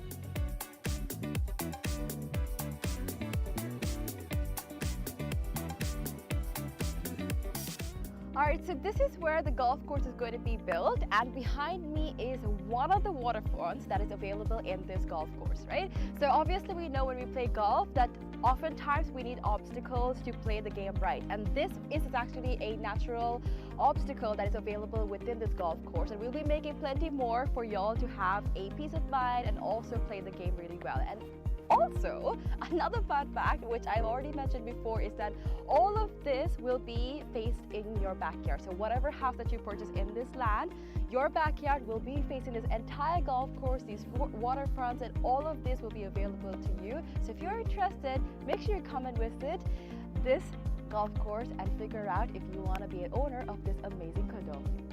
Alright, so today we've spoken about how we can leisurely spend our time at PUSA Leisure Private Limited. But now we're about to talk about some investment opportunities, right? So we have about 49% shares worth of about $30 million available for y'all to invest. So we have some individual houses going on, and from that you will be able to get the ROI in less than 5 years. So do not miss out on the opportunity for y'all to invest in some amazing properties like this.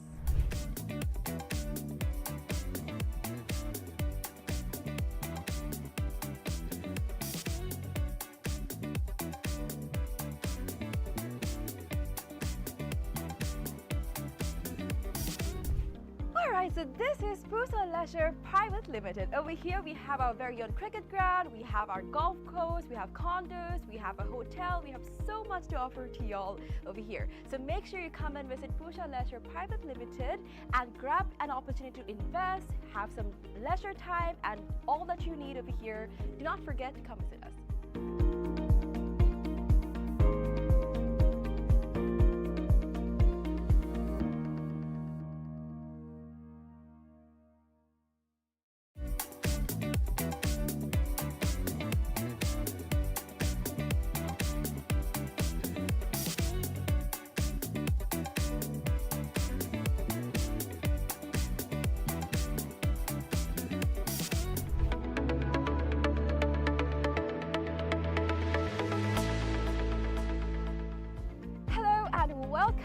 PUSA Leisure Private Limited, Sri Lanka's premier destination for cricket enthusiasts and sports tourism.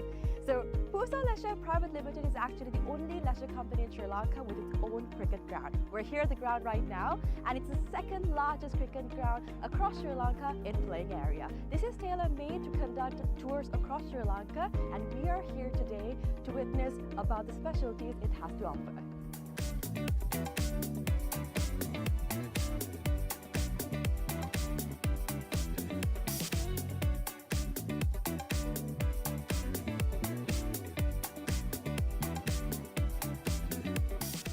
It's only natural for you to ask, what's so special about this ground? Well, let me list out a few reasons as to why it's special to cricket, right?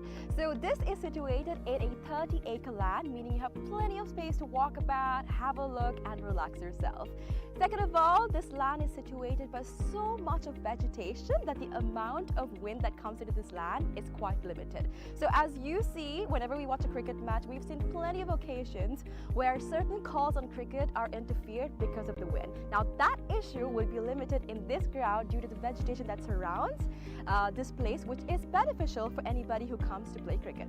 Third of all, the lighting is just perfect, right? So it's well lit throughout the day, and the amount of sunlight that you get into this land is much more compared to any other cricket ground around, again because of the location it's situated in. And another specialty about this cricket ground is its grass, right? So usually whenever you go to any other cricket ground, the grass is quite smaller compared to the grass that you would be seeing in this special cricket ground when you come here. It's because we have actually taken a grass that is quite special to Sri Lanka. Why? Because it's easy to maintain, we know how it works, we can make sure that it's well watered, well cut. All of this is easily maintained because of the fact that this grass is special to Sri Lanka. So these are just a few specialties as to why this cricket ground is special for you.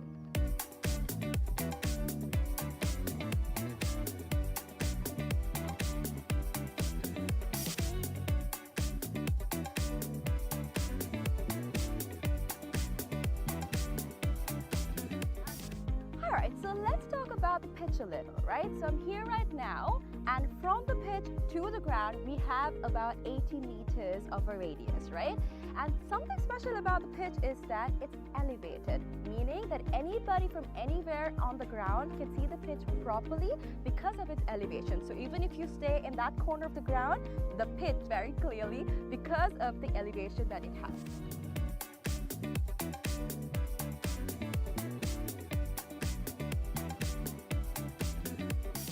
Alright, so we have utilized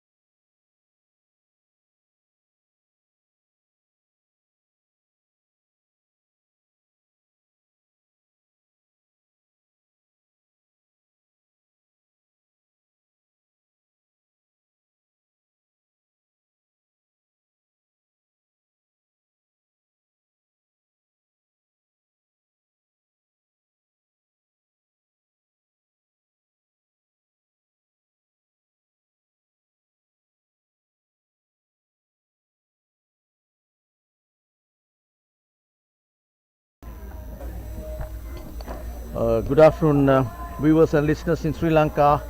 Um, Good evening, good morning for the others, rest of the world. Welcome back. We are just about to start this game after lunch, the match between Sri Lanka and the UAE.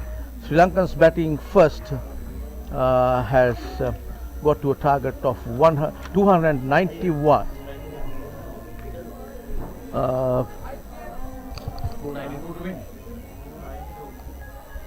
292 to win is a total posted by Sri Lanka. Few great knocks there by some Sri Lankan batters. So the first ball is been bowled after lunch. The Sri Lankan bowler is number 4, Dylan Fernandez. Dylan Fernando. Yeah, Dylan Fernando is a left armer, bowling to the right hand batter. I will tell you who the batter is in a while. Comes in left arm over the wicket. That ball over pitch delivery, nicely stroked there. 4 runs to the total off the bat of I guess it's number 14. Number 14 is Amjad Khan. Beautifully executed shot there. And joining me in the commentary box is Lasantha Pereira, who's I have the privilege of playing with him when we were playing the first class cricket for Sri Lanka. Good afternoon, Lasantha. Welcome aboard. Good afternoon, Naren. Good to see you. Thank you. And as you just rocked into the commentary box, 4 runs off the toes, beautifully played there by the batter. 4 to the total. And that ball just moving a bit outside the off stump, pitching midland off. He's trying to get the ball move away from the right-handed batter. He has a slip in place, a third man cover, deep extra cover, a shortish mid-off and a deep mid-off inside the circle. And on the onside we have 3 fielders. And that's another dot ball for Sri Lanka. Total 4 for no wicket here. Chasing this target of 291, 292 to win posted by Sri Lanka. Let's see, we had Sri Lankans had a good knock by, I think that was Rory. Yeah, Rory played a fantastic knock. He has been batting really well, Naren. I watched the game against Zimbabwe where he and his brother Russell got together and played a wonderful match-saving innings. So he's keeping that form going, and he had to retire at 102, but I just spoke to him during the lunch break and he's fine now, so he's back on the field. Oh, yeah, that's good news. And left arm over the wicket comes in. That ball tries to put it towards deep extra cover just for a single. The total moves to 6 runs at the end of that over, and chasing this target of 291 put up by the Sri Lankan batters. Yes, as you said, Lassie, both he himself and his brother, I think Russell has scored 62 or 56 balls during that match. But correct. Unfortunate he was here. He got out cheaply. Yeah. So as you can see, Naren, I mean, they have to go at almost 6 runs and over, slightly above 6 runs and over to make this target. It's not going to be easy because the Sri Lankan Over-50s have some amazing bowlers, and so it's going to be a tough ask. But it's a very placid dry wicket. So if they can hold on for the first 15 overs without losing a wicket, then anything becomes possible. That's right, yeah. And I have seen this wicket, how it behaves in the few days that we have had the other 2 matches here, but the wicket tend to get a little slower and lower as the day progresses. You're right. I played a game on the 2nd when the outfield was green and luscious, but now it has been completely, the color has changed to a more brownish green. Suwanti Madanayaka will open bowling left arm round the wicket. Madanayaka, a great player for the Sri Lankan side. He's been wonderful over the years, and that ball, little over pitch delivery on the block hole there, but nice picked up by the batter. That's the captain's side, who's off the mark straight away, punches it towards the deep mid-on area for a quick single, takes the total to 7 for no wicket here. Suwaji Madanayaka, he has played quite a bit of first-class cricket, I remember, in the 80s and 90s, Slesi. Yeah, I think he continued playing for almost about 25 to 26 years. And he's also a teammate of mine at the Colombo Masters. Scored has scored over 1,000 runs during last season. And I believe he got 100 wickets playing Masters cricket, so that's a great achievement. Absolutely, yeah. He's spot on from the very word go itself. That's a good bit of bowling by Madanayaka, coming left arm round the wicket to the right-handed batter. And number 14 is the batter, that's Amjad Khan, who is just settling in here, trying to settle in, because they've got a big total to chase, and that ball down the leg side, running down towards the boundary. There's a chase, he won't get to it. 4 runs to the total, 4 wide signal, and with that, total moves to 12 for no wicket Sri Lanka. I beg your pardon, UAE. So Sri Lankans Masters have a good side with the likes of Indika Diseram, Saman Jayant, and Upul Chandan is yet to come. I got the news that he's coming and joining the team after the 15th of this month, which is a good thing for Sri Lanka. When he feels, I have seen him covering the entire, say, if he's on the offside, he covers the entire offside. He's pretty fit, and that ball, a little flight at delivery. Madanayaka trying to get a little bit of air from the very onset of this UAE innings, but moves on down the leg stump, and that ball just short of length. Batter plays it defensively. No run, no damage done. 12 is the total for UAE, chasing this target of 291. No wickets down, and it will be Ravin Pereira. Dylan Ferdinand. Dylan Fernando. Ferdinandez. Yeah, so Dylan is an opening bowler. He's a pretty quick bowler for his age, actually. No disrespect.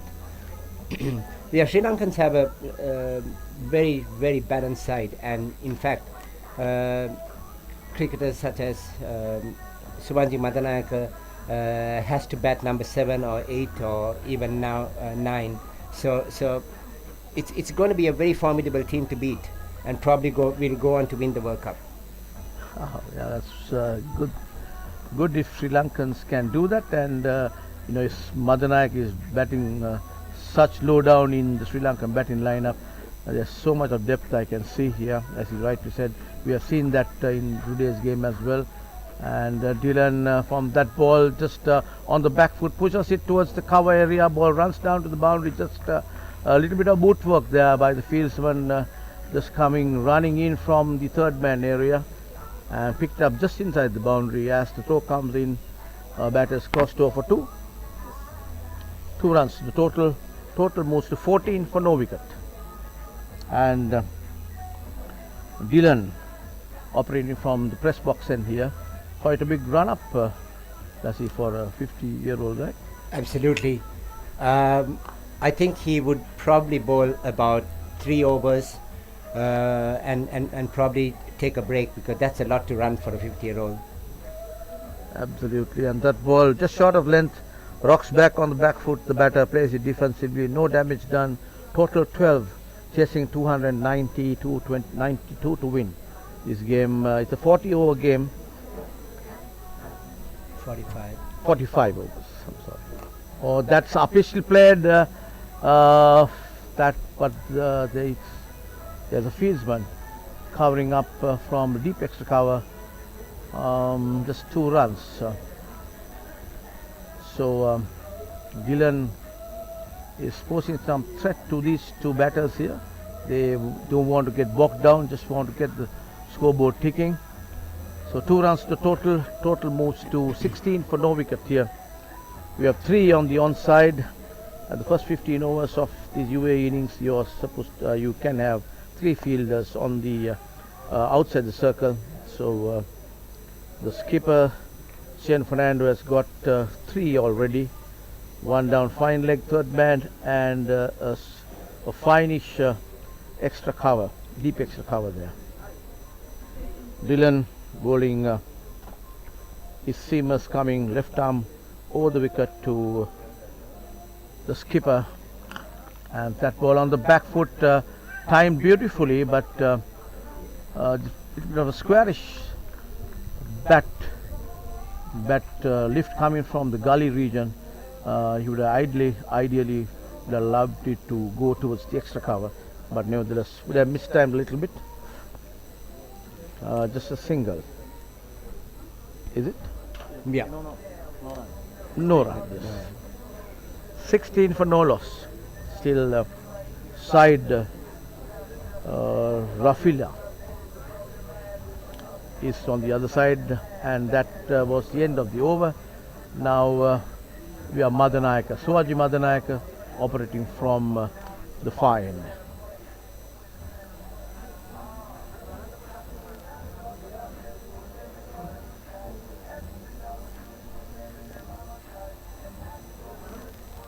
Defensively played there, good ball by Suwaji.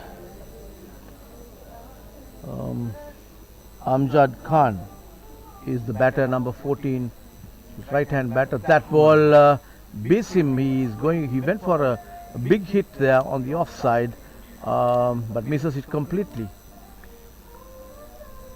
So Madanayak is straight away onto the attack. Yes. So like I said, the UAE batters need to have a bit of patience if you're going to get to this score. And kudos to them. They have only 11 players, so I heard, turning up for today's game because of various reasons, flight delays, personal commitments and stuff like that. So they have to make good use of this opportunity to play such a strong Sri Lankan side. And a beautiful dab past the slip. These are the types of strokes you need to play on a wicket like this. You cannot just put your head up and start hitting sixes. You need to play on either side of the wicket, play as late as possible, because you going on the front foot is not going to help. So you get on the back foot, and then then a good length ball becomes a bad ball. So then you can either cut it or sweep it. So that's the way forward. That's right, you're spot on, Lassie. And with that delivery, another single to the total. So this is Amjad Khan, who really nudged it, nicely placed towards the 3rd man boundary. Ball just raced down to the boundary for 4. A beautifully executed late cut there by him. And as Lassie was saying, that's the way to go. And that's a loud appeal, wraps him just below the knee roll there. But the umpire says no, it's going down the leg stump. So turned down by the umpire. I guess the umpire is Jeff Charlesworth, yes, from Australia.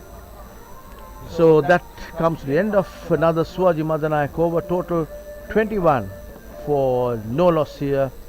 Amjad Khan unbeaten on 10 of 15. Aside the UAE skipper is unbeaten on 6 of 9 deliveries, and it will be Dylan who will be operating from the press box end now. So Naren, just a quick question. When are you coming back to play Masters cricket? Because I remember you as a good, wonderful batsman. So I think it's high time that you get back to playing some Masters cricket. I would recommend you not to ask me such questions anyway, because to be honest with you, I don't know whether I can just put my boots on again and come on, because we are getting on the back foot by the day. But it's a good thing to be around, and I enjoy doing what I do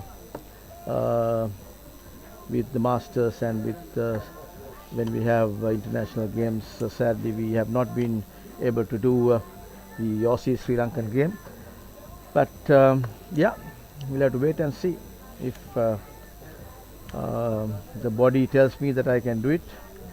Maybe in time to come I'll think of it.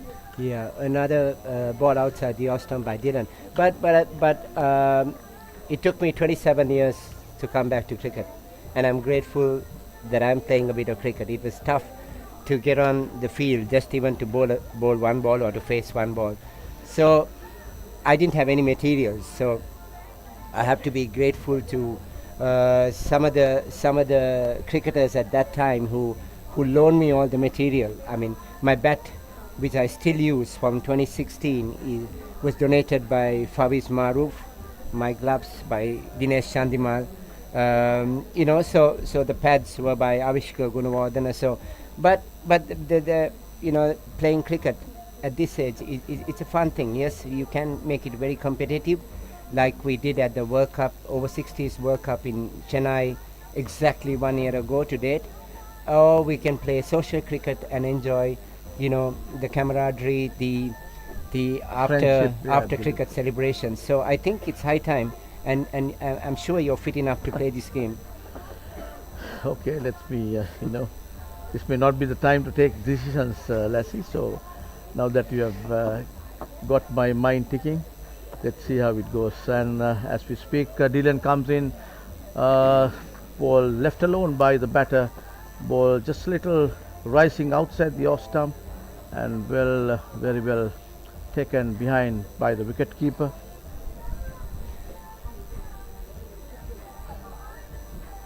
Rory Ingram.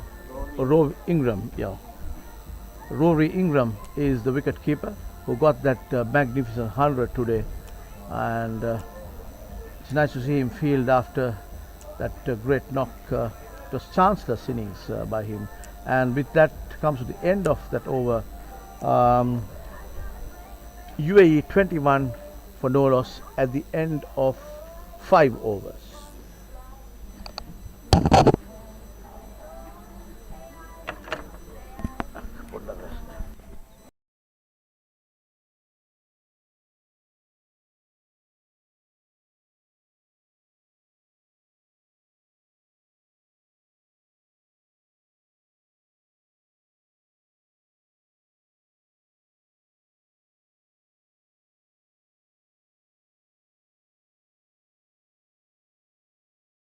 Bandaragama to the attack again, coming from the far, and that first ball to side, just roll out the wrist towards the mid on, deep long on area for a single, easy single. So Bandaragama is bowling left arm round the wicket and just trying to get the ball come into the right-hander's batter is what I feel. Oh, that ball beats him just outside the off stump. No damage done, no run. Total remains at 22 for no loss.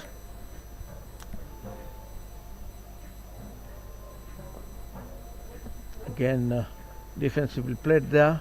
Runs the ball down to a short mid wicket there. No run. Bandaragama kind of mixing his deliveries. I could see he's an experienced player. And that ball upishly put away towards the extra cover fence, ball running down towards the now it's did not have the steam to get to the boundary line, so it's stopped halfway, just 2 runs. Yeah, that's a risky run while it's going on the front foot on a slowish wicket, and you can't really time the ball. You will keep offering chances if they keep doing that. Again on the front foot, defensively played, giving the required respect to the bowler.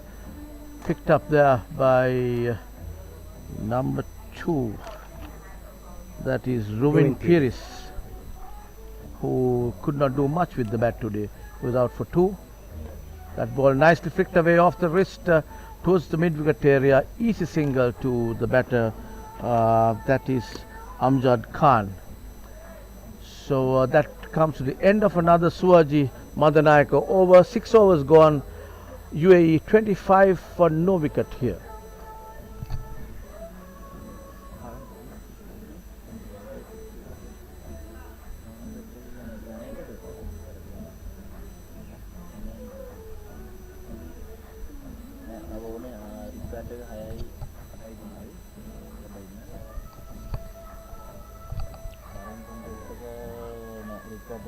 So contrary to my belief, I think Dylan will bowl his 4th over, which proves that he's fit and ready to keep going, because he has done a very good job in containing the batsman, except for the rare loose ball that he has delivered. But other than that, he has been pitching it middle and off, and which is not that easy. That's right. Yeah, he's bowling his 4th over, correct? Yeah. That's right. And that ball just as a kind of a cheeky single there. So that is, I think, Duminder. Somavira. Somavira is the fieldsman there, feeling a shortish square leg. And Dylan just dropping the ball to move on to the leg stump, pitching it just middle and off, letting the ball come into the right-handed batter side. So packed offside field here, 2 men out in the deep there. Deep third man, a finish deep extra cover, and 3 others stopping the single there, and a deep mid-off just inside the circle. And we have 3 fielders on the onside, or 1 outside the circle. That ball uppishly played there, and it's gone hard up in, yes, taken, catch taken by Suaji Madanayaka, and it's difficult to judge that kind of catches balls when it's hit right up in the air, and but nevertheless Madanayaka was right under it, took the catch, and the first wicket falls for UAE for 26 for 1, and the batter out is, I think, is the skipper. Yes, it's the captain. Side has to get back to the pavilion, and good catch taken by Suarez. Yeah, just like I said, it's a very slowish wicket. You cannot come on the front foot, and then, except for rotating the strike and playing it along the ground, you cannot put your head up and try to hit sixes on a wicket like this. It's very, very difficult. I think during the Sri Lankan innings there were probably 1 or 2 sixes, which I saw Shane hitting a 6, and Ranjan. Yeah, and Ranjan is the new batsman. I think he has Sri Lankan heritage. Yes, that's what we were told. So Ranjan is coming. He must be a good player. I haven't seen him playing in Sri Lanka, though. But he took a brilliant catch to dismiss Indika Diseran. That's right. Yes, he didn't have to move too much, but that was a tough one. And Indika hits it hard, and it remains hit. But that was a brilliant catch by him. I just overheard him speaking in our mother tongue, so I believe he has some connection, or he was born in Sri Lanka. Right. Just one thing I must emphasize here, that International Masters Cricket is solely responsible for revitalizing cricket at Masters level. Now there are many tournaments coming up, with the latest one called the Legends tournament, but nobody cared for the Masters. When first class carriers were done, that was it. People never did any form of exercise. They didn't go for walks. They didn't. Cricket was definitely out of the case. But International Masters Cricket are the ones who started this Masters franchise, and they play over 40s, over 50s, and over 60s. So basically every year there is a tournament now next year in during May or June. It's going to be the Over-50s World Cup in Canada, and then around the same time there'll be a Over-40s World Cup. So I mean, kudos to IMC and to the local franchisees for keeping this tournament alive and kicking. That's right, and that was a good delivery by Dylan. He's again, as you were mentioning, seems to be pretty fit to me, and he's a fifth over. Is it? I'm sorry, he's not the fifth. He's the fourth over. Dylan's 3.5. Now 4 overs. Good. 4 overs, 1 main, 11 for 1. So that comes the end of that over from Dylan, and he's bowled 4 overs, 1 maiden, 11 runs for 1 wicket. So a good bit of bowling, tight bowling by this lad, and the total 26 for 1.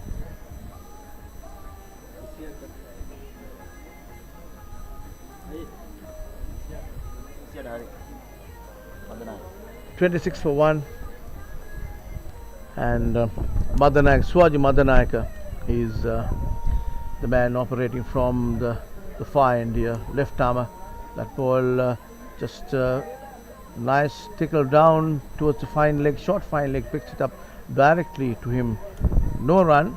The total remains at 26.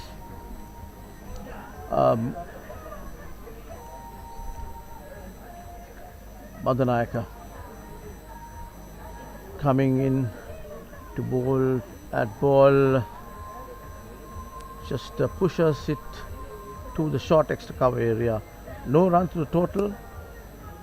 UAE 26 for 1 wicket, and that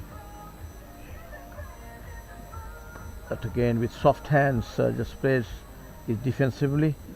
No run again. So this is becoming a good over for Sri Lanka here. Madanayaka putting the brakes on the UAE batters. Bowling pretty well, coming left arm round the wicket. That again wants to steer it down towards third man, but did not get to the place which he wanted it to go. Went directly to the fieldsman at cover. No runs to the total. Total remains at 26 for 1. Madanayaka operating from the far end. That ball down the leg stump.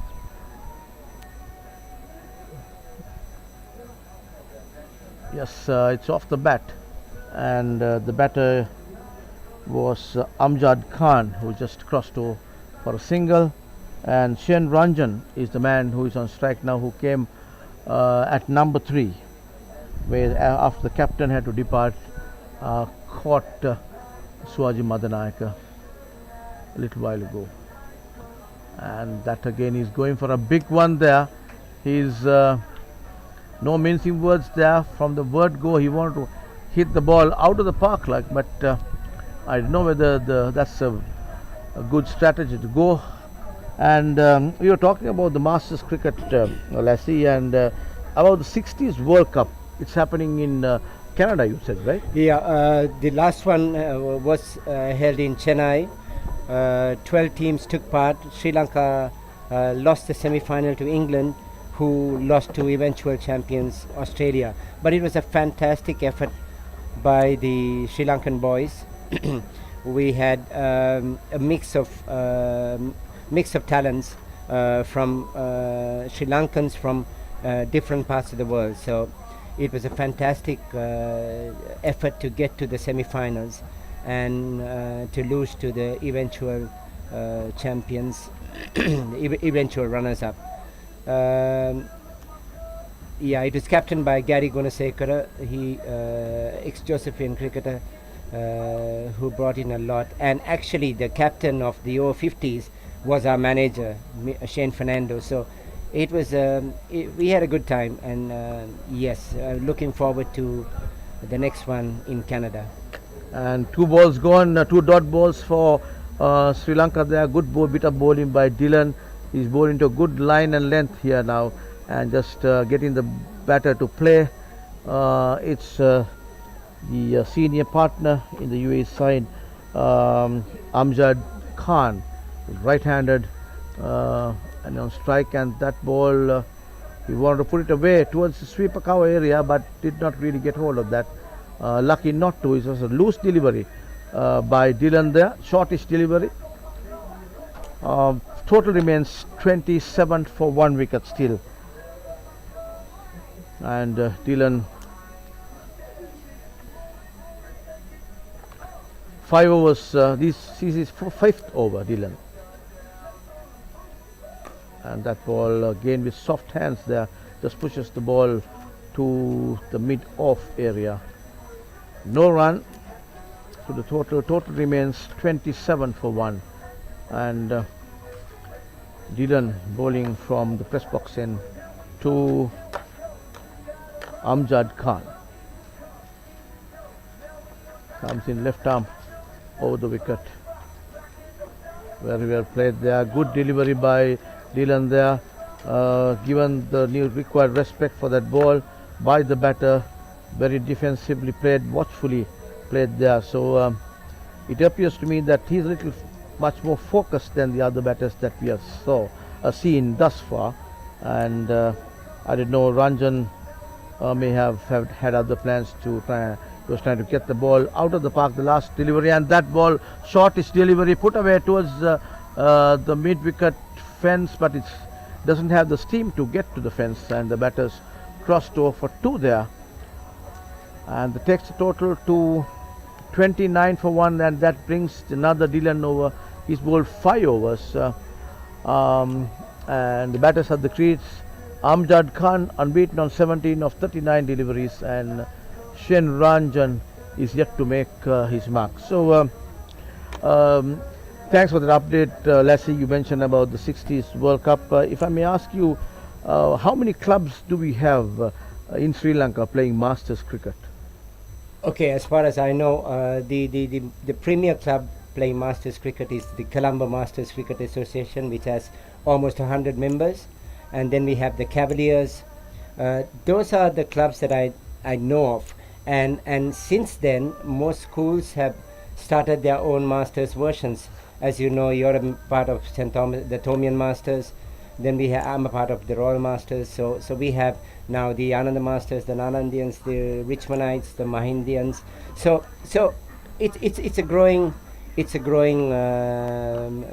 game. So hope and pray it stays that way for years to come, because this is an amazing game which we all loved and played when we were younger, and it still helps us to keep. That's right, and that ball off the back foot, punched off the back foot by Ranjan. That's a better way of playing. Wait for the ball to come to you, and shortish delivery by Madanayaka, punched away towards the deep mid-off there. Single, he is off the mark. He was trying to hit the previous delivery also over the infield, but did not get connect that, and that ball beautifully executed to the extra cover boundary. Yes, 4 runs to off the bat of Amjad Khan. He waited for it, just a little bit of wrist work there on the front foot, sent the ball to the gap. 4 runs, and that brings the total to 34 for 1 wicket. UAE, we are on the 10th over of this UAE innings. Yes, Lassie, you were mentioning about the teams that have just come in and started playing Masters cricket in Sri Lanka. Yes, we have the St. Thomas's Masters, the Royal Masters, the Richmond Masters. I've seen Maristella Masters. If you look at the schools, then there's a team by the Sri Lankan Army. Slowly but surely things are getting into place where Masters cricket is concerned, and as you were mentioning before, it keeps you going as you grow older. Sometimes when you hang your boots up, you don't know, you may not have played another sport, so you don't know what to do. You may not want to play softball cricket. So this is a real good way of keeping fit. And that ball, as we speak, again put away towards the deep there. This guy Amjad Khan is striking the ball well. He's seeing the ball well, Lassie. Yeah, that's all he has to do he has to just keep his head down. There's a lot of singers available if of course, shots like that will bring you 4 runs. And but that as we speak, yes, Ranjan is the man there. He's been waiting for a ball like that. He opens himself and sends it to the boundary just in between deep extra cover and deep mid off. So with that brings to the end of Bandaragama over, and 22 runs, I beg your pardon, is 39 runs for 1 wicket. Amjad Khan is on 22 of 42 deliveries, and Ranjan is on 5 of 6 deliveries. So good going here by the UAE team. It's too early to predict anything, but they're chasing a target of 292, a big total. And we see a change of bowling here. This is he's going to operate from the press box end.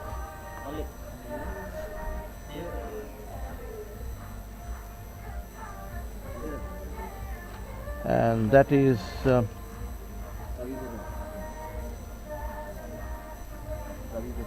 Ravi Pereira. Ravi Pereira is the bowler who is coming first change from the pavilion end. He'll be bowling to the informed batter Amjad Khan, right-handed, comes in right arm over the wicket, passing the umpire. That ball nicely struck there with the full face of the bat, beautifully played, and I like the follow through. Beautiful shot there. 4 runs the total off the bat of Amjad Khan. Total moves to 43 for 1. Beautiful struck, Leslie. Yeah, absolutely. But it's funny how the bat technology has evolved so much. Those days, to hit a stroke like that, your bat would end up on your, if you're a right-hander, on your left shoulder, above your left shoulder. But now they have to just hit the ball, caress it, and then it ends up at the boundary. It just flies. But this is all UAE has to do.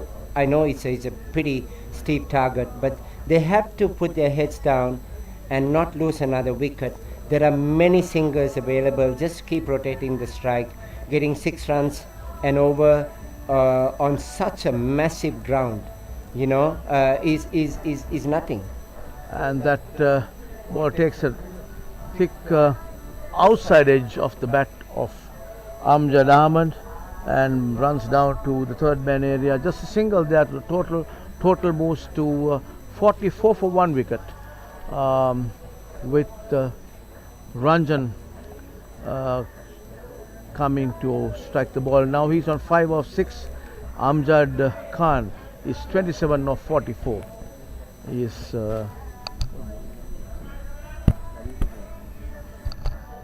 it's Ravi Pereira who is operated now from the scoreboard end.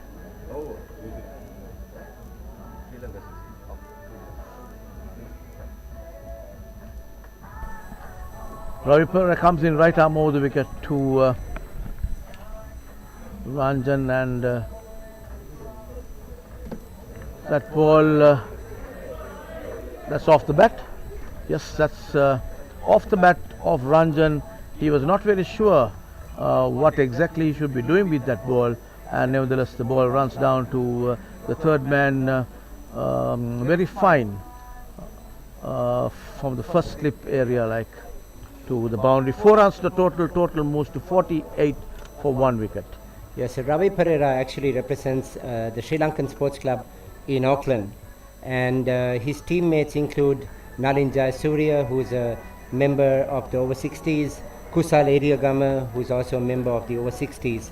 So he's a very, very talented all-rounder. So it's a first over, but I'm sure he's going to pull back his length, and I'm sure he will do much better. Yeah, which is exactly what I said. That is a better ball by Ravi, just angling towards the leg stump, played defensively by Ranjan. Ravi Pereira.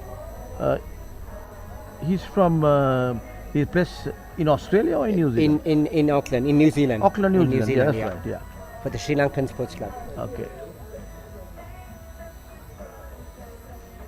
Ravi comes in again from the pavilion end. And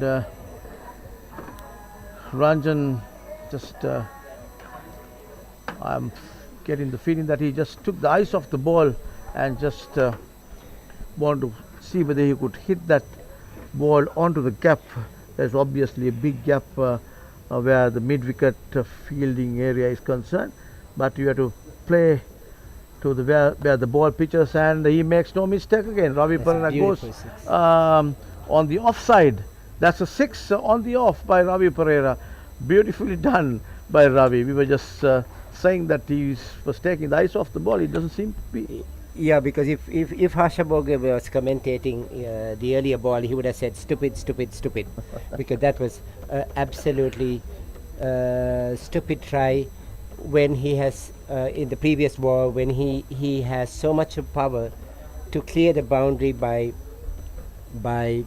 another 5 to 6 yards. That's so right, Lassie. You know, so that they have six to, yeah, is unbelievable. I mean, at 50 years of age, I can't think of hitting a ball like that. I don't know. yeah, neither can I, but there are boys who can do that.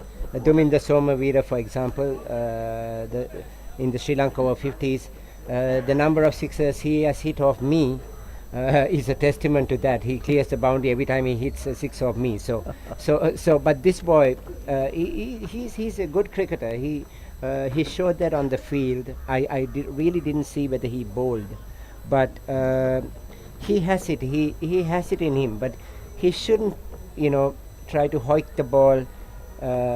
Each time he thinks he receives one, he has to make sure and pick the right one, because like I said, scoring 6 runs and over, 6.5, 7 runs and over, I mean, even if you go at 5 and over, and and you have to get 80 runs in the last 10, you can, because there are so many gaps, and the Sri Lankan boys are also going to tire. That's right. Yeah. Similar to the UAE boys, or to any team that is playing in these hot, humid conditions. So they have to just keep rotating the strike, go at 4.5, 5 and over, don't lose wickets, and then you saw what this batter can do. So that's right. So at the close of 11 overs to where the UAE team batted so far, 54 runs on the board for 1 wicket. UAE chasing this target of 292 to win, total posted by Sri Lanka when they batted. So they have taken a drink break. We'll be back after a short break when the game starts to unfold again.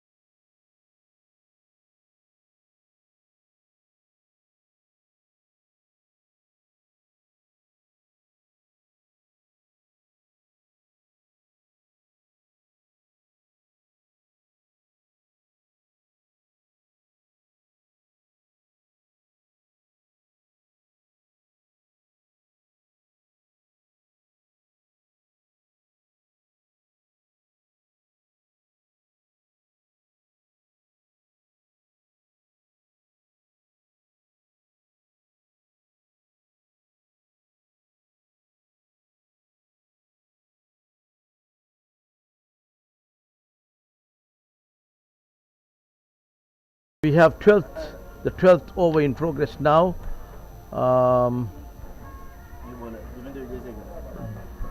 Duminda Vijayasekara has been brought in the attack from the far end there, and Duminda Vijayasekara will be bowling to that ball. Nicely struck there running down towards the deep mid-off area for a single off the bat of Amjad Khan. It brings the hard hitter Shen Ranjan on strike. Again, and yes, so that went right into the hands of the point fieldsman there, number 25. I think it's Somavira, Duminda Somavira, who dropped it. That went right into his hands. Kind of an easy catch there at point.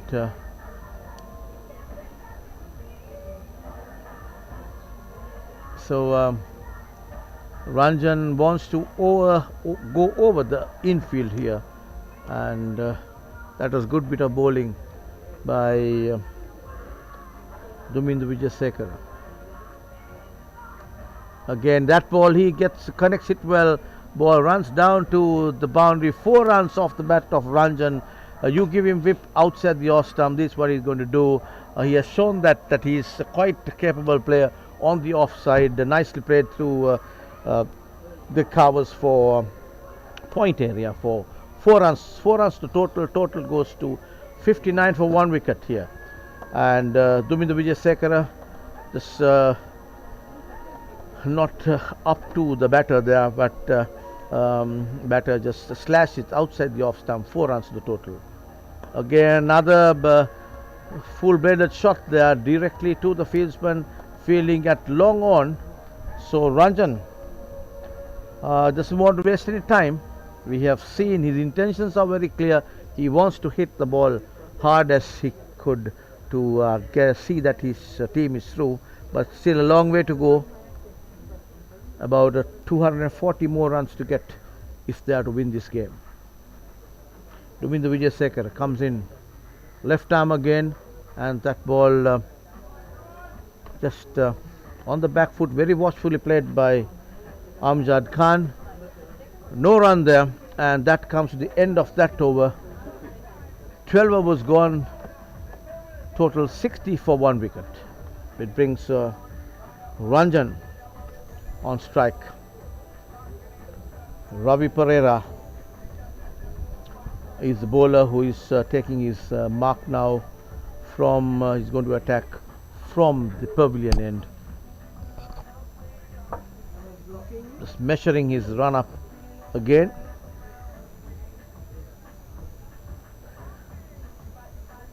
He's been an experienced player for the Sri Lankan Masters.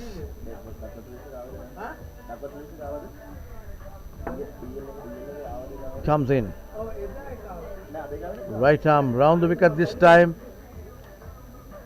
and Ranjan on the back foot. He played it from being in one position. He did not get his foot across the line of the ball to see that the ball went through to the covers, and was not able to get in touch with the ball therefore, and Ravi Pereira comes in from the scoreboard end, and defensively played for a change by Ranjan there. So that's a good ball from Ravi Pereira. As Lasanta Pereira, who was in the comment box with me, was saying that Ravi Pereira would bounce back, that he has been experienced and he has a wealth of cricketing knowledge, and he knows his game very well, and that he'll bounce back.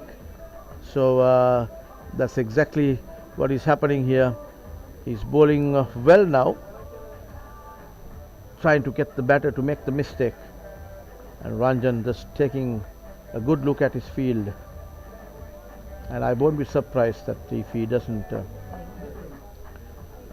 try to go over the infield once again. And there again he's trying to go for a scoop there, just 2 steps up, because he knows that there is yeah, but there is a short fine leg there. There is no deep fine leg. You get the inside edge, or you are able to scoop the ball properly, you are sure to get a boundary. But that's a predetermined shot by this batter Ranjan. So Ranjan is now getting the bowler guessing all the time, I can see. And that ball again nicely put away towards the deep mid wicket area. The fieldsman from deep mid on comes in. That's Indika Diseram, who ran to his right, picked that ball up, and as the ball comes in, the batters crossed over for a single.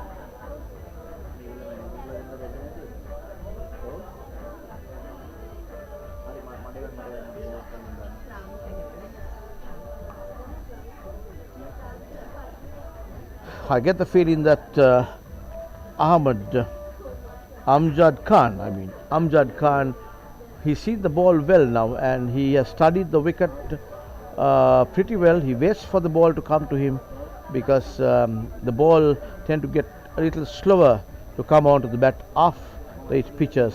So he knows it, and he has studied it and wait for the ball to come onto him. So that was the end of that over of Ravi Pereira. 13 overs gone. UAE 61 for 1 wicket, and which brings Dumindu Vijayasekara operating from the far end. And that ball to Ranjan, just hit it hard and high. Another 6 off the bat of Ranjan, just in between deep mid wicket and deep mid on, just around the cow corner. 6 runs to the total, beautifully executed. He waited for it, and on the front foot launched that ball over mid wicket for a much needed 6 runs for the UAE. Total moved to 67 for 1 beyond the 14th over of this UAE innings. The ball is Dumindu Vijayasekara coming in from the far end.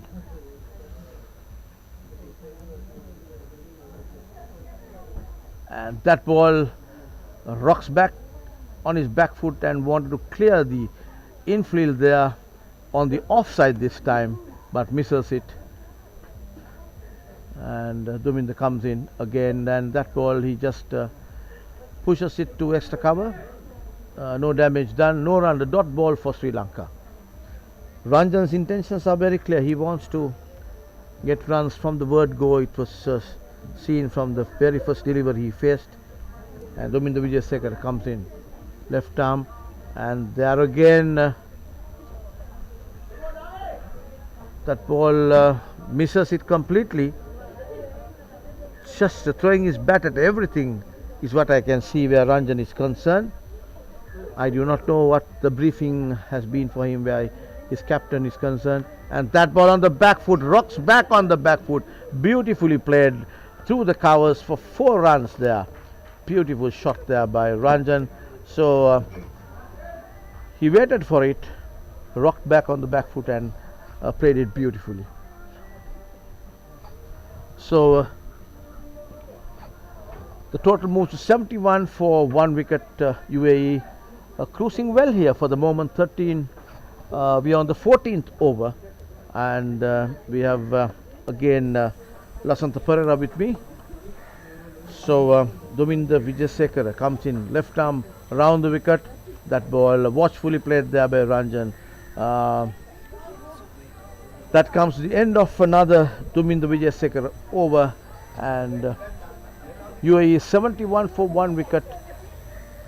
Ranjan, he's moved to 31 of 25 deliveries. Here he was behind Amjad Khan, and now raced forward than him. Amjad Khan is 28 of 47 deliveries, and we have the 15th over in progress. Now it would be Ravi Pereira attacking from the scoreboard or the pavilion end. Let's see, what do you think of the way Ranjan is going? Yeah, like I said, I mean, it's a pretty gettable target if you bat sensibly, because he has all the shots in the world to clear the ropes. So if they keep rotating the strike, get 3 singles or 4 singles each over, and then with a boundary, yeah, maybe. and with a boundary, of course, that would be great. But if they don't lose wickets, and if they don't get that ball rocks back on the back foot. Shortish delivery by Ravi Pereira. no nonsense. Amjad Khan just rocks back on the back foot and executes it beautifully towards the square leg boundary. 4 runs to total. Total moves to 75 for 1. Yeah, so like I said, Nalin, I mean, it's a pretty gettable target. They have to bat sensibly. I think Dominda Somavira dropped a sitter really. He's much better than this, but hasn't had the greatest of games today. But I'm sure we as Sri Lankans we want our team to win, but they have to keep their heads above water and keep playing courageous cricket. That's right. Okay. And that ball played to the cover area. There was a bit of a fumble there, so the batters crossed over for a single, and which brings the hard hitter Ranjan on strike. He's facing Ravi Perera. Total moves to 76 for 1. Yes, Lassie. Yeah, and they put on a partnership of 50 runs, which is pretty creditable for a team that just managed to muster 11 players on the field. And the way Rajan is batting, I think it's going to be a tough ask if they don't quickly get him back to the pavilion. Anyway, it was great chatting to you, Nalin. Hope to see you on the cricket field very soon, and I will give you a call one of these days to get you back. And yeah, another amazing shot. Beautifully played there towards the square leg boundary by Ranjan. This time 4 runs. Ravi Perera is not bowling to the line that is expected to bowl, packed offside field, and he's bowling on the onside, Razi. Yeah, and I seriously don't understand why he is persisting with the right arm round the wicket and keep bowling on middle and leg when there are only 3 fielders around. So anyway, Nadine, thank you. It was great chatting to you, and go well, my friend. And we will catch up with the next games. Thank you. Okay, thanks, Lasanta. Pleasure meeting you, and we'll catch up soon. All the best to you with your Masters games. And that was Lasanta Perera, a former first-class player who played for Saracens SC, SSC, and the Royal College of Colombo.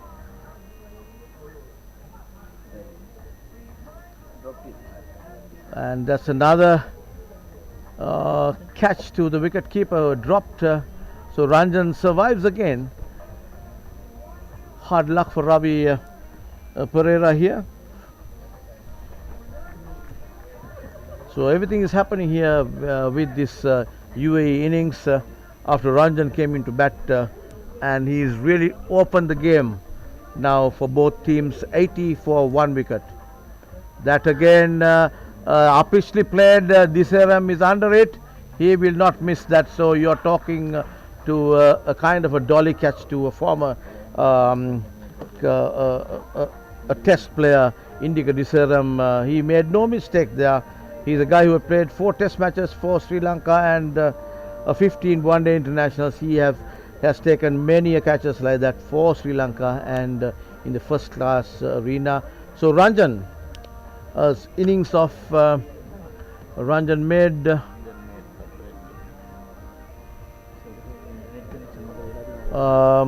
yeah, I think he made 30 odd. I'll give you the exact code because there's a bit of a technical error here, which the score is not shown on our screen. So Ranjan has to depart.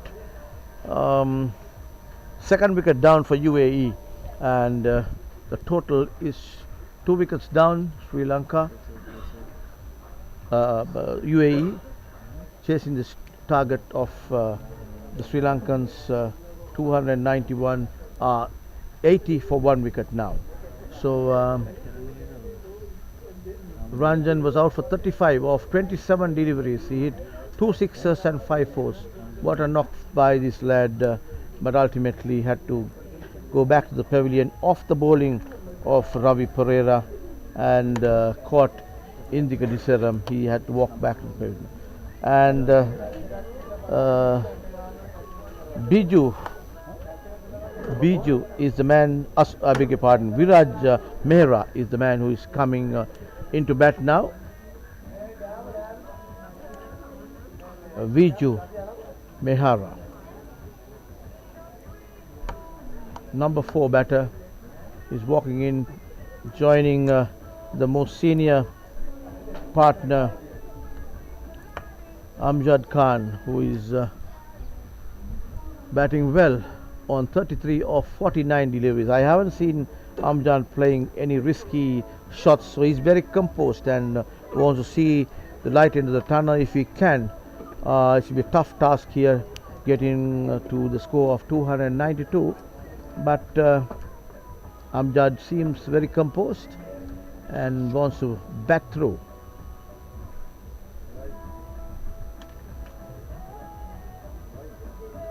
Vijay Mehara facing Ravi Pereira now, coming right arm over the wicket, coming from the pavilion end.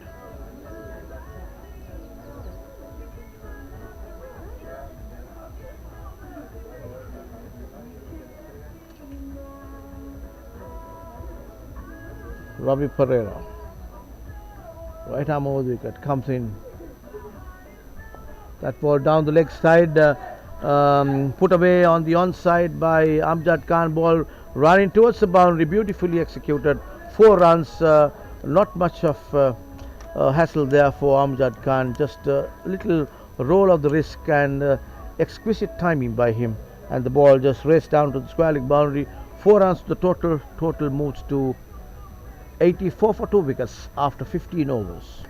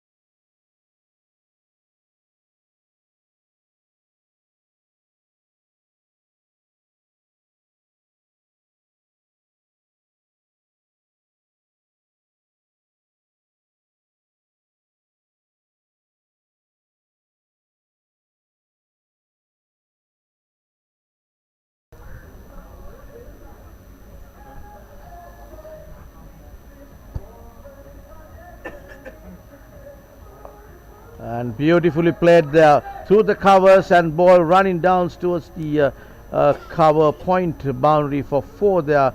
Nicely executed shot there by the batter, and that is Vijay Mehra, off the bat of Vijay. Beautifully played. So a few of them would get the morale of the UAE players back on track again. They have lost 2 wickets now, 92 for 2 wickets, chasing this target of 291, 292 to win. UAE. Ravi Perera comes in, nice shot again on the onside this time, runs the ball down to square leg for a single, brings the informed batter Amjad Khan on strike.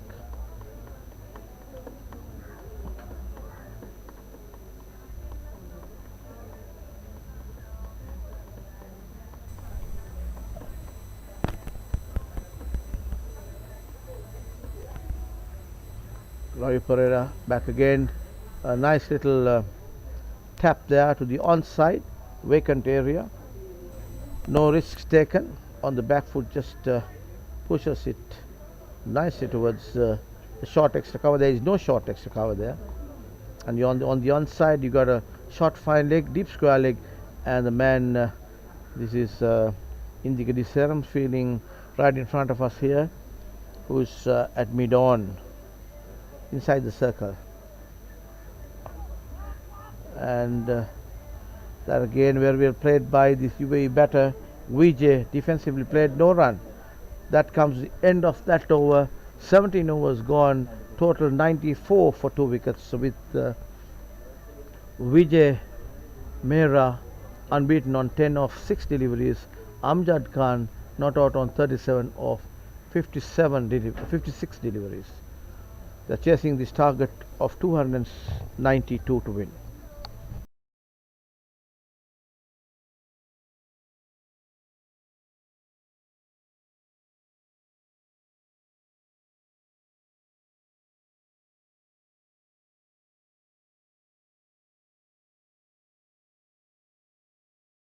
He comes in left arm round the wicket,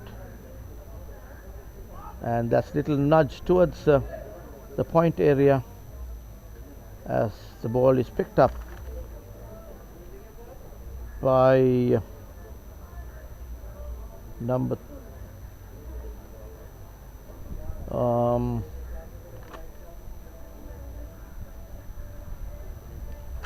by the fieldsman there. It is number 31 Russell Ingram, I think. Very well played there by the batter. No run.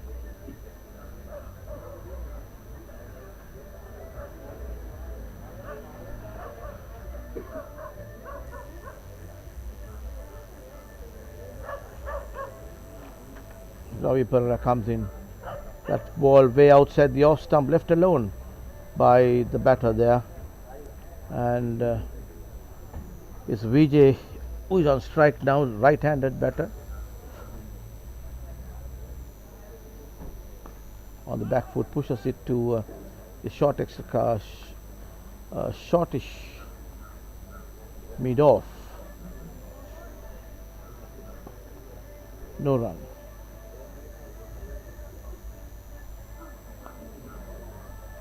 The ball coming left arm round the wicket, getting the ball to come into the right hand batter that time. Played defensively, very watchfully by this batter Vijay. These two batters wants to put a good foundation for UAE to take it from there, and that beats him just outside the off stump to end the over. 18 overs gone, UAE 95 for 2 wickets, chasing this target of 291.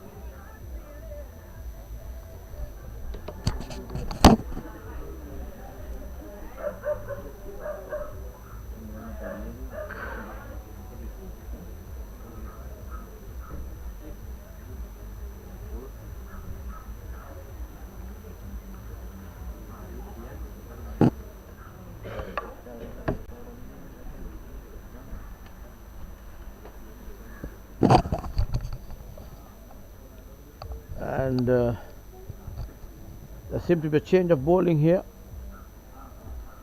One was attacking from the pavilion end was Ravi Pereira, so he's been changed, and I think it's number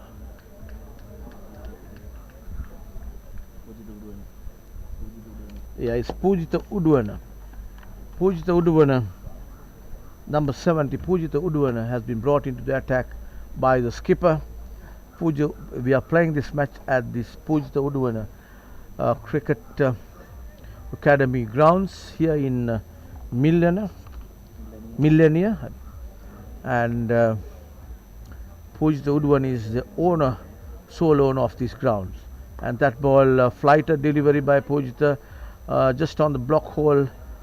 Good bit of bowling. I mean, good ball to start with. Got the batter to play, and as I was saying, Pujita knows his wicket inside out because he's a cricket lover. He's trying to get this venue up to international standards here. He was telling me a little while ago. And Pujita comes in left arm round the wicket again. That ball, widest delivery round the just wide outside the leg stump. So Pujita wiped the ball using the towel that he has. Comes in left arm round the wicket to Vijay.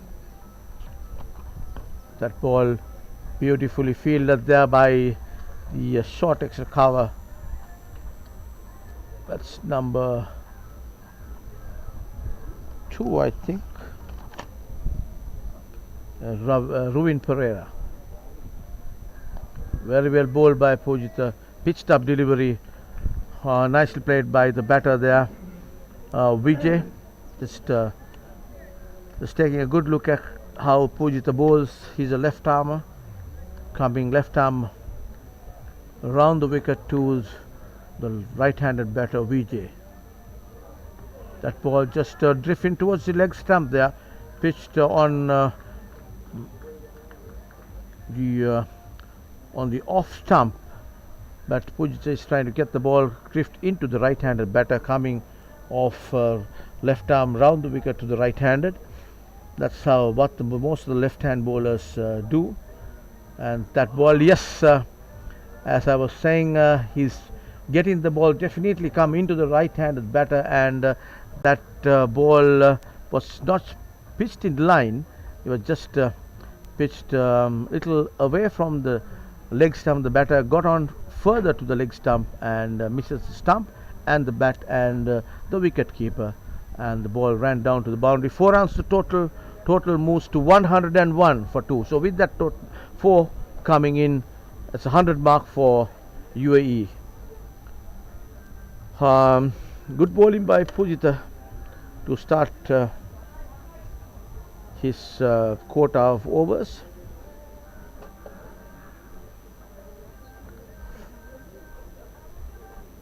Pujita left arm round the wicket. Very well bowled by him. That's a good over by Pujita Udwana. We are playing this match at his venue. He is the sole owner of this particular venue, now playing for the Sri Lankan Masters Over-50 in this IMC Over-50s World Cup, which is played in Colombo, Sri Lanka, and in this Pujita Udwana Sports Academy ground in Millenia.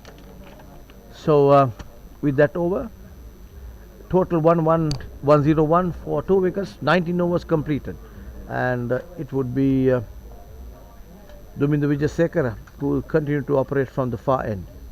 He'll be bowling to the informed batter Amjad Khan, right-handed. He's bowling to a 5 fieldsman on the offside with 1 on the deep there, deep extra cover, and with a little soft hands there, nicely played by Amjad Khan. The bowler picks it up himself. No damage done, no run to the scoreboard, 101 for 2. And that ball again with a soft hands there, and the fielder who comes in from mid-wicket area, Shen Fernando, the skipper, picks it up and tries to toss down the wicket on the non-striker end, but the batters have crossed over for that single. Vijay is the batter facing Ravi Perera. A foolish, more pitched up delivery by Ravi Perera. That was a good length ball.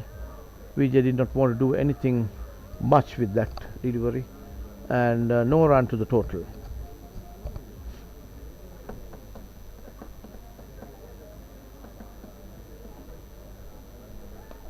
And again rocks back on the back foot there by Vijay and pushes it to long on.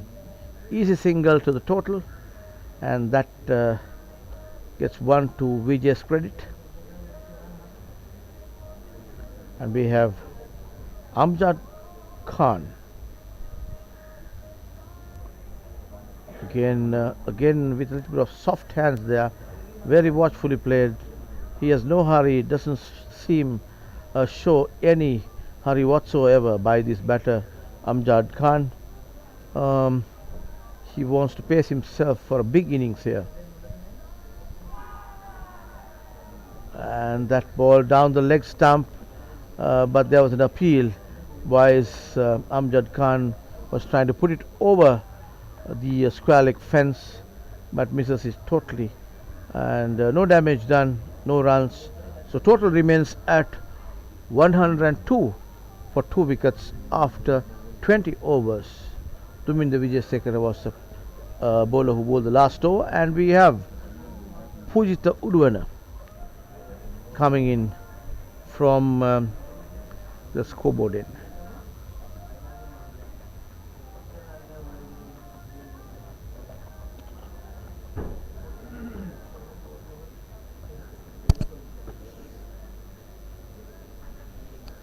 Pujitha comes in from the pavilion end there. Oh, very well bowled there, and he got the ball come drift in towards the right hand batter, and there was a loud appeal but turned down by the umpire Suresh Buho.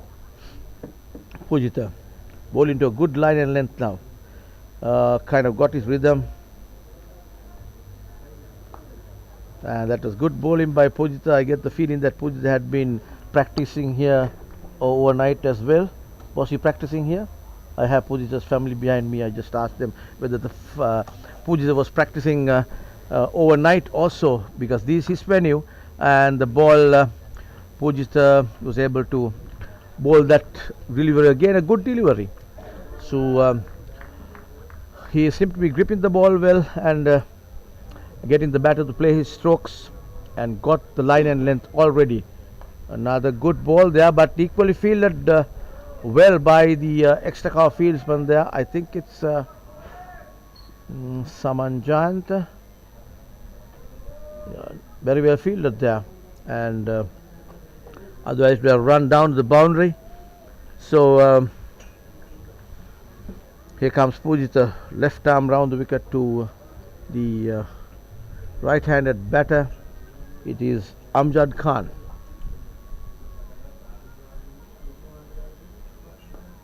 Again with soft hands there, played just in front of his front foot defensively. Very well played and well bowled as well. 102 for 2 wickets still, and he gets the wicket. Pujitha, I was telling you, it was fantastic bowling by Pujitha Uduvana here, and the batter, and he was able to get the batter out.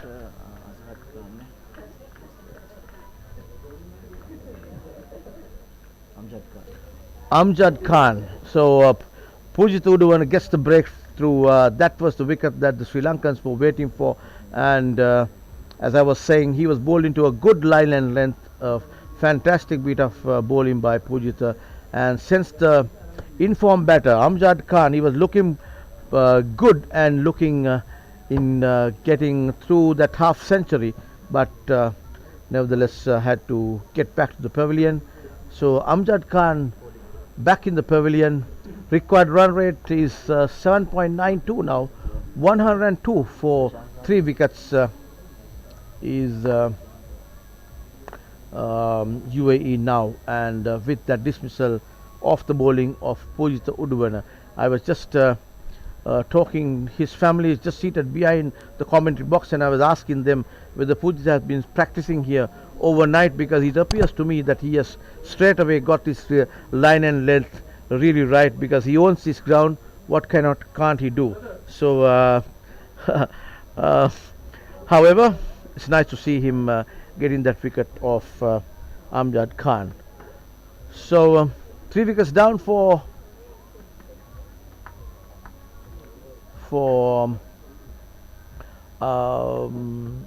UAE, chasing down this target of 292 to win.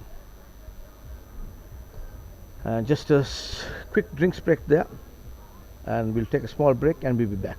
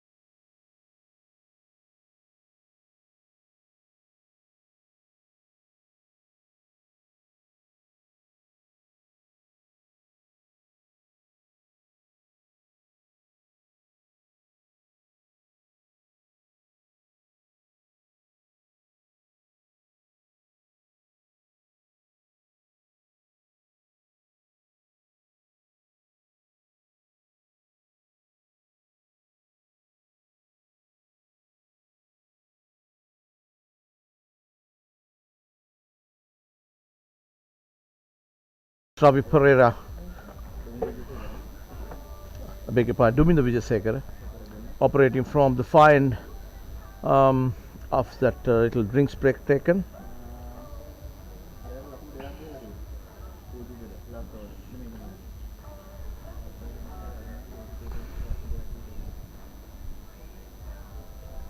Oh, and clean bowled, misses that, and after missing the shot, he was going again, playing the shot to get to his ram in his mind, how to play the shot next time when he comes on to bat. He has to walk back to the pavilion, and this Vijay was out, right? Vijay Mira is out for 10 runs off 22 deliveries. So 4 wickets down here for UAE, total 102 for 4, and Vijay Mira has to walk back to the pavilion for 10 runs, and UAE a little bit on the back seat there, and the new batter is Azad, number 28, Azad Rizvi, a tall lad coming in to bat in place of Vijay, who was just out clean bowl off the bowling of Duminda Vijayasekara.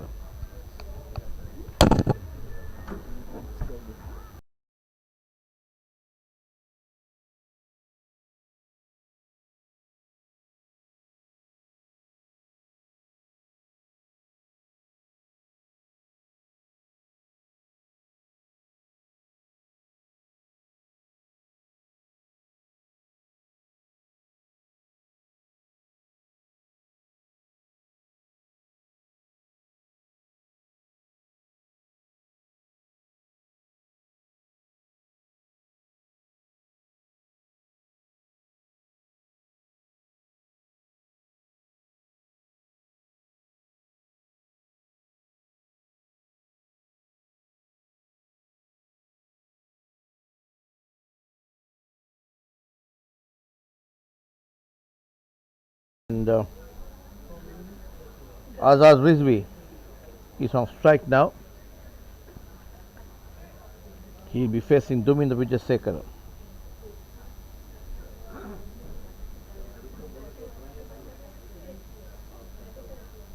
Duminder Vijayasekara, and that ball allowed appeal by Duminder and the wicket keeper.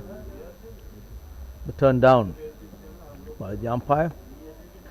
So bowler's tail is up now. He knows he's bowling to a good rhythm, good line and length to get that to see the back of Vijay. The previous before 2 balls from this, where he got the wicket of Vijay. Doing the bowling well.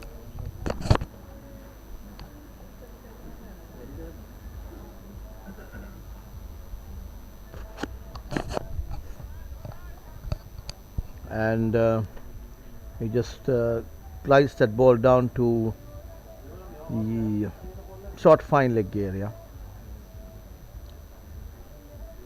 No run to the total. Total remains at 102 for 4 wickets. Dominder comes in. Oh, and that again got a thick inside edge, but yes, it has hit the bat. Ball just ran behind the wicket keeper, and the batters crossed over for a single. Total moves to 103 for 4 wickets, and with the end of that over, chasing this target of 292 to win, UAE are now 203 for the loss of 4 wickets. We are on the 23rd over now.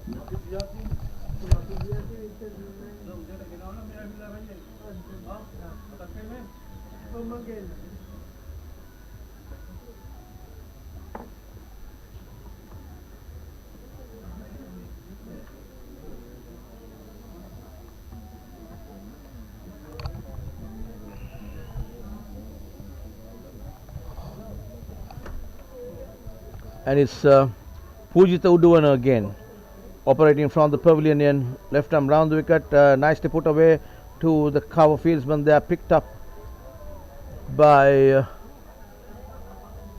I think number 23.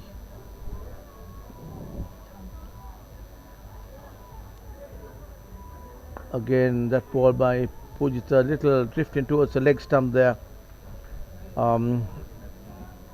No run.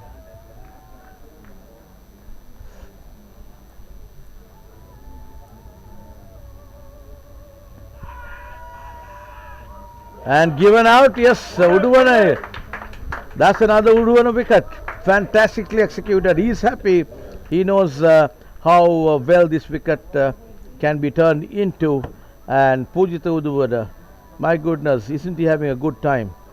He is taken that wicket. LBW, the batter was Asad Rizvi, number 28 on his jersey. He has to walk back to the pavilion. 103 for 5 wickets UAE. All of a sudden wickets have started to crumble, and it is Pujita who did the damage, where Azad Amjad Khan was concerned. He was the man on form, and from there onwards 2 wickets are down right now. So number 17 is his Hari Krishna, the opening bowler for UAE, is going into bat now, as Pujita Uduvana sees the back of this gentleman Asad Rizvi. Back in the pavilion, LBW plumb in front of the wicket.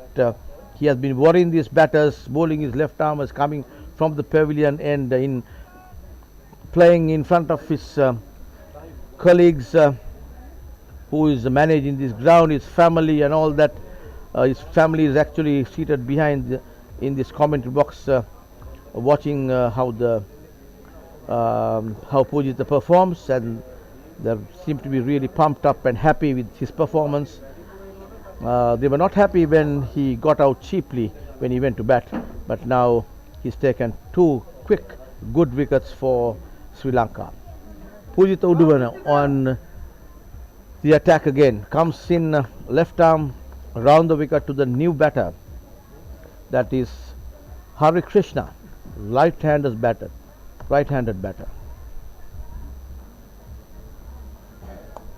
Again, very well bowled, good line and length by Pujita, and obviously his tail is up now.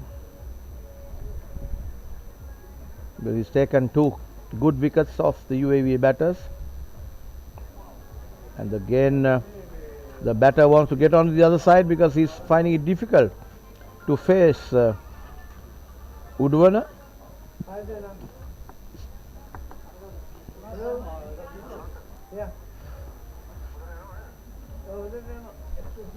Comes in left arm round the wicket. Again, very well bowled by Pujita. Was it a maiden over? Yes, it's a maiden over of Pujita Udwana. Very well bowled by Pujita. I think to a maiden, his bowled. How many overs has Pujita bowled? 3 overs, 2 maidens. Oh, what lovely figures! 2 overs, 2 maidens, 2 runs for 2 wickets. Pujita Udwana. He is looking at creating some history here at these grounds. His own venue, his own of this venue, Pujita Udwana Sports Academy ground. And Duminda Vijayasekara will continue operating from the far end.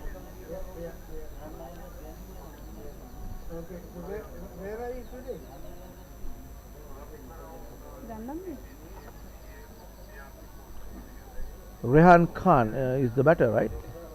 Yes, Rehan Khan. Okay, man.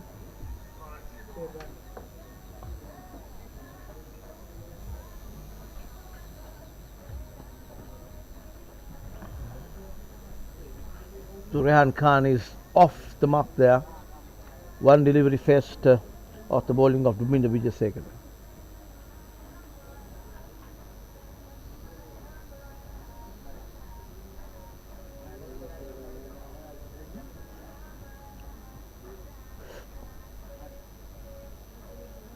Vijayasekara comes in,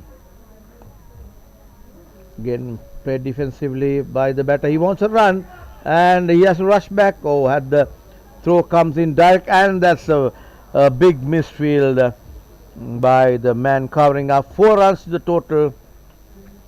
That was Hari Krishna who played that ball, ran that ball towards the mid-off area, wanted a single, but he was sent back by the non-striker. It was Ruvin Piris who picked up that ball and threw to the strikers end, but unfortunately it was a hard throw, did not come to the gloves of the wicket-keeper, and there was a man covering up. He also misfielded and the ball ran down to the boundary. 4 runs total, much needed boundary for UAE, 108 for 5.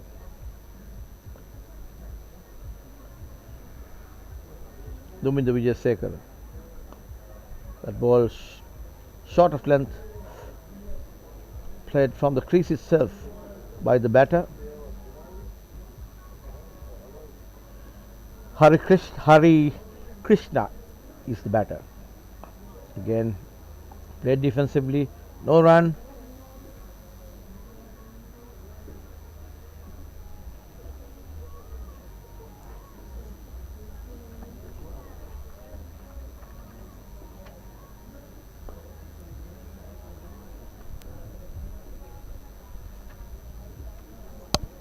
Another dot ball there for Sri Lanka. Total remains at 108 for 5.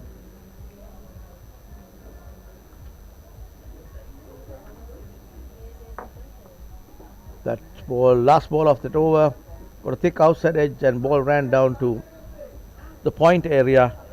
No damage done, no runs to the total. Total remains at 108 for 5 at 24 overs. 24 overs completed, needed 184 if UAE UAE are to win this game. And the informed bowler Pujitha Uduvana is operating from the pavilion in. Why not? He's taken 2 wickets for 2 runs, bowled 2 maidens. Excellent figures by Pujitha. He must be really happy with what he has been able to do, and so are his teammates.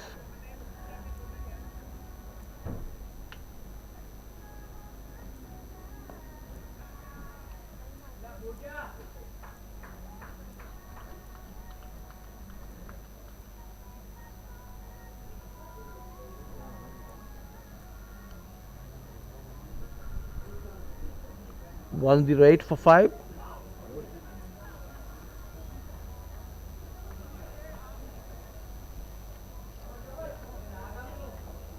More overthrows here. I think that was Duminda Somavira who saved that ball to the non-striker's end, and ball ran down to deep mid-off. And again, nicely executed there. That ball drifted down the leg stump. Pujitha was not in control of that ball. May have just slipped off his wrist, and that was a loose ball. We haven't seen that many loose balls from Pujitha. This is the first one we saw, and this is the first boundary that the UAE batters get off Pujitha Uduvana. That's a loose delivery, pitched on the onside, and as Pujitha is bowling into the right-handed batters coming from left arm round the wicket, it was very much easier for the batter to execute that shot towards the square leg area for 4. That brings the total to 114 for 5. Again, played defensively. No run.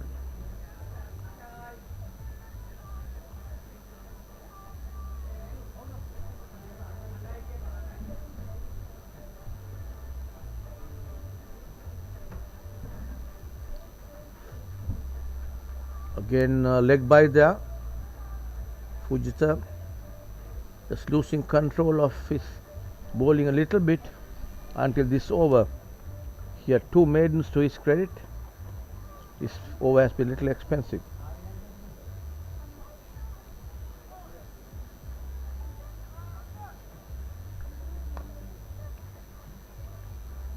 And that brings to the end of another Pujitha Uduvana over. Total 115 for 5 wickets, end of 25 overs, and that over went for 7 runs. Pujitha had bowled 4 overs, 2 maidens, 8 runs for 2 wickets.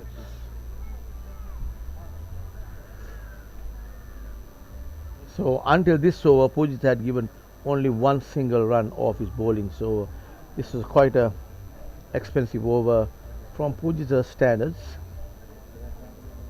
but he should be looking in terms of sending him in some good deliveries the next over.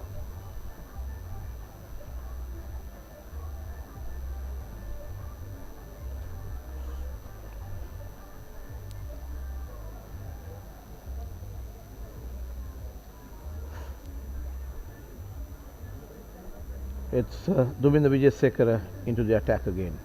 From the fine, a pitched up delivery, played watchfully and defensively by the batter, and the batter is Rehan Khan, who bowled pretty well this morning. His leg spinners, and he's now played very watchfully here. Rehan Khan has a half century to his credit of 39 deliveries, where he went on to score 52 against Namibia the first game. And that ball, Rehan wants to go and play towards the mid-wicket square leg area, misses it completely. There was an appeal, but I guess the ball was drifting down the leg stump. Umpire says no. That ball he connects it well, and it goes rolling down towards the deep mid wicket. The batter scores so for another single. 2 runs to the total off the bat of Rehan Khan. 117 for 5. Rehan moves to 9 runs off 10 deliveries. Rehan is a good all-rounder. He had a good time in the field today, fielded well,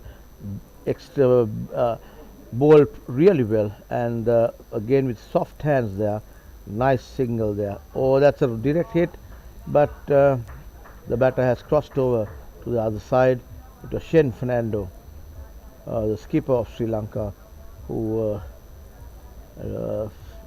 got that direct hit to the non-striker side, trying to get Rehan out. Total 118 for 5 UAE.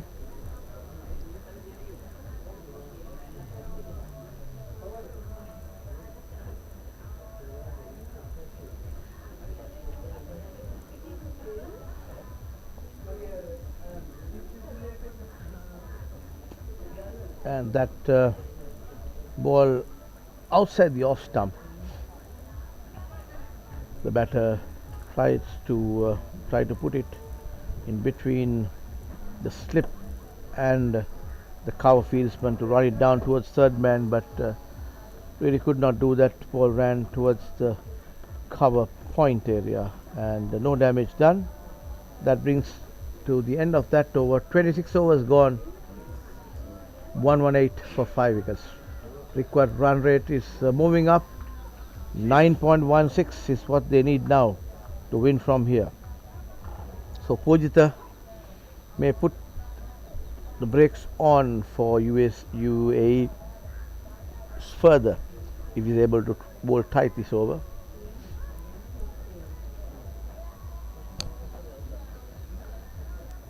Pujitha comes in left arm round the wicket, and that ball hit uppishly. There is a fieldsman getting under it. Yes, yeah, no, he drops it.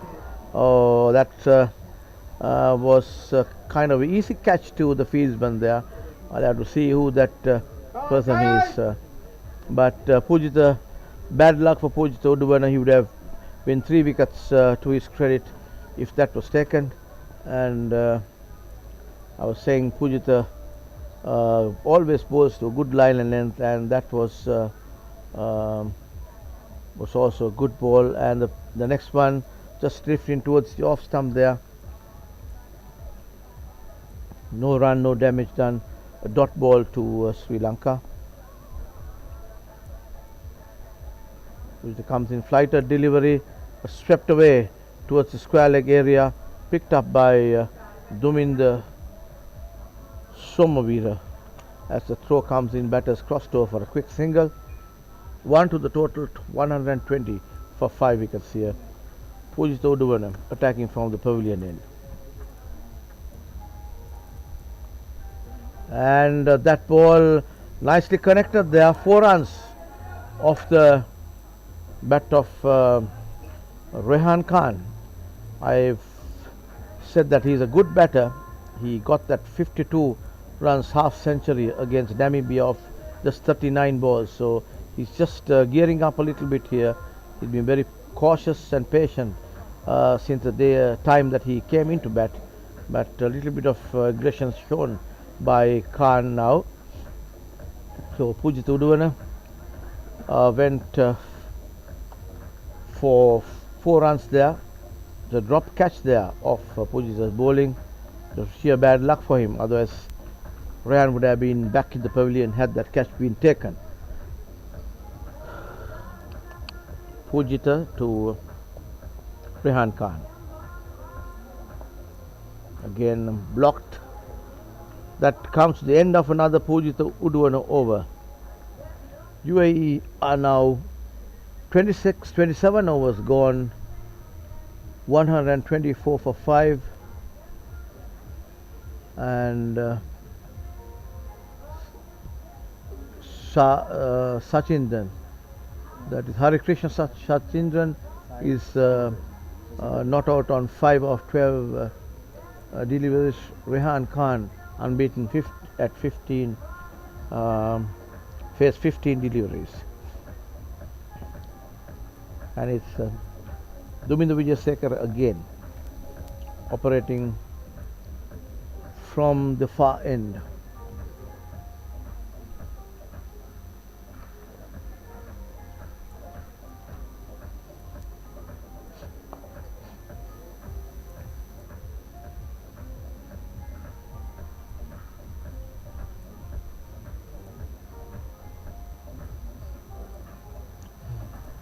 Duminda comes in. That ball by Krishna, just waited for the ball to come to him and just played the shot in between. They executed the shot not from the back foot nor from the front foot, but just in between the 2 feet is what I saw. And little uppishly though, ball ran down to deep mid off for a single. Rehan playing with soft hands there.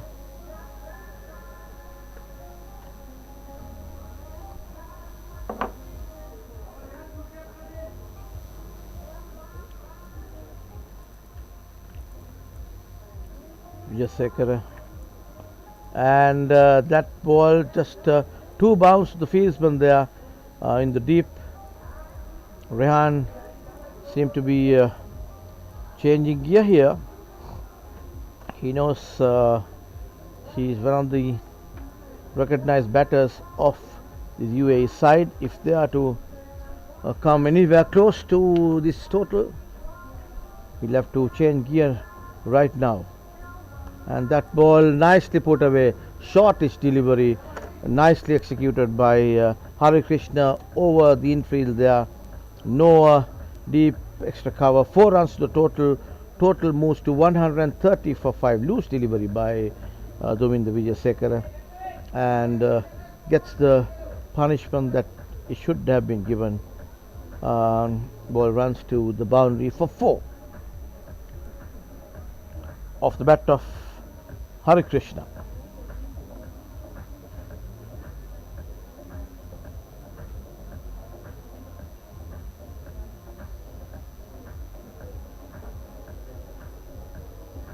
Duminda Wijasekara now operating from the far and comes in left arm, and that ball nicely played by Krishna. Just roll of the wrist towards the mid wicket, deep mid wicket comes in, picks it up. As the throw comes, the batters crossed over for a single. That comes the end of that over, number 28 by Duminda Wijasekara. He went for 8 runs, 7 runs in that over, and Hari Krishna is unbeaten on 11 of 16. Rehan Khan unbeaten on 16 of 17 deliveries, and which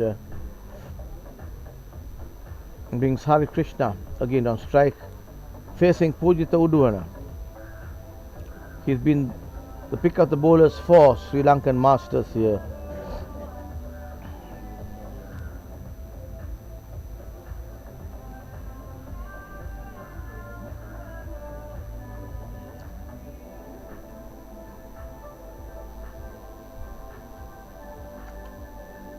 Pujitha coming in to bowl to Krishna.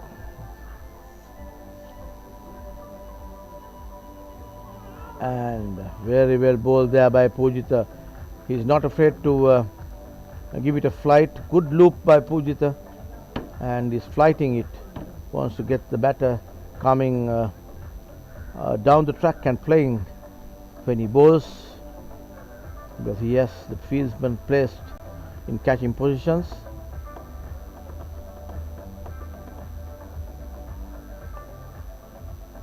And it is a good ball by Pujitha, and fielded well, equally well by that's Ruin Piris.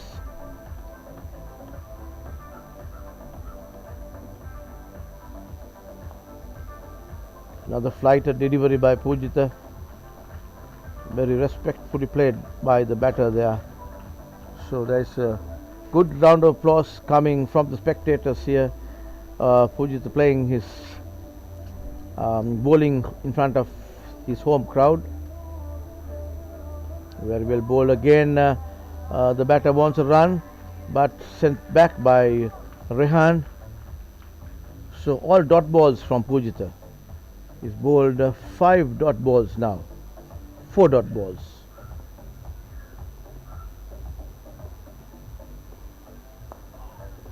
Again a very good delivery by Pujita. Just 1 to go and no runs given in this over.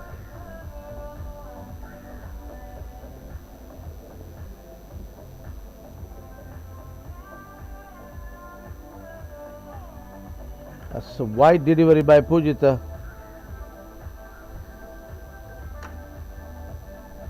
One to the total, 132 for 5 UAE.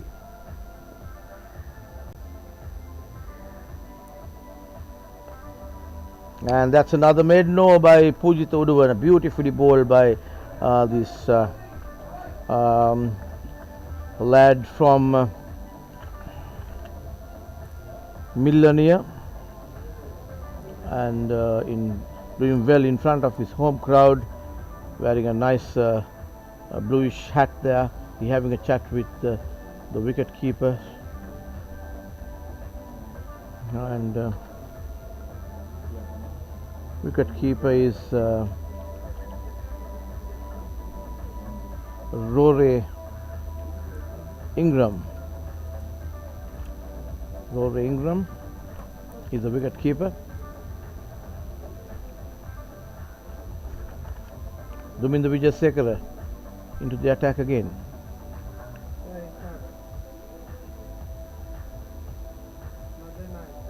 I beg your pardon, it's Madanayak, and that ball Suaji Madanayak is the bowler. Delivery put away between third man and point. 4 runs off the bat of Rehan Khan. Rehan Khan, I think, is a recognized batter. He got 52 of 39 balls against Namibia, and the customary ball 3 moves to for 6. Madanayaka comes in, left arm, 36 for 5, I mean. Again, nicely put away towards the deep mid wicket. Batter wants 2, yes, they'll get 2 as the throw comes in.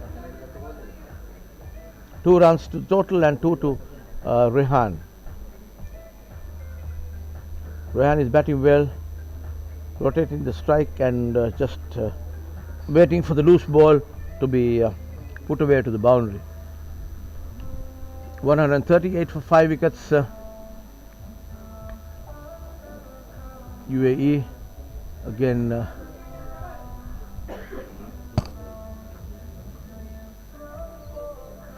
Ball dropped a little short, but Rehan goes on the front foot and plays it, because the ball tend to come a little low, and that ball nicely put away by Rehan.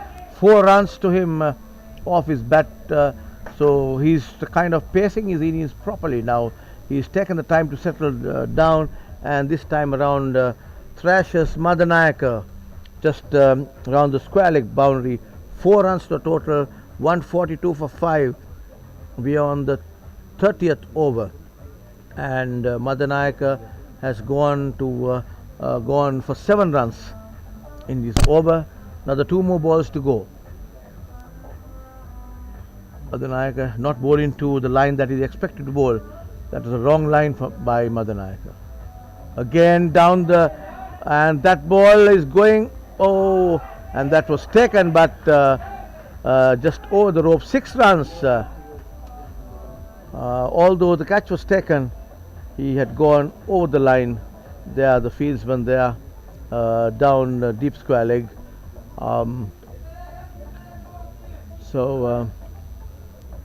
Unlike international cricket, where Sri Lankan players and international players are concerned, you really have the idea of where exactly the boundary line is, and there is a appeal there.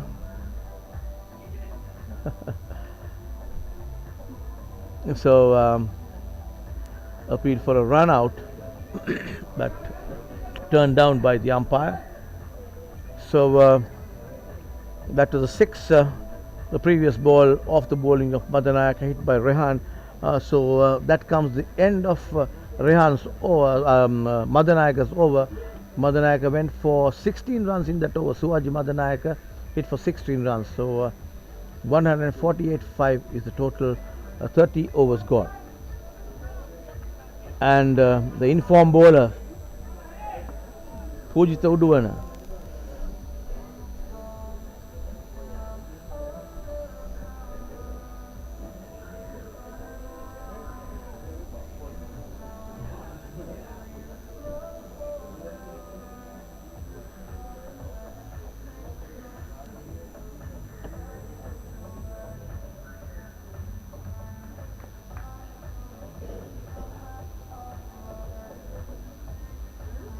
Pujitha Uduwana comes in, left arm round the wicket, and defensively played. Sri Lankans are paying the price for dropping Rehan Khan's catch, and that ball nicely played by Rehan Khan into the gap straight away. There's no fielder there in between deep mid-off and deep extra cover. Into the gap he goes. 4 runs to the total.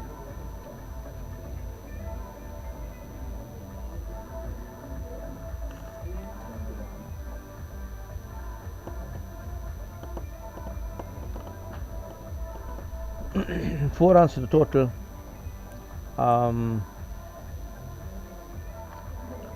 Pujitha Uduwana been bowling well to a good line and length. That was little over-pitch delivery by Pujitha, the batter Rehan.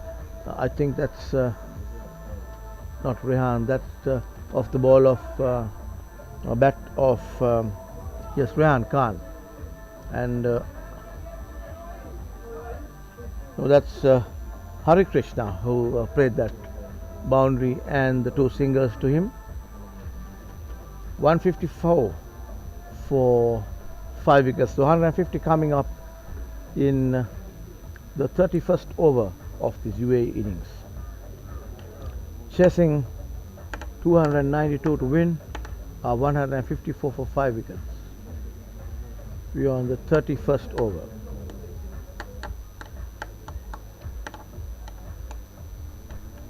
Pujitha Uduwana, left arm round the wicket, comes in.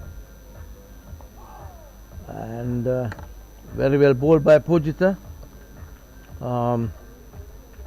Batter blocks it, and every time Pujitha bowls a good one, his home crowd is cheering him.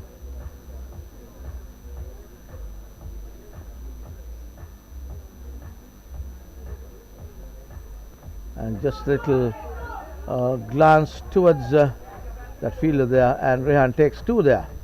Beautiful, good bit of running between the wickets by that fielder. That's Harish Krishna, who is the batter, who just tickled the ball towards fine leg and ran for 2 runs.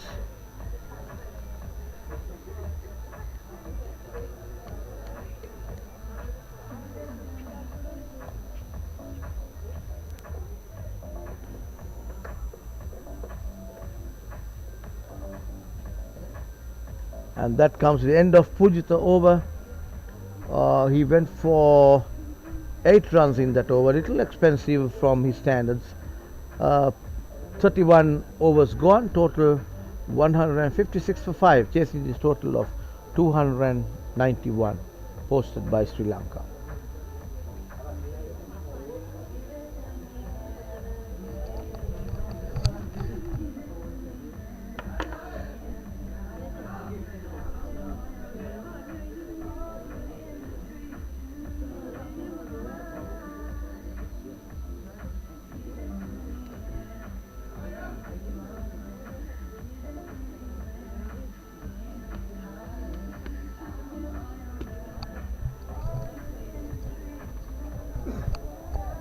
Rehan is the striker now, and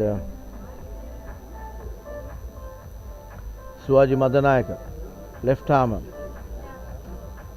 White ball there by Suwaji.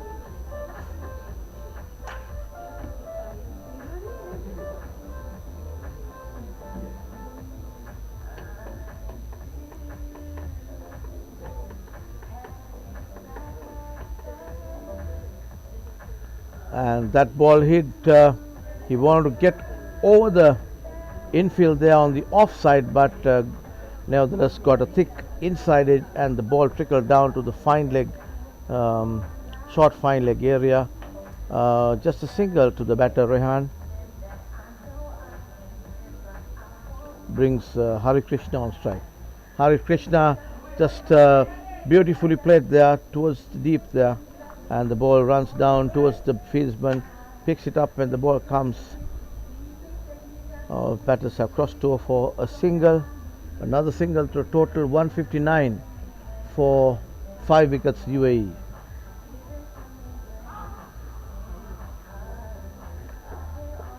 Rehan wanted to go for a big one there, but decided against it at the last minute and blocked the balls. No runs.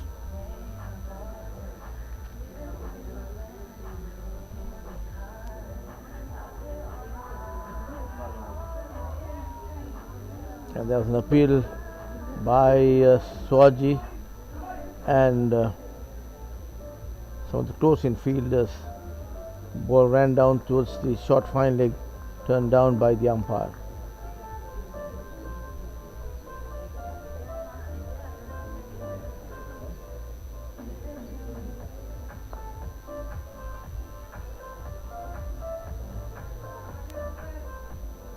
That's an O-pitch delivery by Swaji Madanayaka. That's O-pitched on the outside the leg stump of Rehan Khan. Rehan Khan is now on 34 and Krishna is on 20 of 29. And again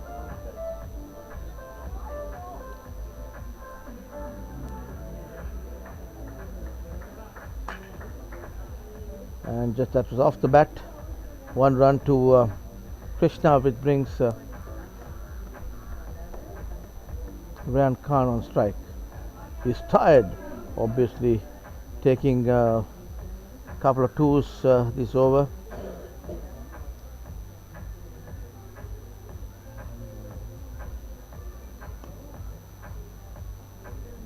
And that ball played well by Rehan. No run, and total 162 for 5 wickets, and we are on the 33rd over. 32 overs gone, just on the 33rd over, before just 1 over before drinks now. All the support staff have come onto the boundary line to take the refreshments onto the field, and there's refreshments taken already by a person to the two batters. They're trying to consolidate their innings. If one of these two batters go, it's going to be a tough task for UAE. Yes, and 32 overs gone. It's the drinks break now. Total 100 and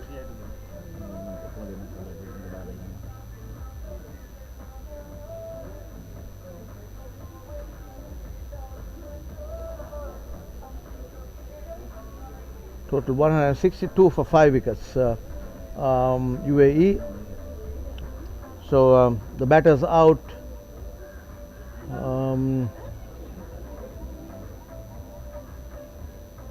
Is Amjad Khan for 40, Zaid Rafullah, who is the skipper, Sen Ranjan, skipper was out for 7, Ranjan for 35, Vijay Mehra for 10, Rehan Khan is not out on 34, Ashar Rizvi out for 1, Hare Krishna is unbeaten on 20. Total 162 for 5 wickets, stays in this total of 292 to win. And we go for break.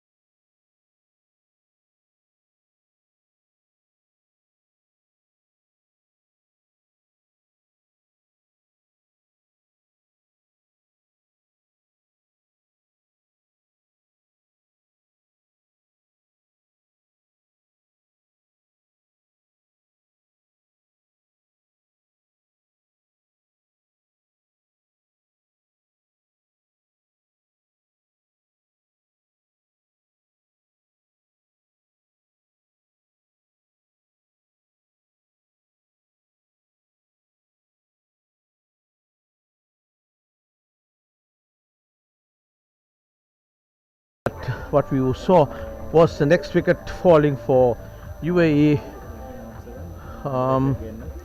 That was off the bowling of Pujitha Uduvana.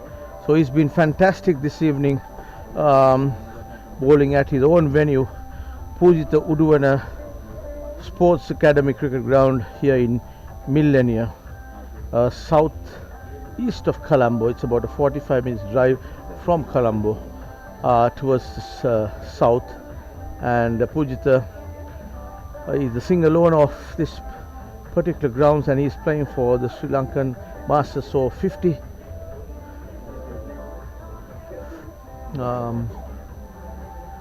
So that was caught in the deep by Indika Disiram. So it has to be, a good catch by Indika. He has taken 2 catches now, so he's been an experienced player, played test cricket for Sri Lanka, 4 test matches and 15 one-day internationals. And there again another appeal. So Pujitha on a roll here, and he takes another one. 4 wickets to Pujitha Uduvana, and he's on a different level of bowling here, enjoying his own conditions, and fantastic to bowl here. So that was the wicket of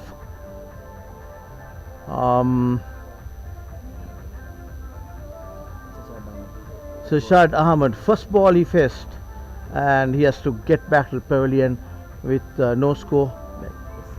Not out is Hari Krishna, but Pujitha and Sri Lankans should be happy that they were able to get rid of the informed batter and who has been playing well during this season, Rehan Khan, in the previous over. And Biju Kumar. Biju Kumar is the man on strike now, and it will be a hat-trick ball for Pujitha Uduvana. Let's see whether he would break a record here. And his family is seated behind me, fully pumped up to see the hat-trick ball being bowled. And everybody is full focused. They are not looking at the match; they are looking at each other. I can see. Anyway, they want to see Pujitha doing well here. And so the new batter is Biju Kumar. So let's see whether he could defend Pujitha Uduvana, creating history in this ground at Pujitha Uduvana Sports Academy Cricket Grounds. Pujitha comes in now, left arm round the wicket for the hat-trick ball. Here he comes, passing the umpire, bowls, and missed out on the hat-trick because the batter strikes the ball towards a deep extra cover for a single. So fantastic bit of bowling here by Pujitha Uduvana. He's bowled 4 deliveries, now 2 to go, just 2 runs in that over. He's taken 4 of the 7 wickets that have fallen where the UAE batters are concerned. Just sends the ball towards the mid-wicket area for a single. 1 run to the total, 165 for 7.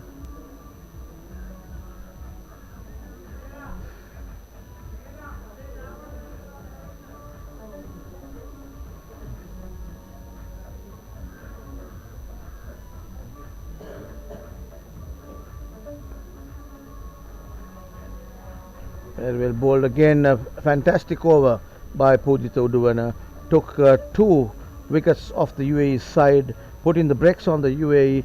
They were looking to go for runs, and Uduvana, with that 2 wickets in quick succession, have really put the brakes on the UAE side, and they are now 165 for 7 wickets. Just 3 wickets more to get where Sri Lankans are concerned to win this game. But you never know. This cricket, you're talking of so much of uncertainties with the game. So until the last ball is bowled, you can never predict in the game of cricket. So the bowler is Shivaji Madanayaka. Left arm round the wicket. A good breeze going across the ground here. It's good for the fieldsman, umpire, and the batter. Shivaji comes in, and that ball drifting down the leg stump. Wild signal by the umpire, 1 to the total, 166 for 7.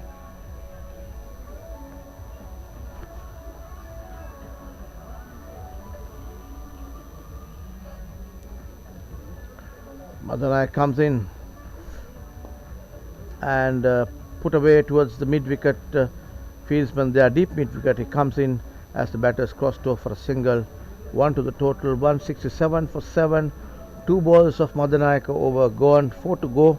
We are on the 34th over of the UAE innings.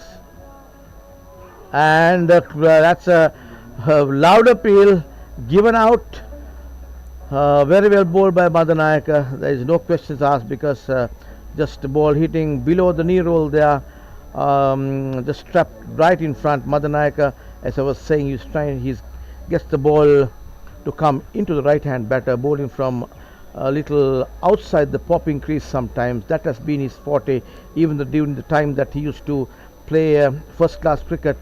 I have had the opportunity and privilege of playing against him, and we have and faced him also, and we know how crafty he is when it comes to executing his deliveries. And another crafty one by Shivaji Madanayaka, got to see the back of this batter, and I cannot see his number. The new batter coming into bat is Sahabuddin Ahmed, number 9, coming in place of that wicket that was taken by Shivaji Madanayaka. Said Shahabuddin is the guy who got out LBW, plumb in front of the wicket of the bowling of Shivaji Madanayaka,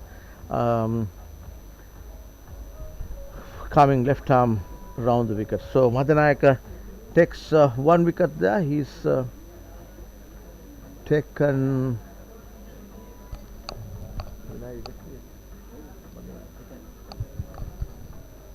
Madanayaka has taken 1 wicket and takes 1 to his great tally of wickets in the Masters game in world cricket.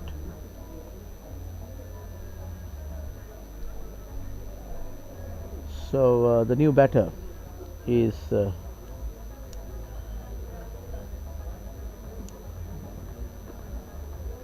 number 9, Sahabuddin Ahmed. That ball wide outside the off stump by Madanayaka. Contrary to the the previous delivery, he bowled 4 wide and 4 runs to 5 runs to the total, 5 wides.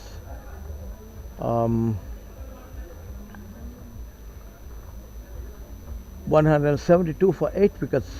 We are on the 34th over of this UAE innings. Madanayaka comes in and beautifully taken there by Dindika Diseram. It has to be a player like that to hold on to a catch like that. One-handed catch taken off the right hand,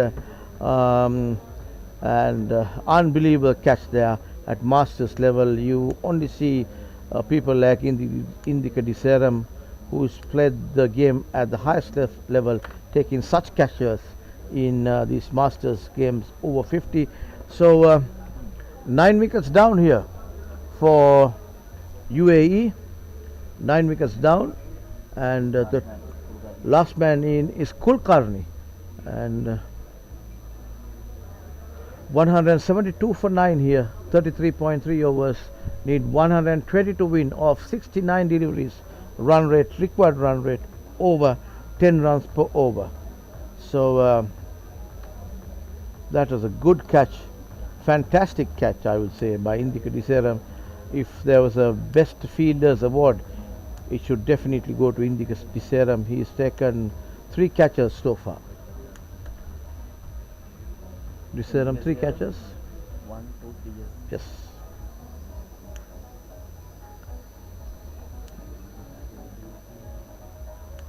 Kulkarni is the last man, number 82, going into bat. B.K. Kulkarni. Sri Lankan fielders are happy because they know they can put the curtains down pretty soon, unless Kulkarni and Krishna puts up a good partnership and get over 10 runs per over, which is very unlikely, but you never know. This is the game of cricket we are talking about. Lots and lots of uncertainties. So the pick of the bowlers here, Pujitha Uduvana, bowling like no tomorrow, a fantastically bowled, 4 wickets taken, and he was a hat-trick ball also on the previous over, but unfortunately for him the batter was able to get over that, struck the ball towards the deep extra cover area for a single, so could not get to that history books of this particular ground, his own ground. It would be nice to have his name taking a hat-trick in this venue, which he has put his heart and soul to get this ground up to this level. Swaji Madanayaka once again comes into Kulkarni, left arm round the wicket, and again a wide delivery signaled Madanayaka. As I was saying, he is using the popping crease, just want to get the ball pitched outside the off, little outside the off stump, and left armer to get the ball to come into the right-handed batter, and thereby going down the leg side again, and the ball runs down to the boundary that time. Again, 4 wide signal, 4 wides of the bowling of Madanayaka. So bowling drifted down the leg stump there. Adds 4 to the total, 178 for 9 wickets.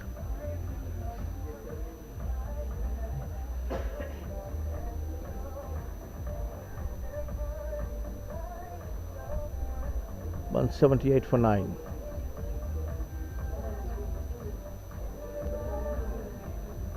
Swaji Madanayaka he's got a leg slip and a slip in place. Again, Kulkarni was able to get his bat onto that, runs the ball down to a short square leg, no run.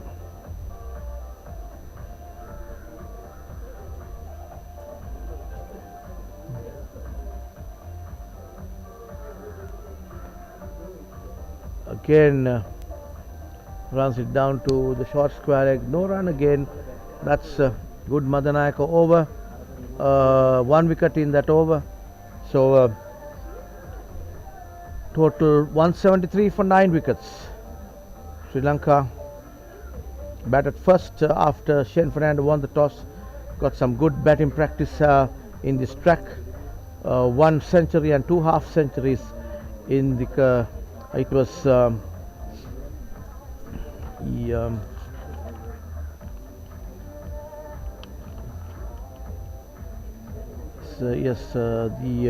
guy who scored the 100 was Rory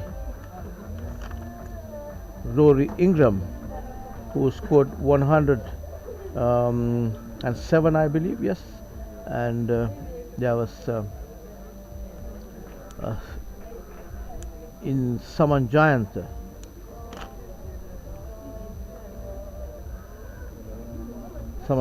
who went on to score her half century, and also then came the Sri Lankan skipper Shane Fernando, who got the other just a few runs short of a well-deserved century there. Shane Fernando, he was lucky not to get dismissed at 49 though, but that's how you got to take those chances. He moved on to and there again that ball, loud appeal by the wicket keeper Ingram there. Russell Ingram is the wicket keeper. The wicket keeper is Rory Ingram. And appeal for leg for wicket. Pujitha Udavana looking for a 5-wicket haul here. Just one more wicket in this UAE innings, and if Pujitha gets, he goes into the history books of this ground as a person who has taken 5 wickets or more. That ball hit firmly, ball running down to deep mid off.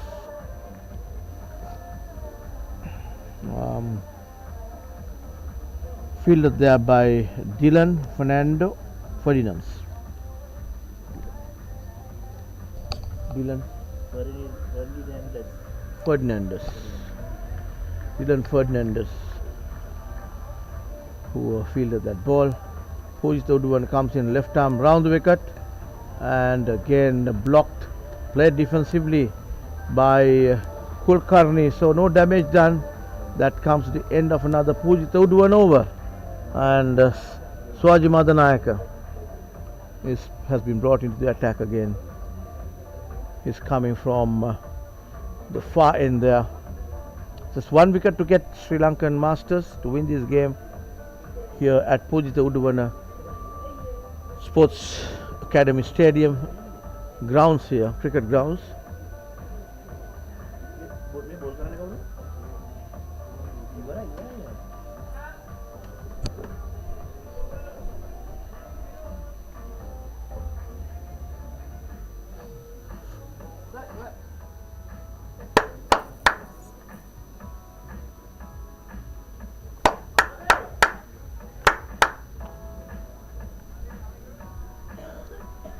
And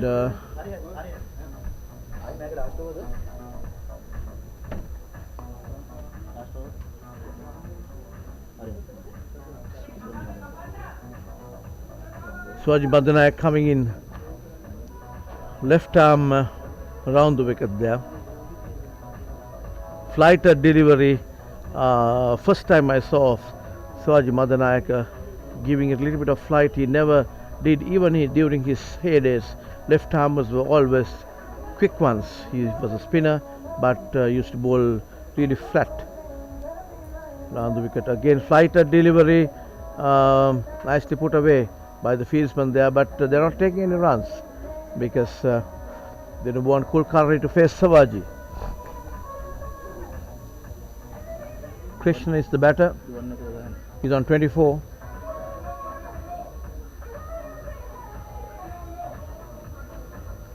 Again, Krishna is not running.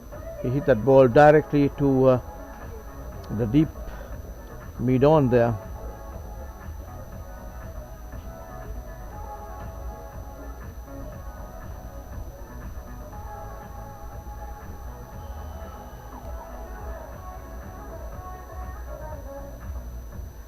There was a single there, and just one more ball to go of Madanayaka over. It appears to me that Krishna wants to bat through. He just takes a single off the last ball, and a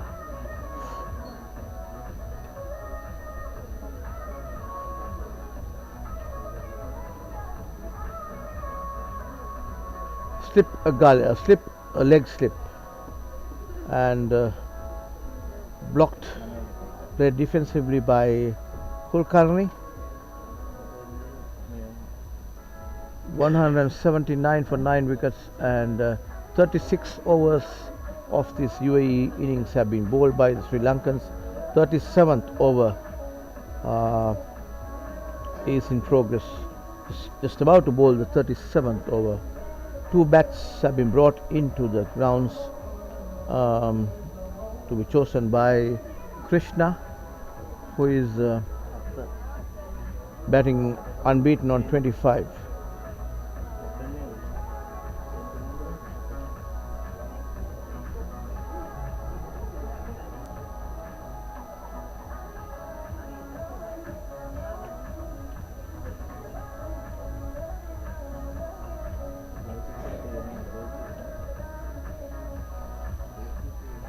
$179 for 9 wickets here. UAE chasing this target of 291, 292 to win here, but They're behind.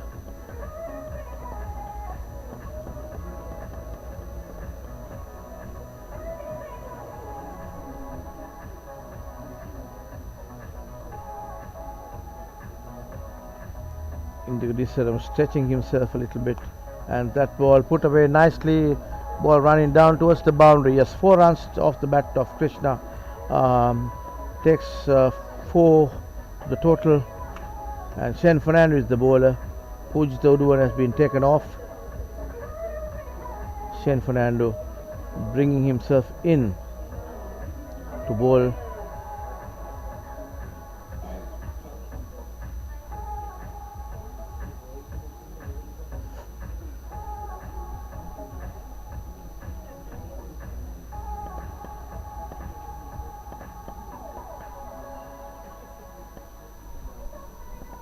Shane Fernando comes in.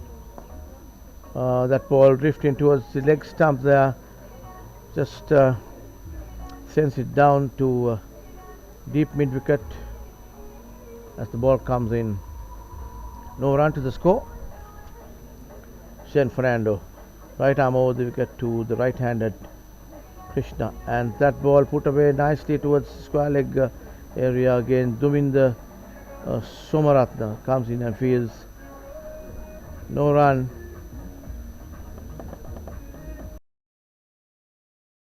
In only for boundaries and sixers. He doesn't want to run until the last ball so that he gets onto the striker's end. 183 for 9.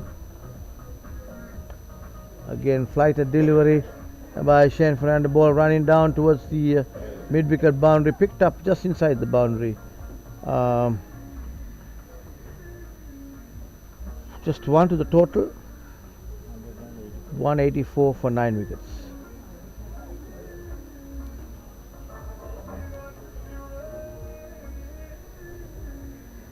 Last man in, Shane Fernando. Idea should be attacking more. I get the feeling to get this the back. See the back of Kulkarni. Put in a few close-in fielders because there's a lot more runs to get to that particular target of 291, which the Sri Lankans put up this morning. So Fernando has a lot of options here. He can certainly make use of that, but he has decided to go with the normal feel with only a slip in place.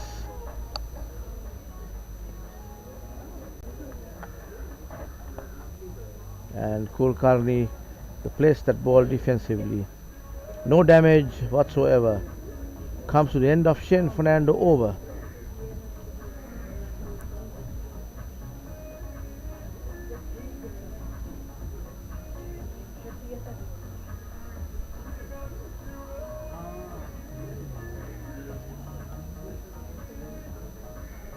And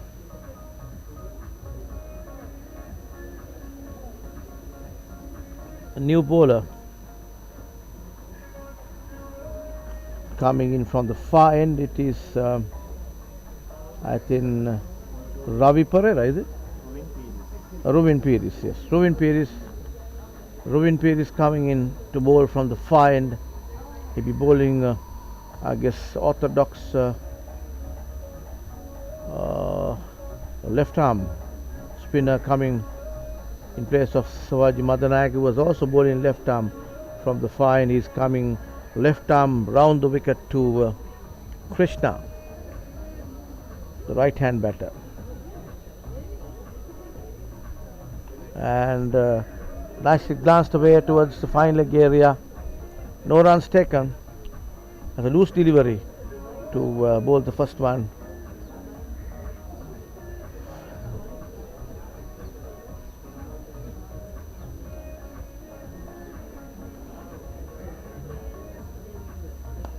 And that is hard and high, but the fieldsman doesn't come chasing to see whether he would take the catch.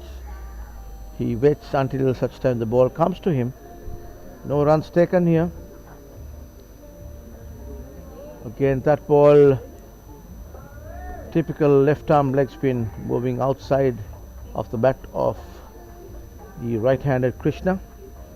No run.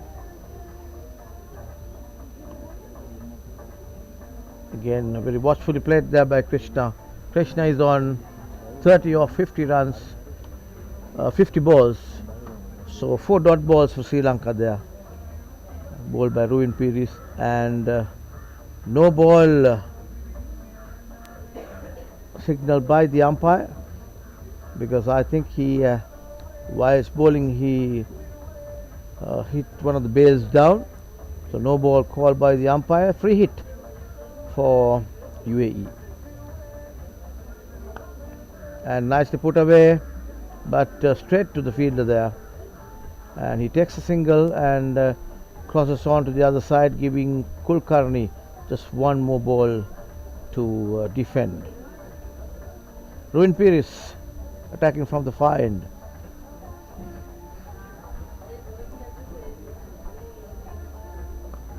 Played defensively by Kulkarni. No damage done. Total remains at 186 for 9. UAE chasing this total of 291, 92 to win, of 186 for 9 wickets. 2 batters, Kulkarni, BK Kulkarni, unbeaten on 4 of 8 deliveries. Hari Krishna Sasidaran, unbeaten on 31 of 52 deliveries. Shen Fernando is the bowler.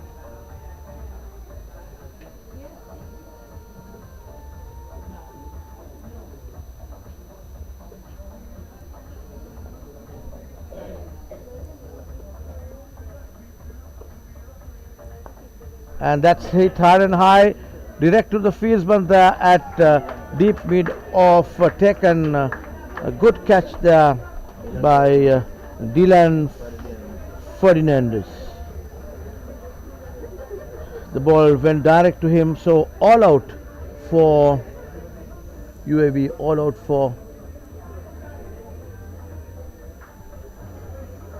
186, all out, chasing this target of 291 posted by Sri Lanka for 6 wickets, and won by 105 runs. Sri Lanka beat UAE by 105 runs at this PUSA Uduvana cricket ground at Millennia today. So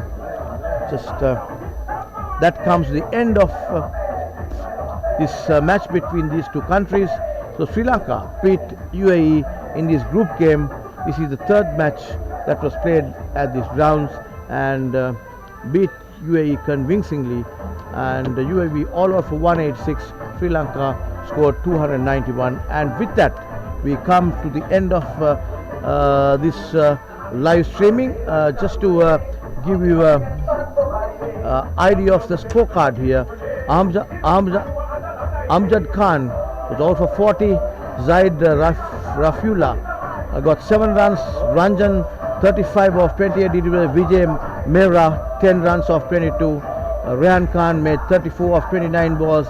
Asad Rizvi just managed only 1 run. Hari Krishna was the last batter to get out, 31 of 53 deliveries. Shahzad Ahmad, no score, he faced only 1 delivery. Biju Kumar, 1 of 3 balls, and Shahid Sahabuddin out for no score, and BK Kulkarni unbeaten on 4. So that was the total of 186, the total that UAE was able to get. Chasing this total posted by Sri Lanka, they managed to get only 186. For the bowlers, the pickup bowlers was the man behind this ground, Pujitha Uduvana. He bowled 9 overs, 2 maidens, 27 runs, and took 4 wickets, 4 good wickets of UAE. And Damindu Wijayasekara took 1 wicket, Ravi Pereira 1, Swaji Madanayaka took 2 wickets, Dylan Fernandez took 1 wicket, while Sen Fernando took the last wicket of Krishna. And so Sri Lanka come out winners in this group game, beating UAE So thanks for listening and tuning in to the live streaming that happened from morning here. And thanks for watching us. We'll be back again next time when we have a match. And thanks for listening to me. My name is Nalin Jatrik. I'm signing off for this evening from PUSA Ground here. Wishing you all the very best. And until we meet again, adios and have a good evening.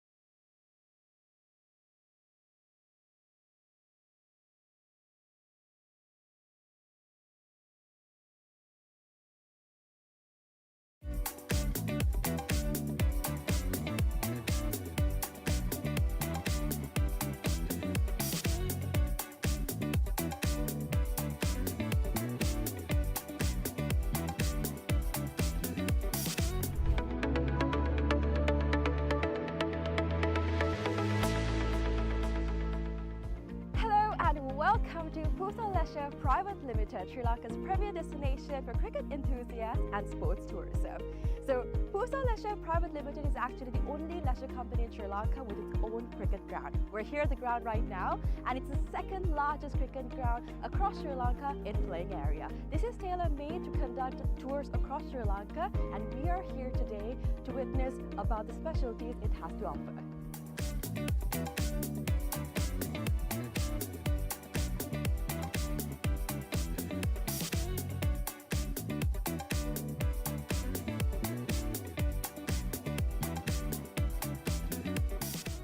It's only natural for you to ask, what's so special about this ground? Well, let me list out a few reasons as to why it's special to cricket, right? So this is situated in a 30-acre land, meaning you have plenty of space to walk about, have a look and relax yourself. Second of all, this land is situated by so much of vegetation that the amount of wind that comes into this land is quite limited. So as you see, whenever we watch a cricket match, we've seen plenty of occasions where certain calls on cricket are interfered because of the wind. Now that issue will be limited in this ground due to the vegetation that surrounds this place, which is beneficial for anybody who comes to play cricket. Third of all, the lighting is just perfect, right? So it's well lit throughout the day, and the amount of sunlight that you get into this land is much more compared to any other cricket ground around, again because of the location it's situated in.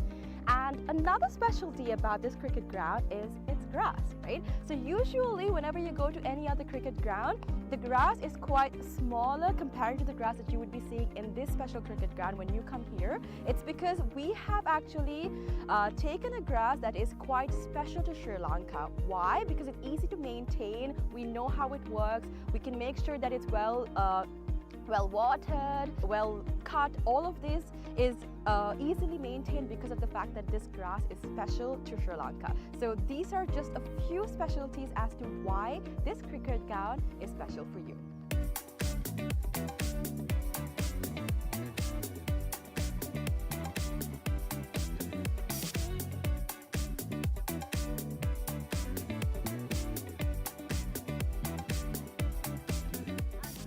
Alright, so let's talk about the pitch a little, right? So I'm here right now, and from the pitch to the ground, we have about 80 meters of a radius, right? And something special about the pitch is that it's elevated, meaning that anybody from anywhere on the ground can see the pitch properly because of its elevation. So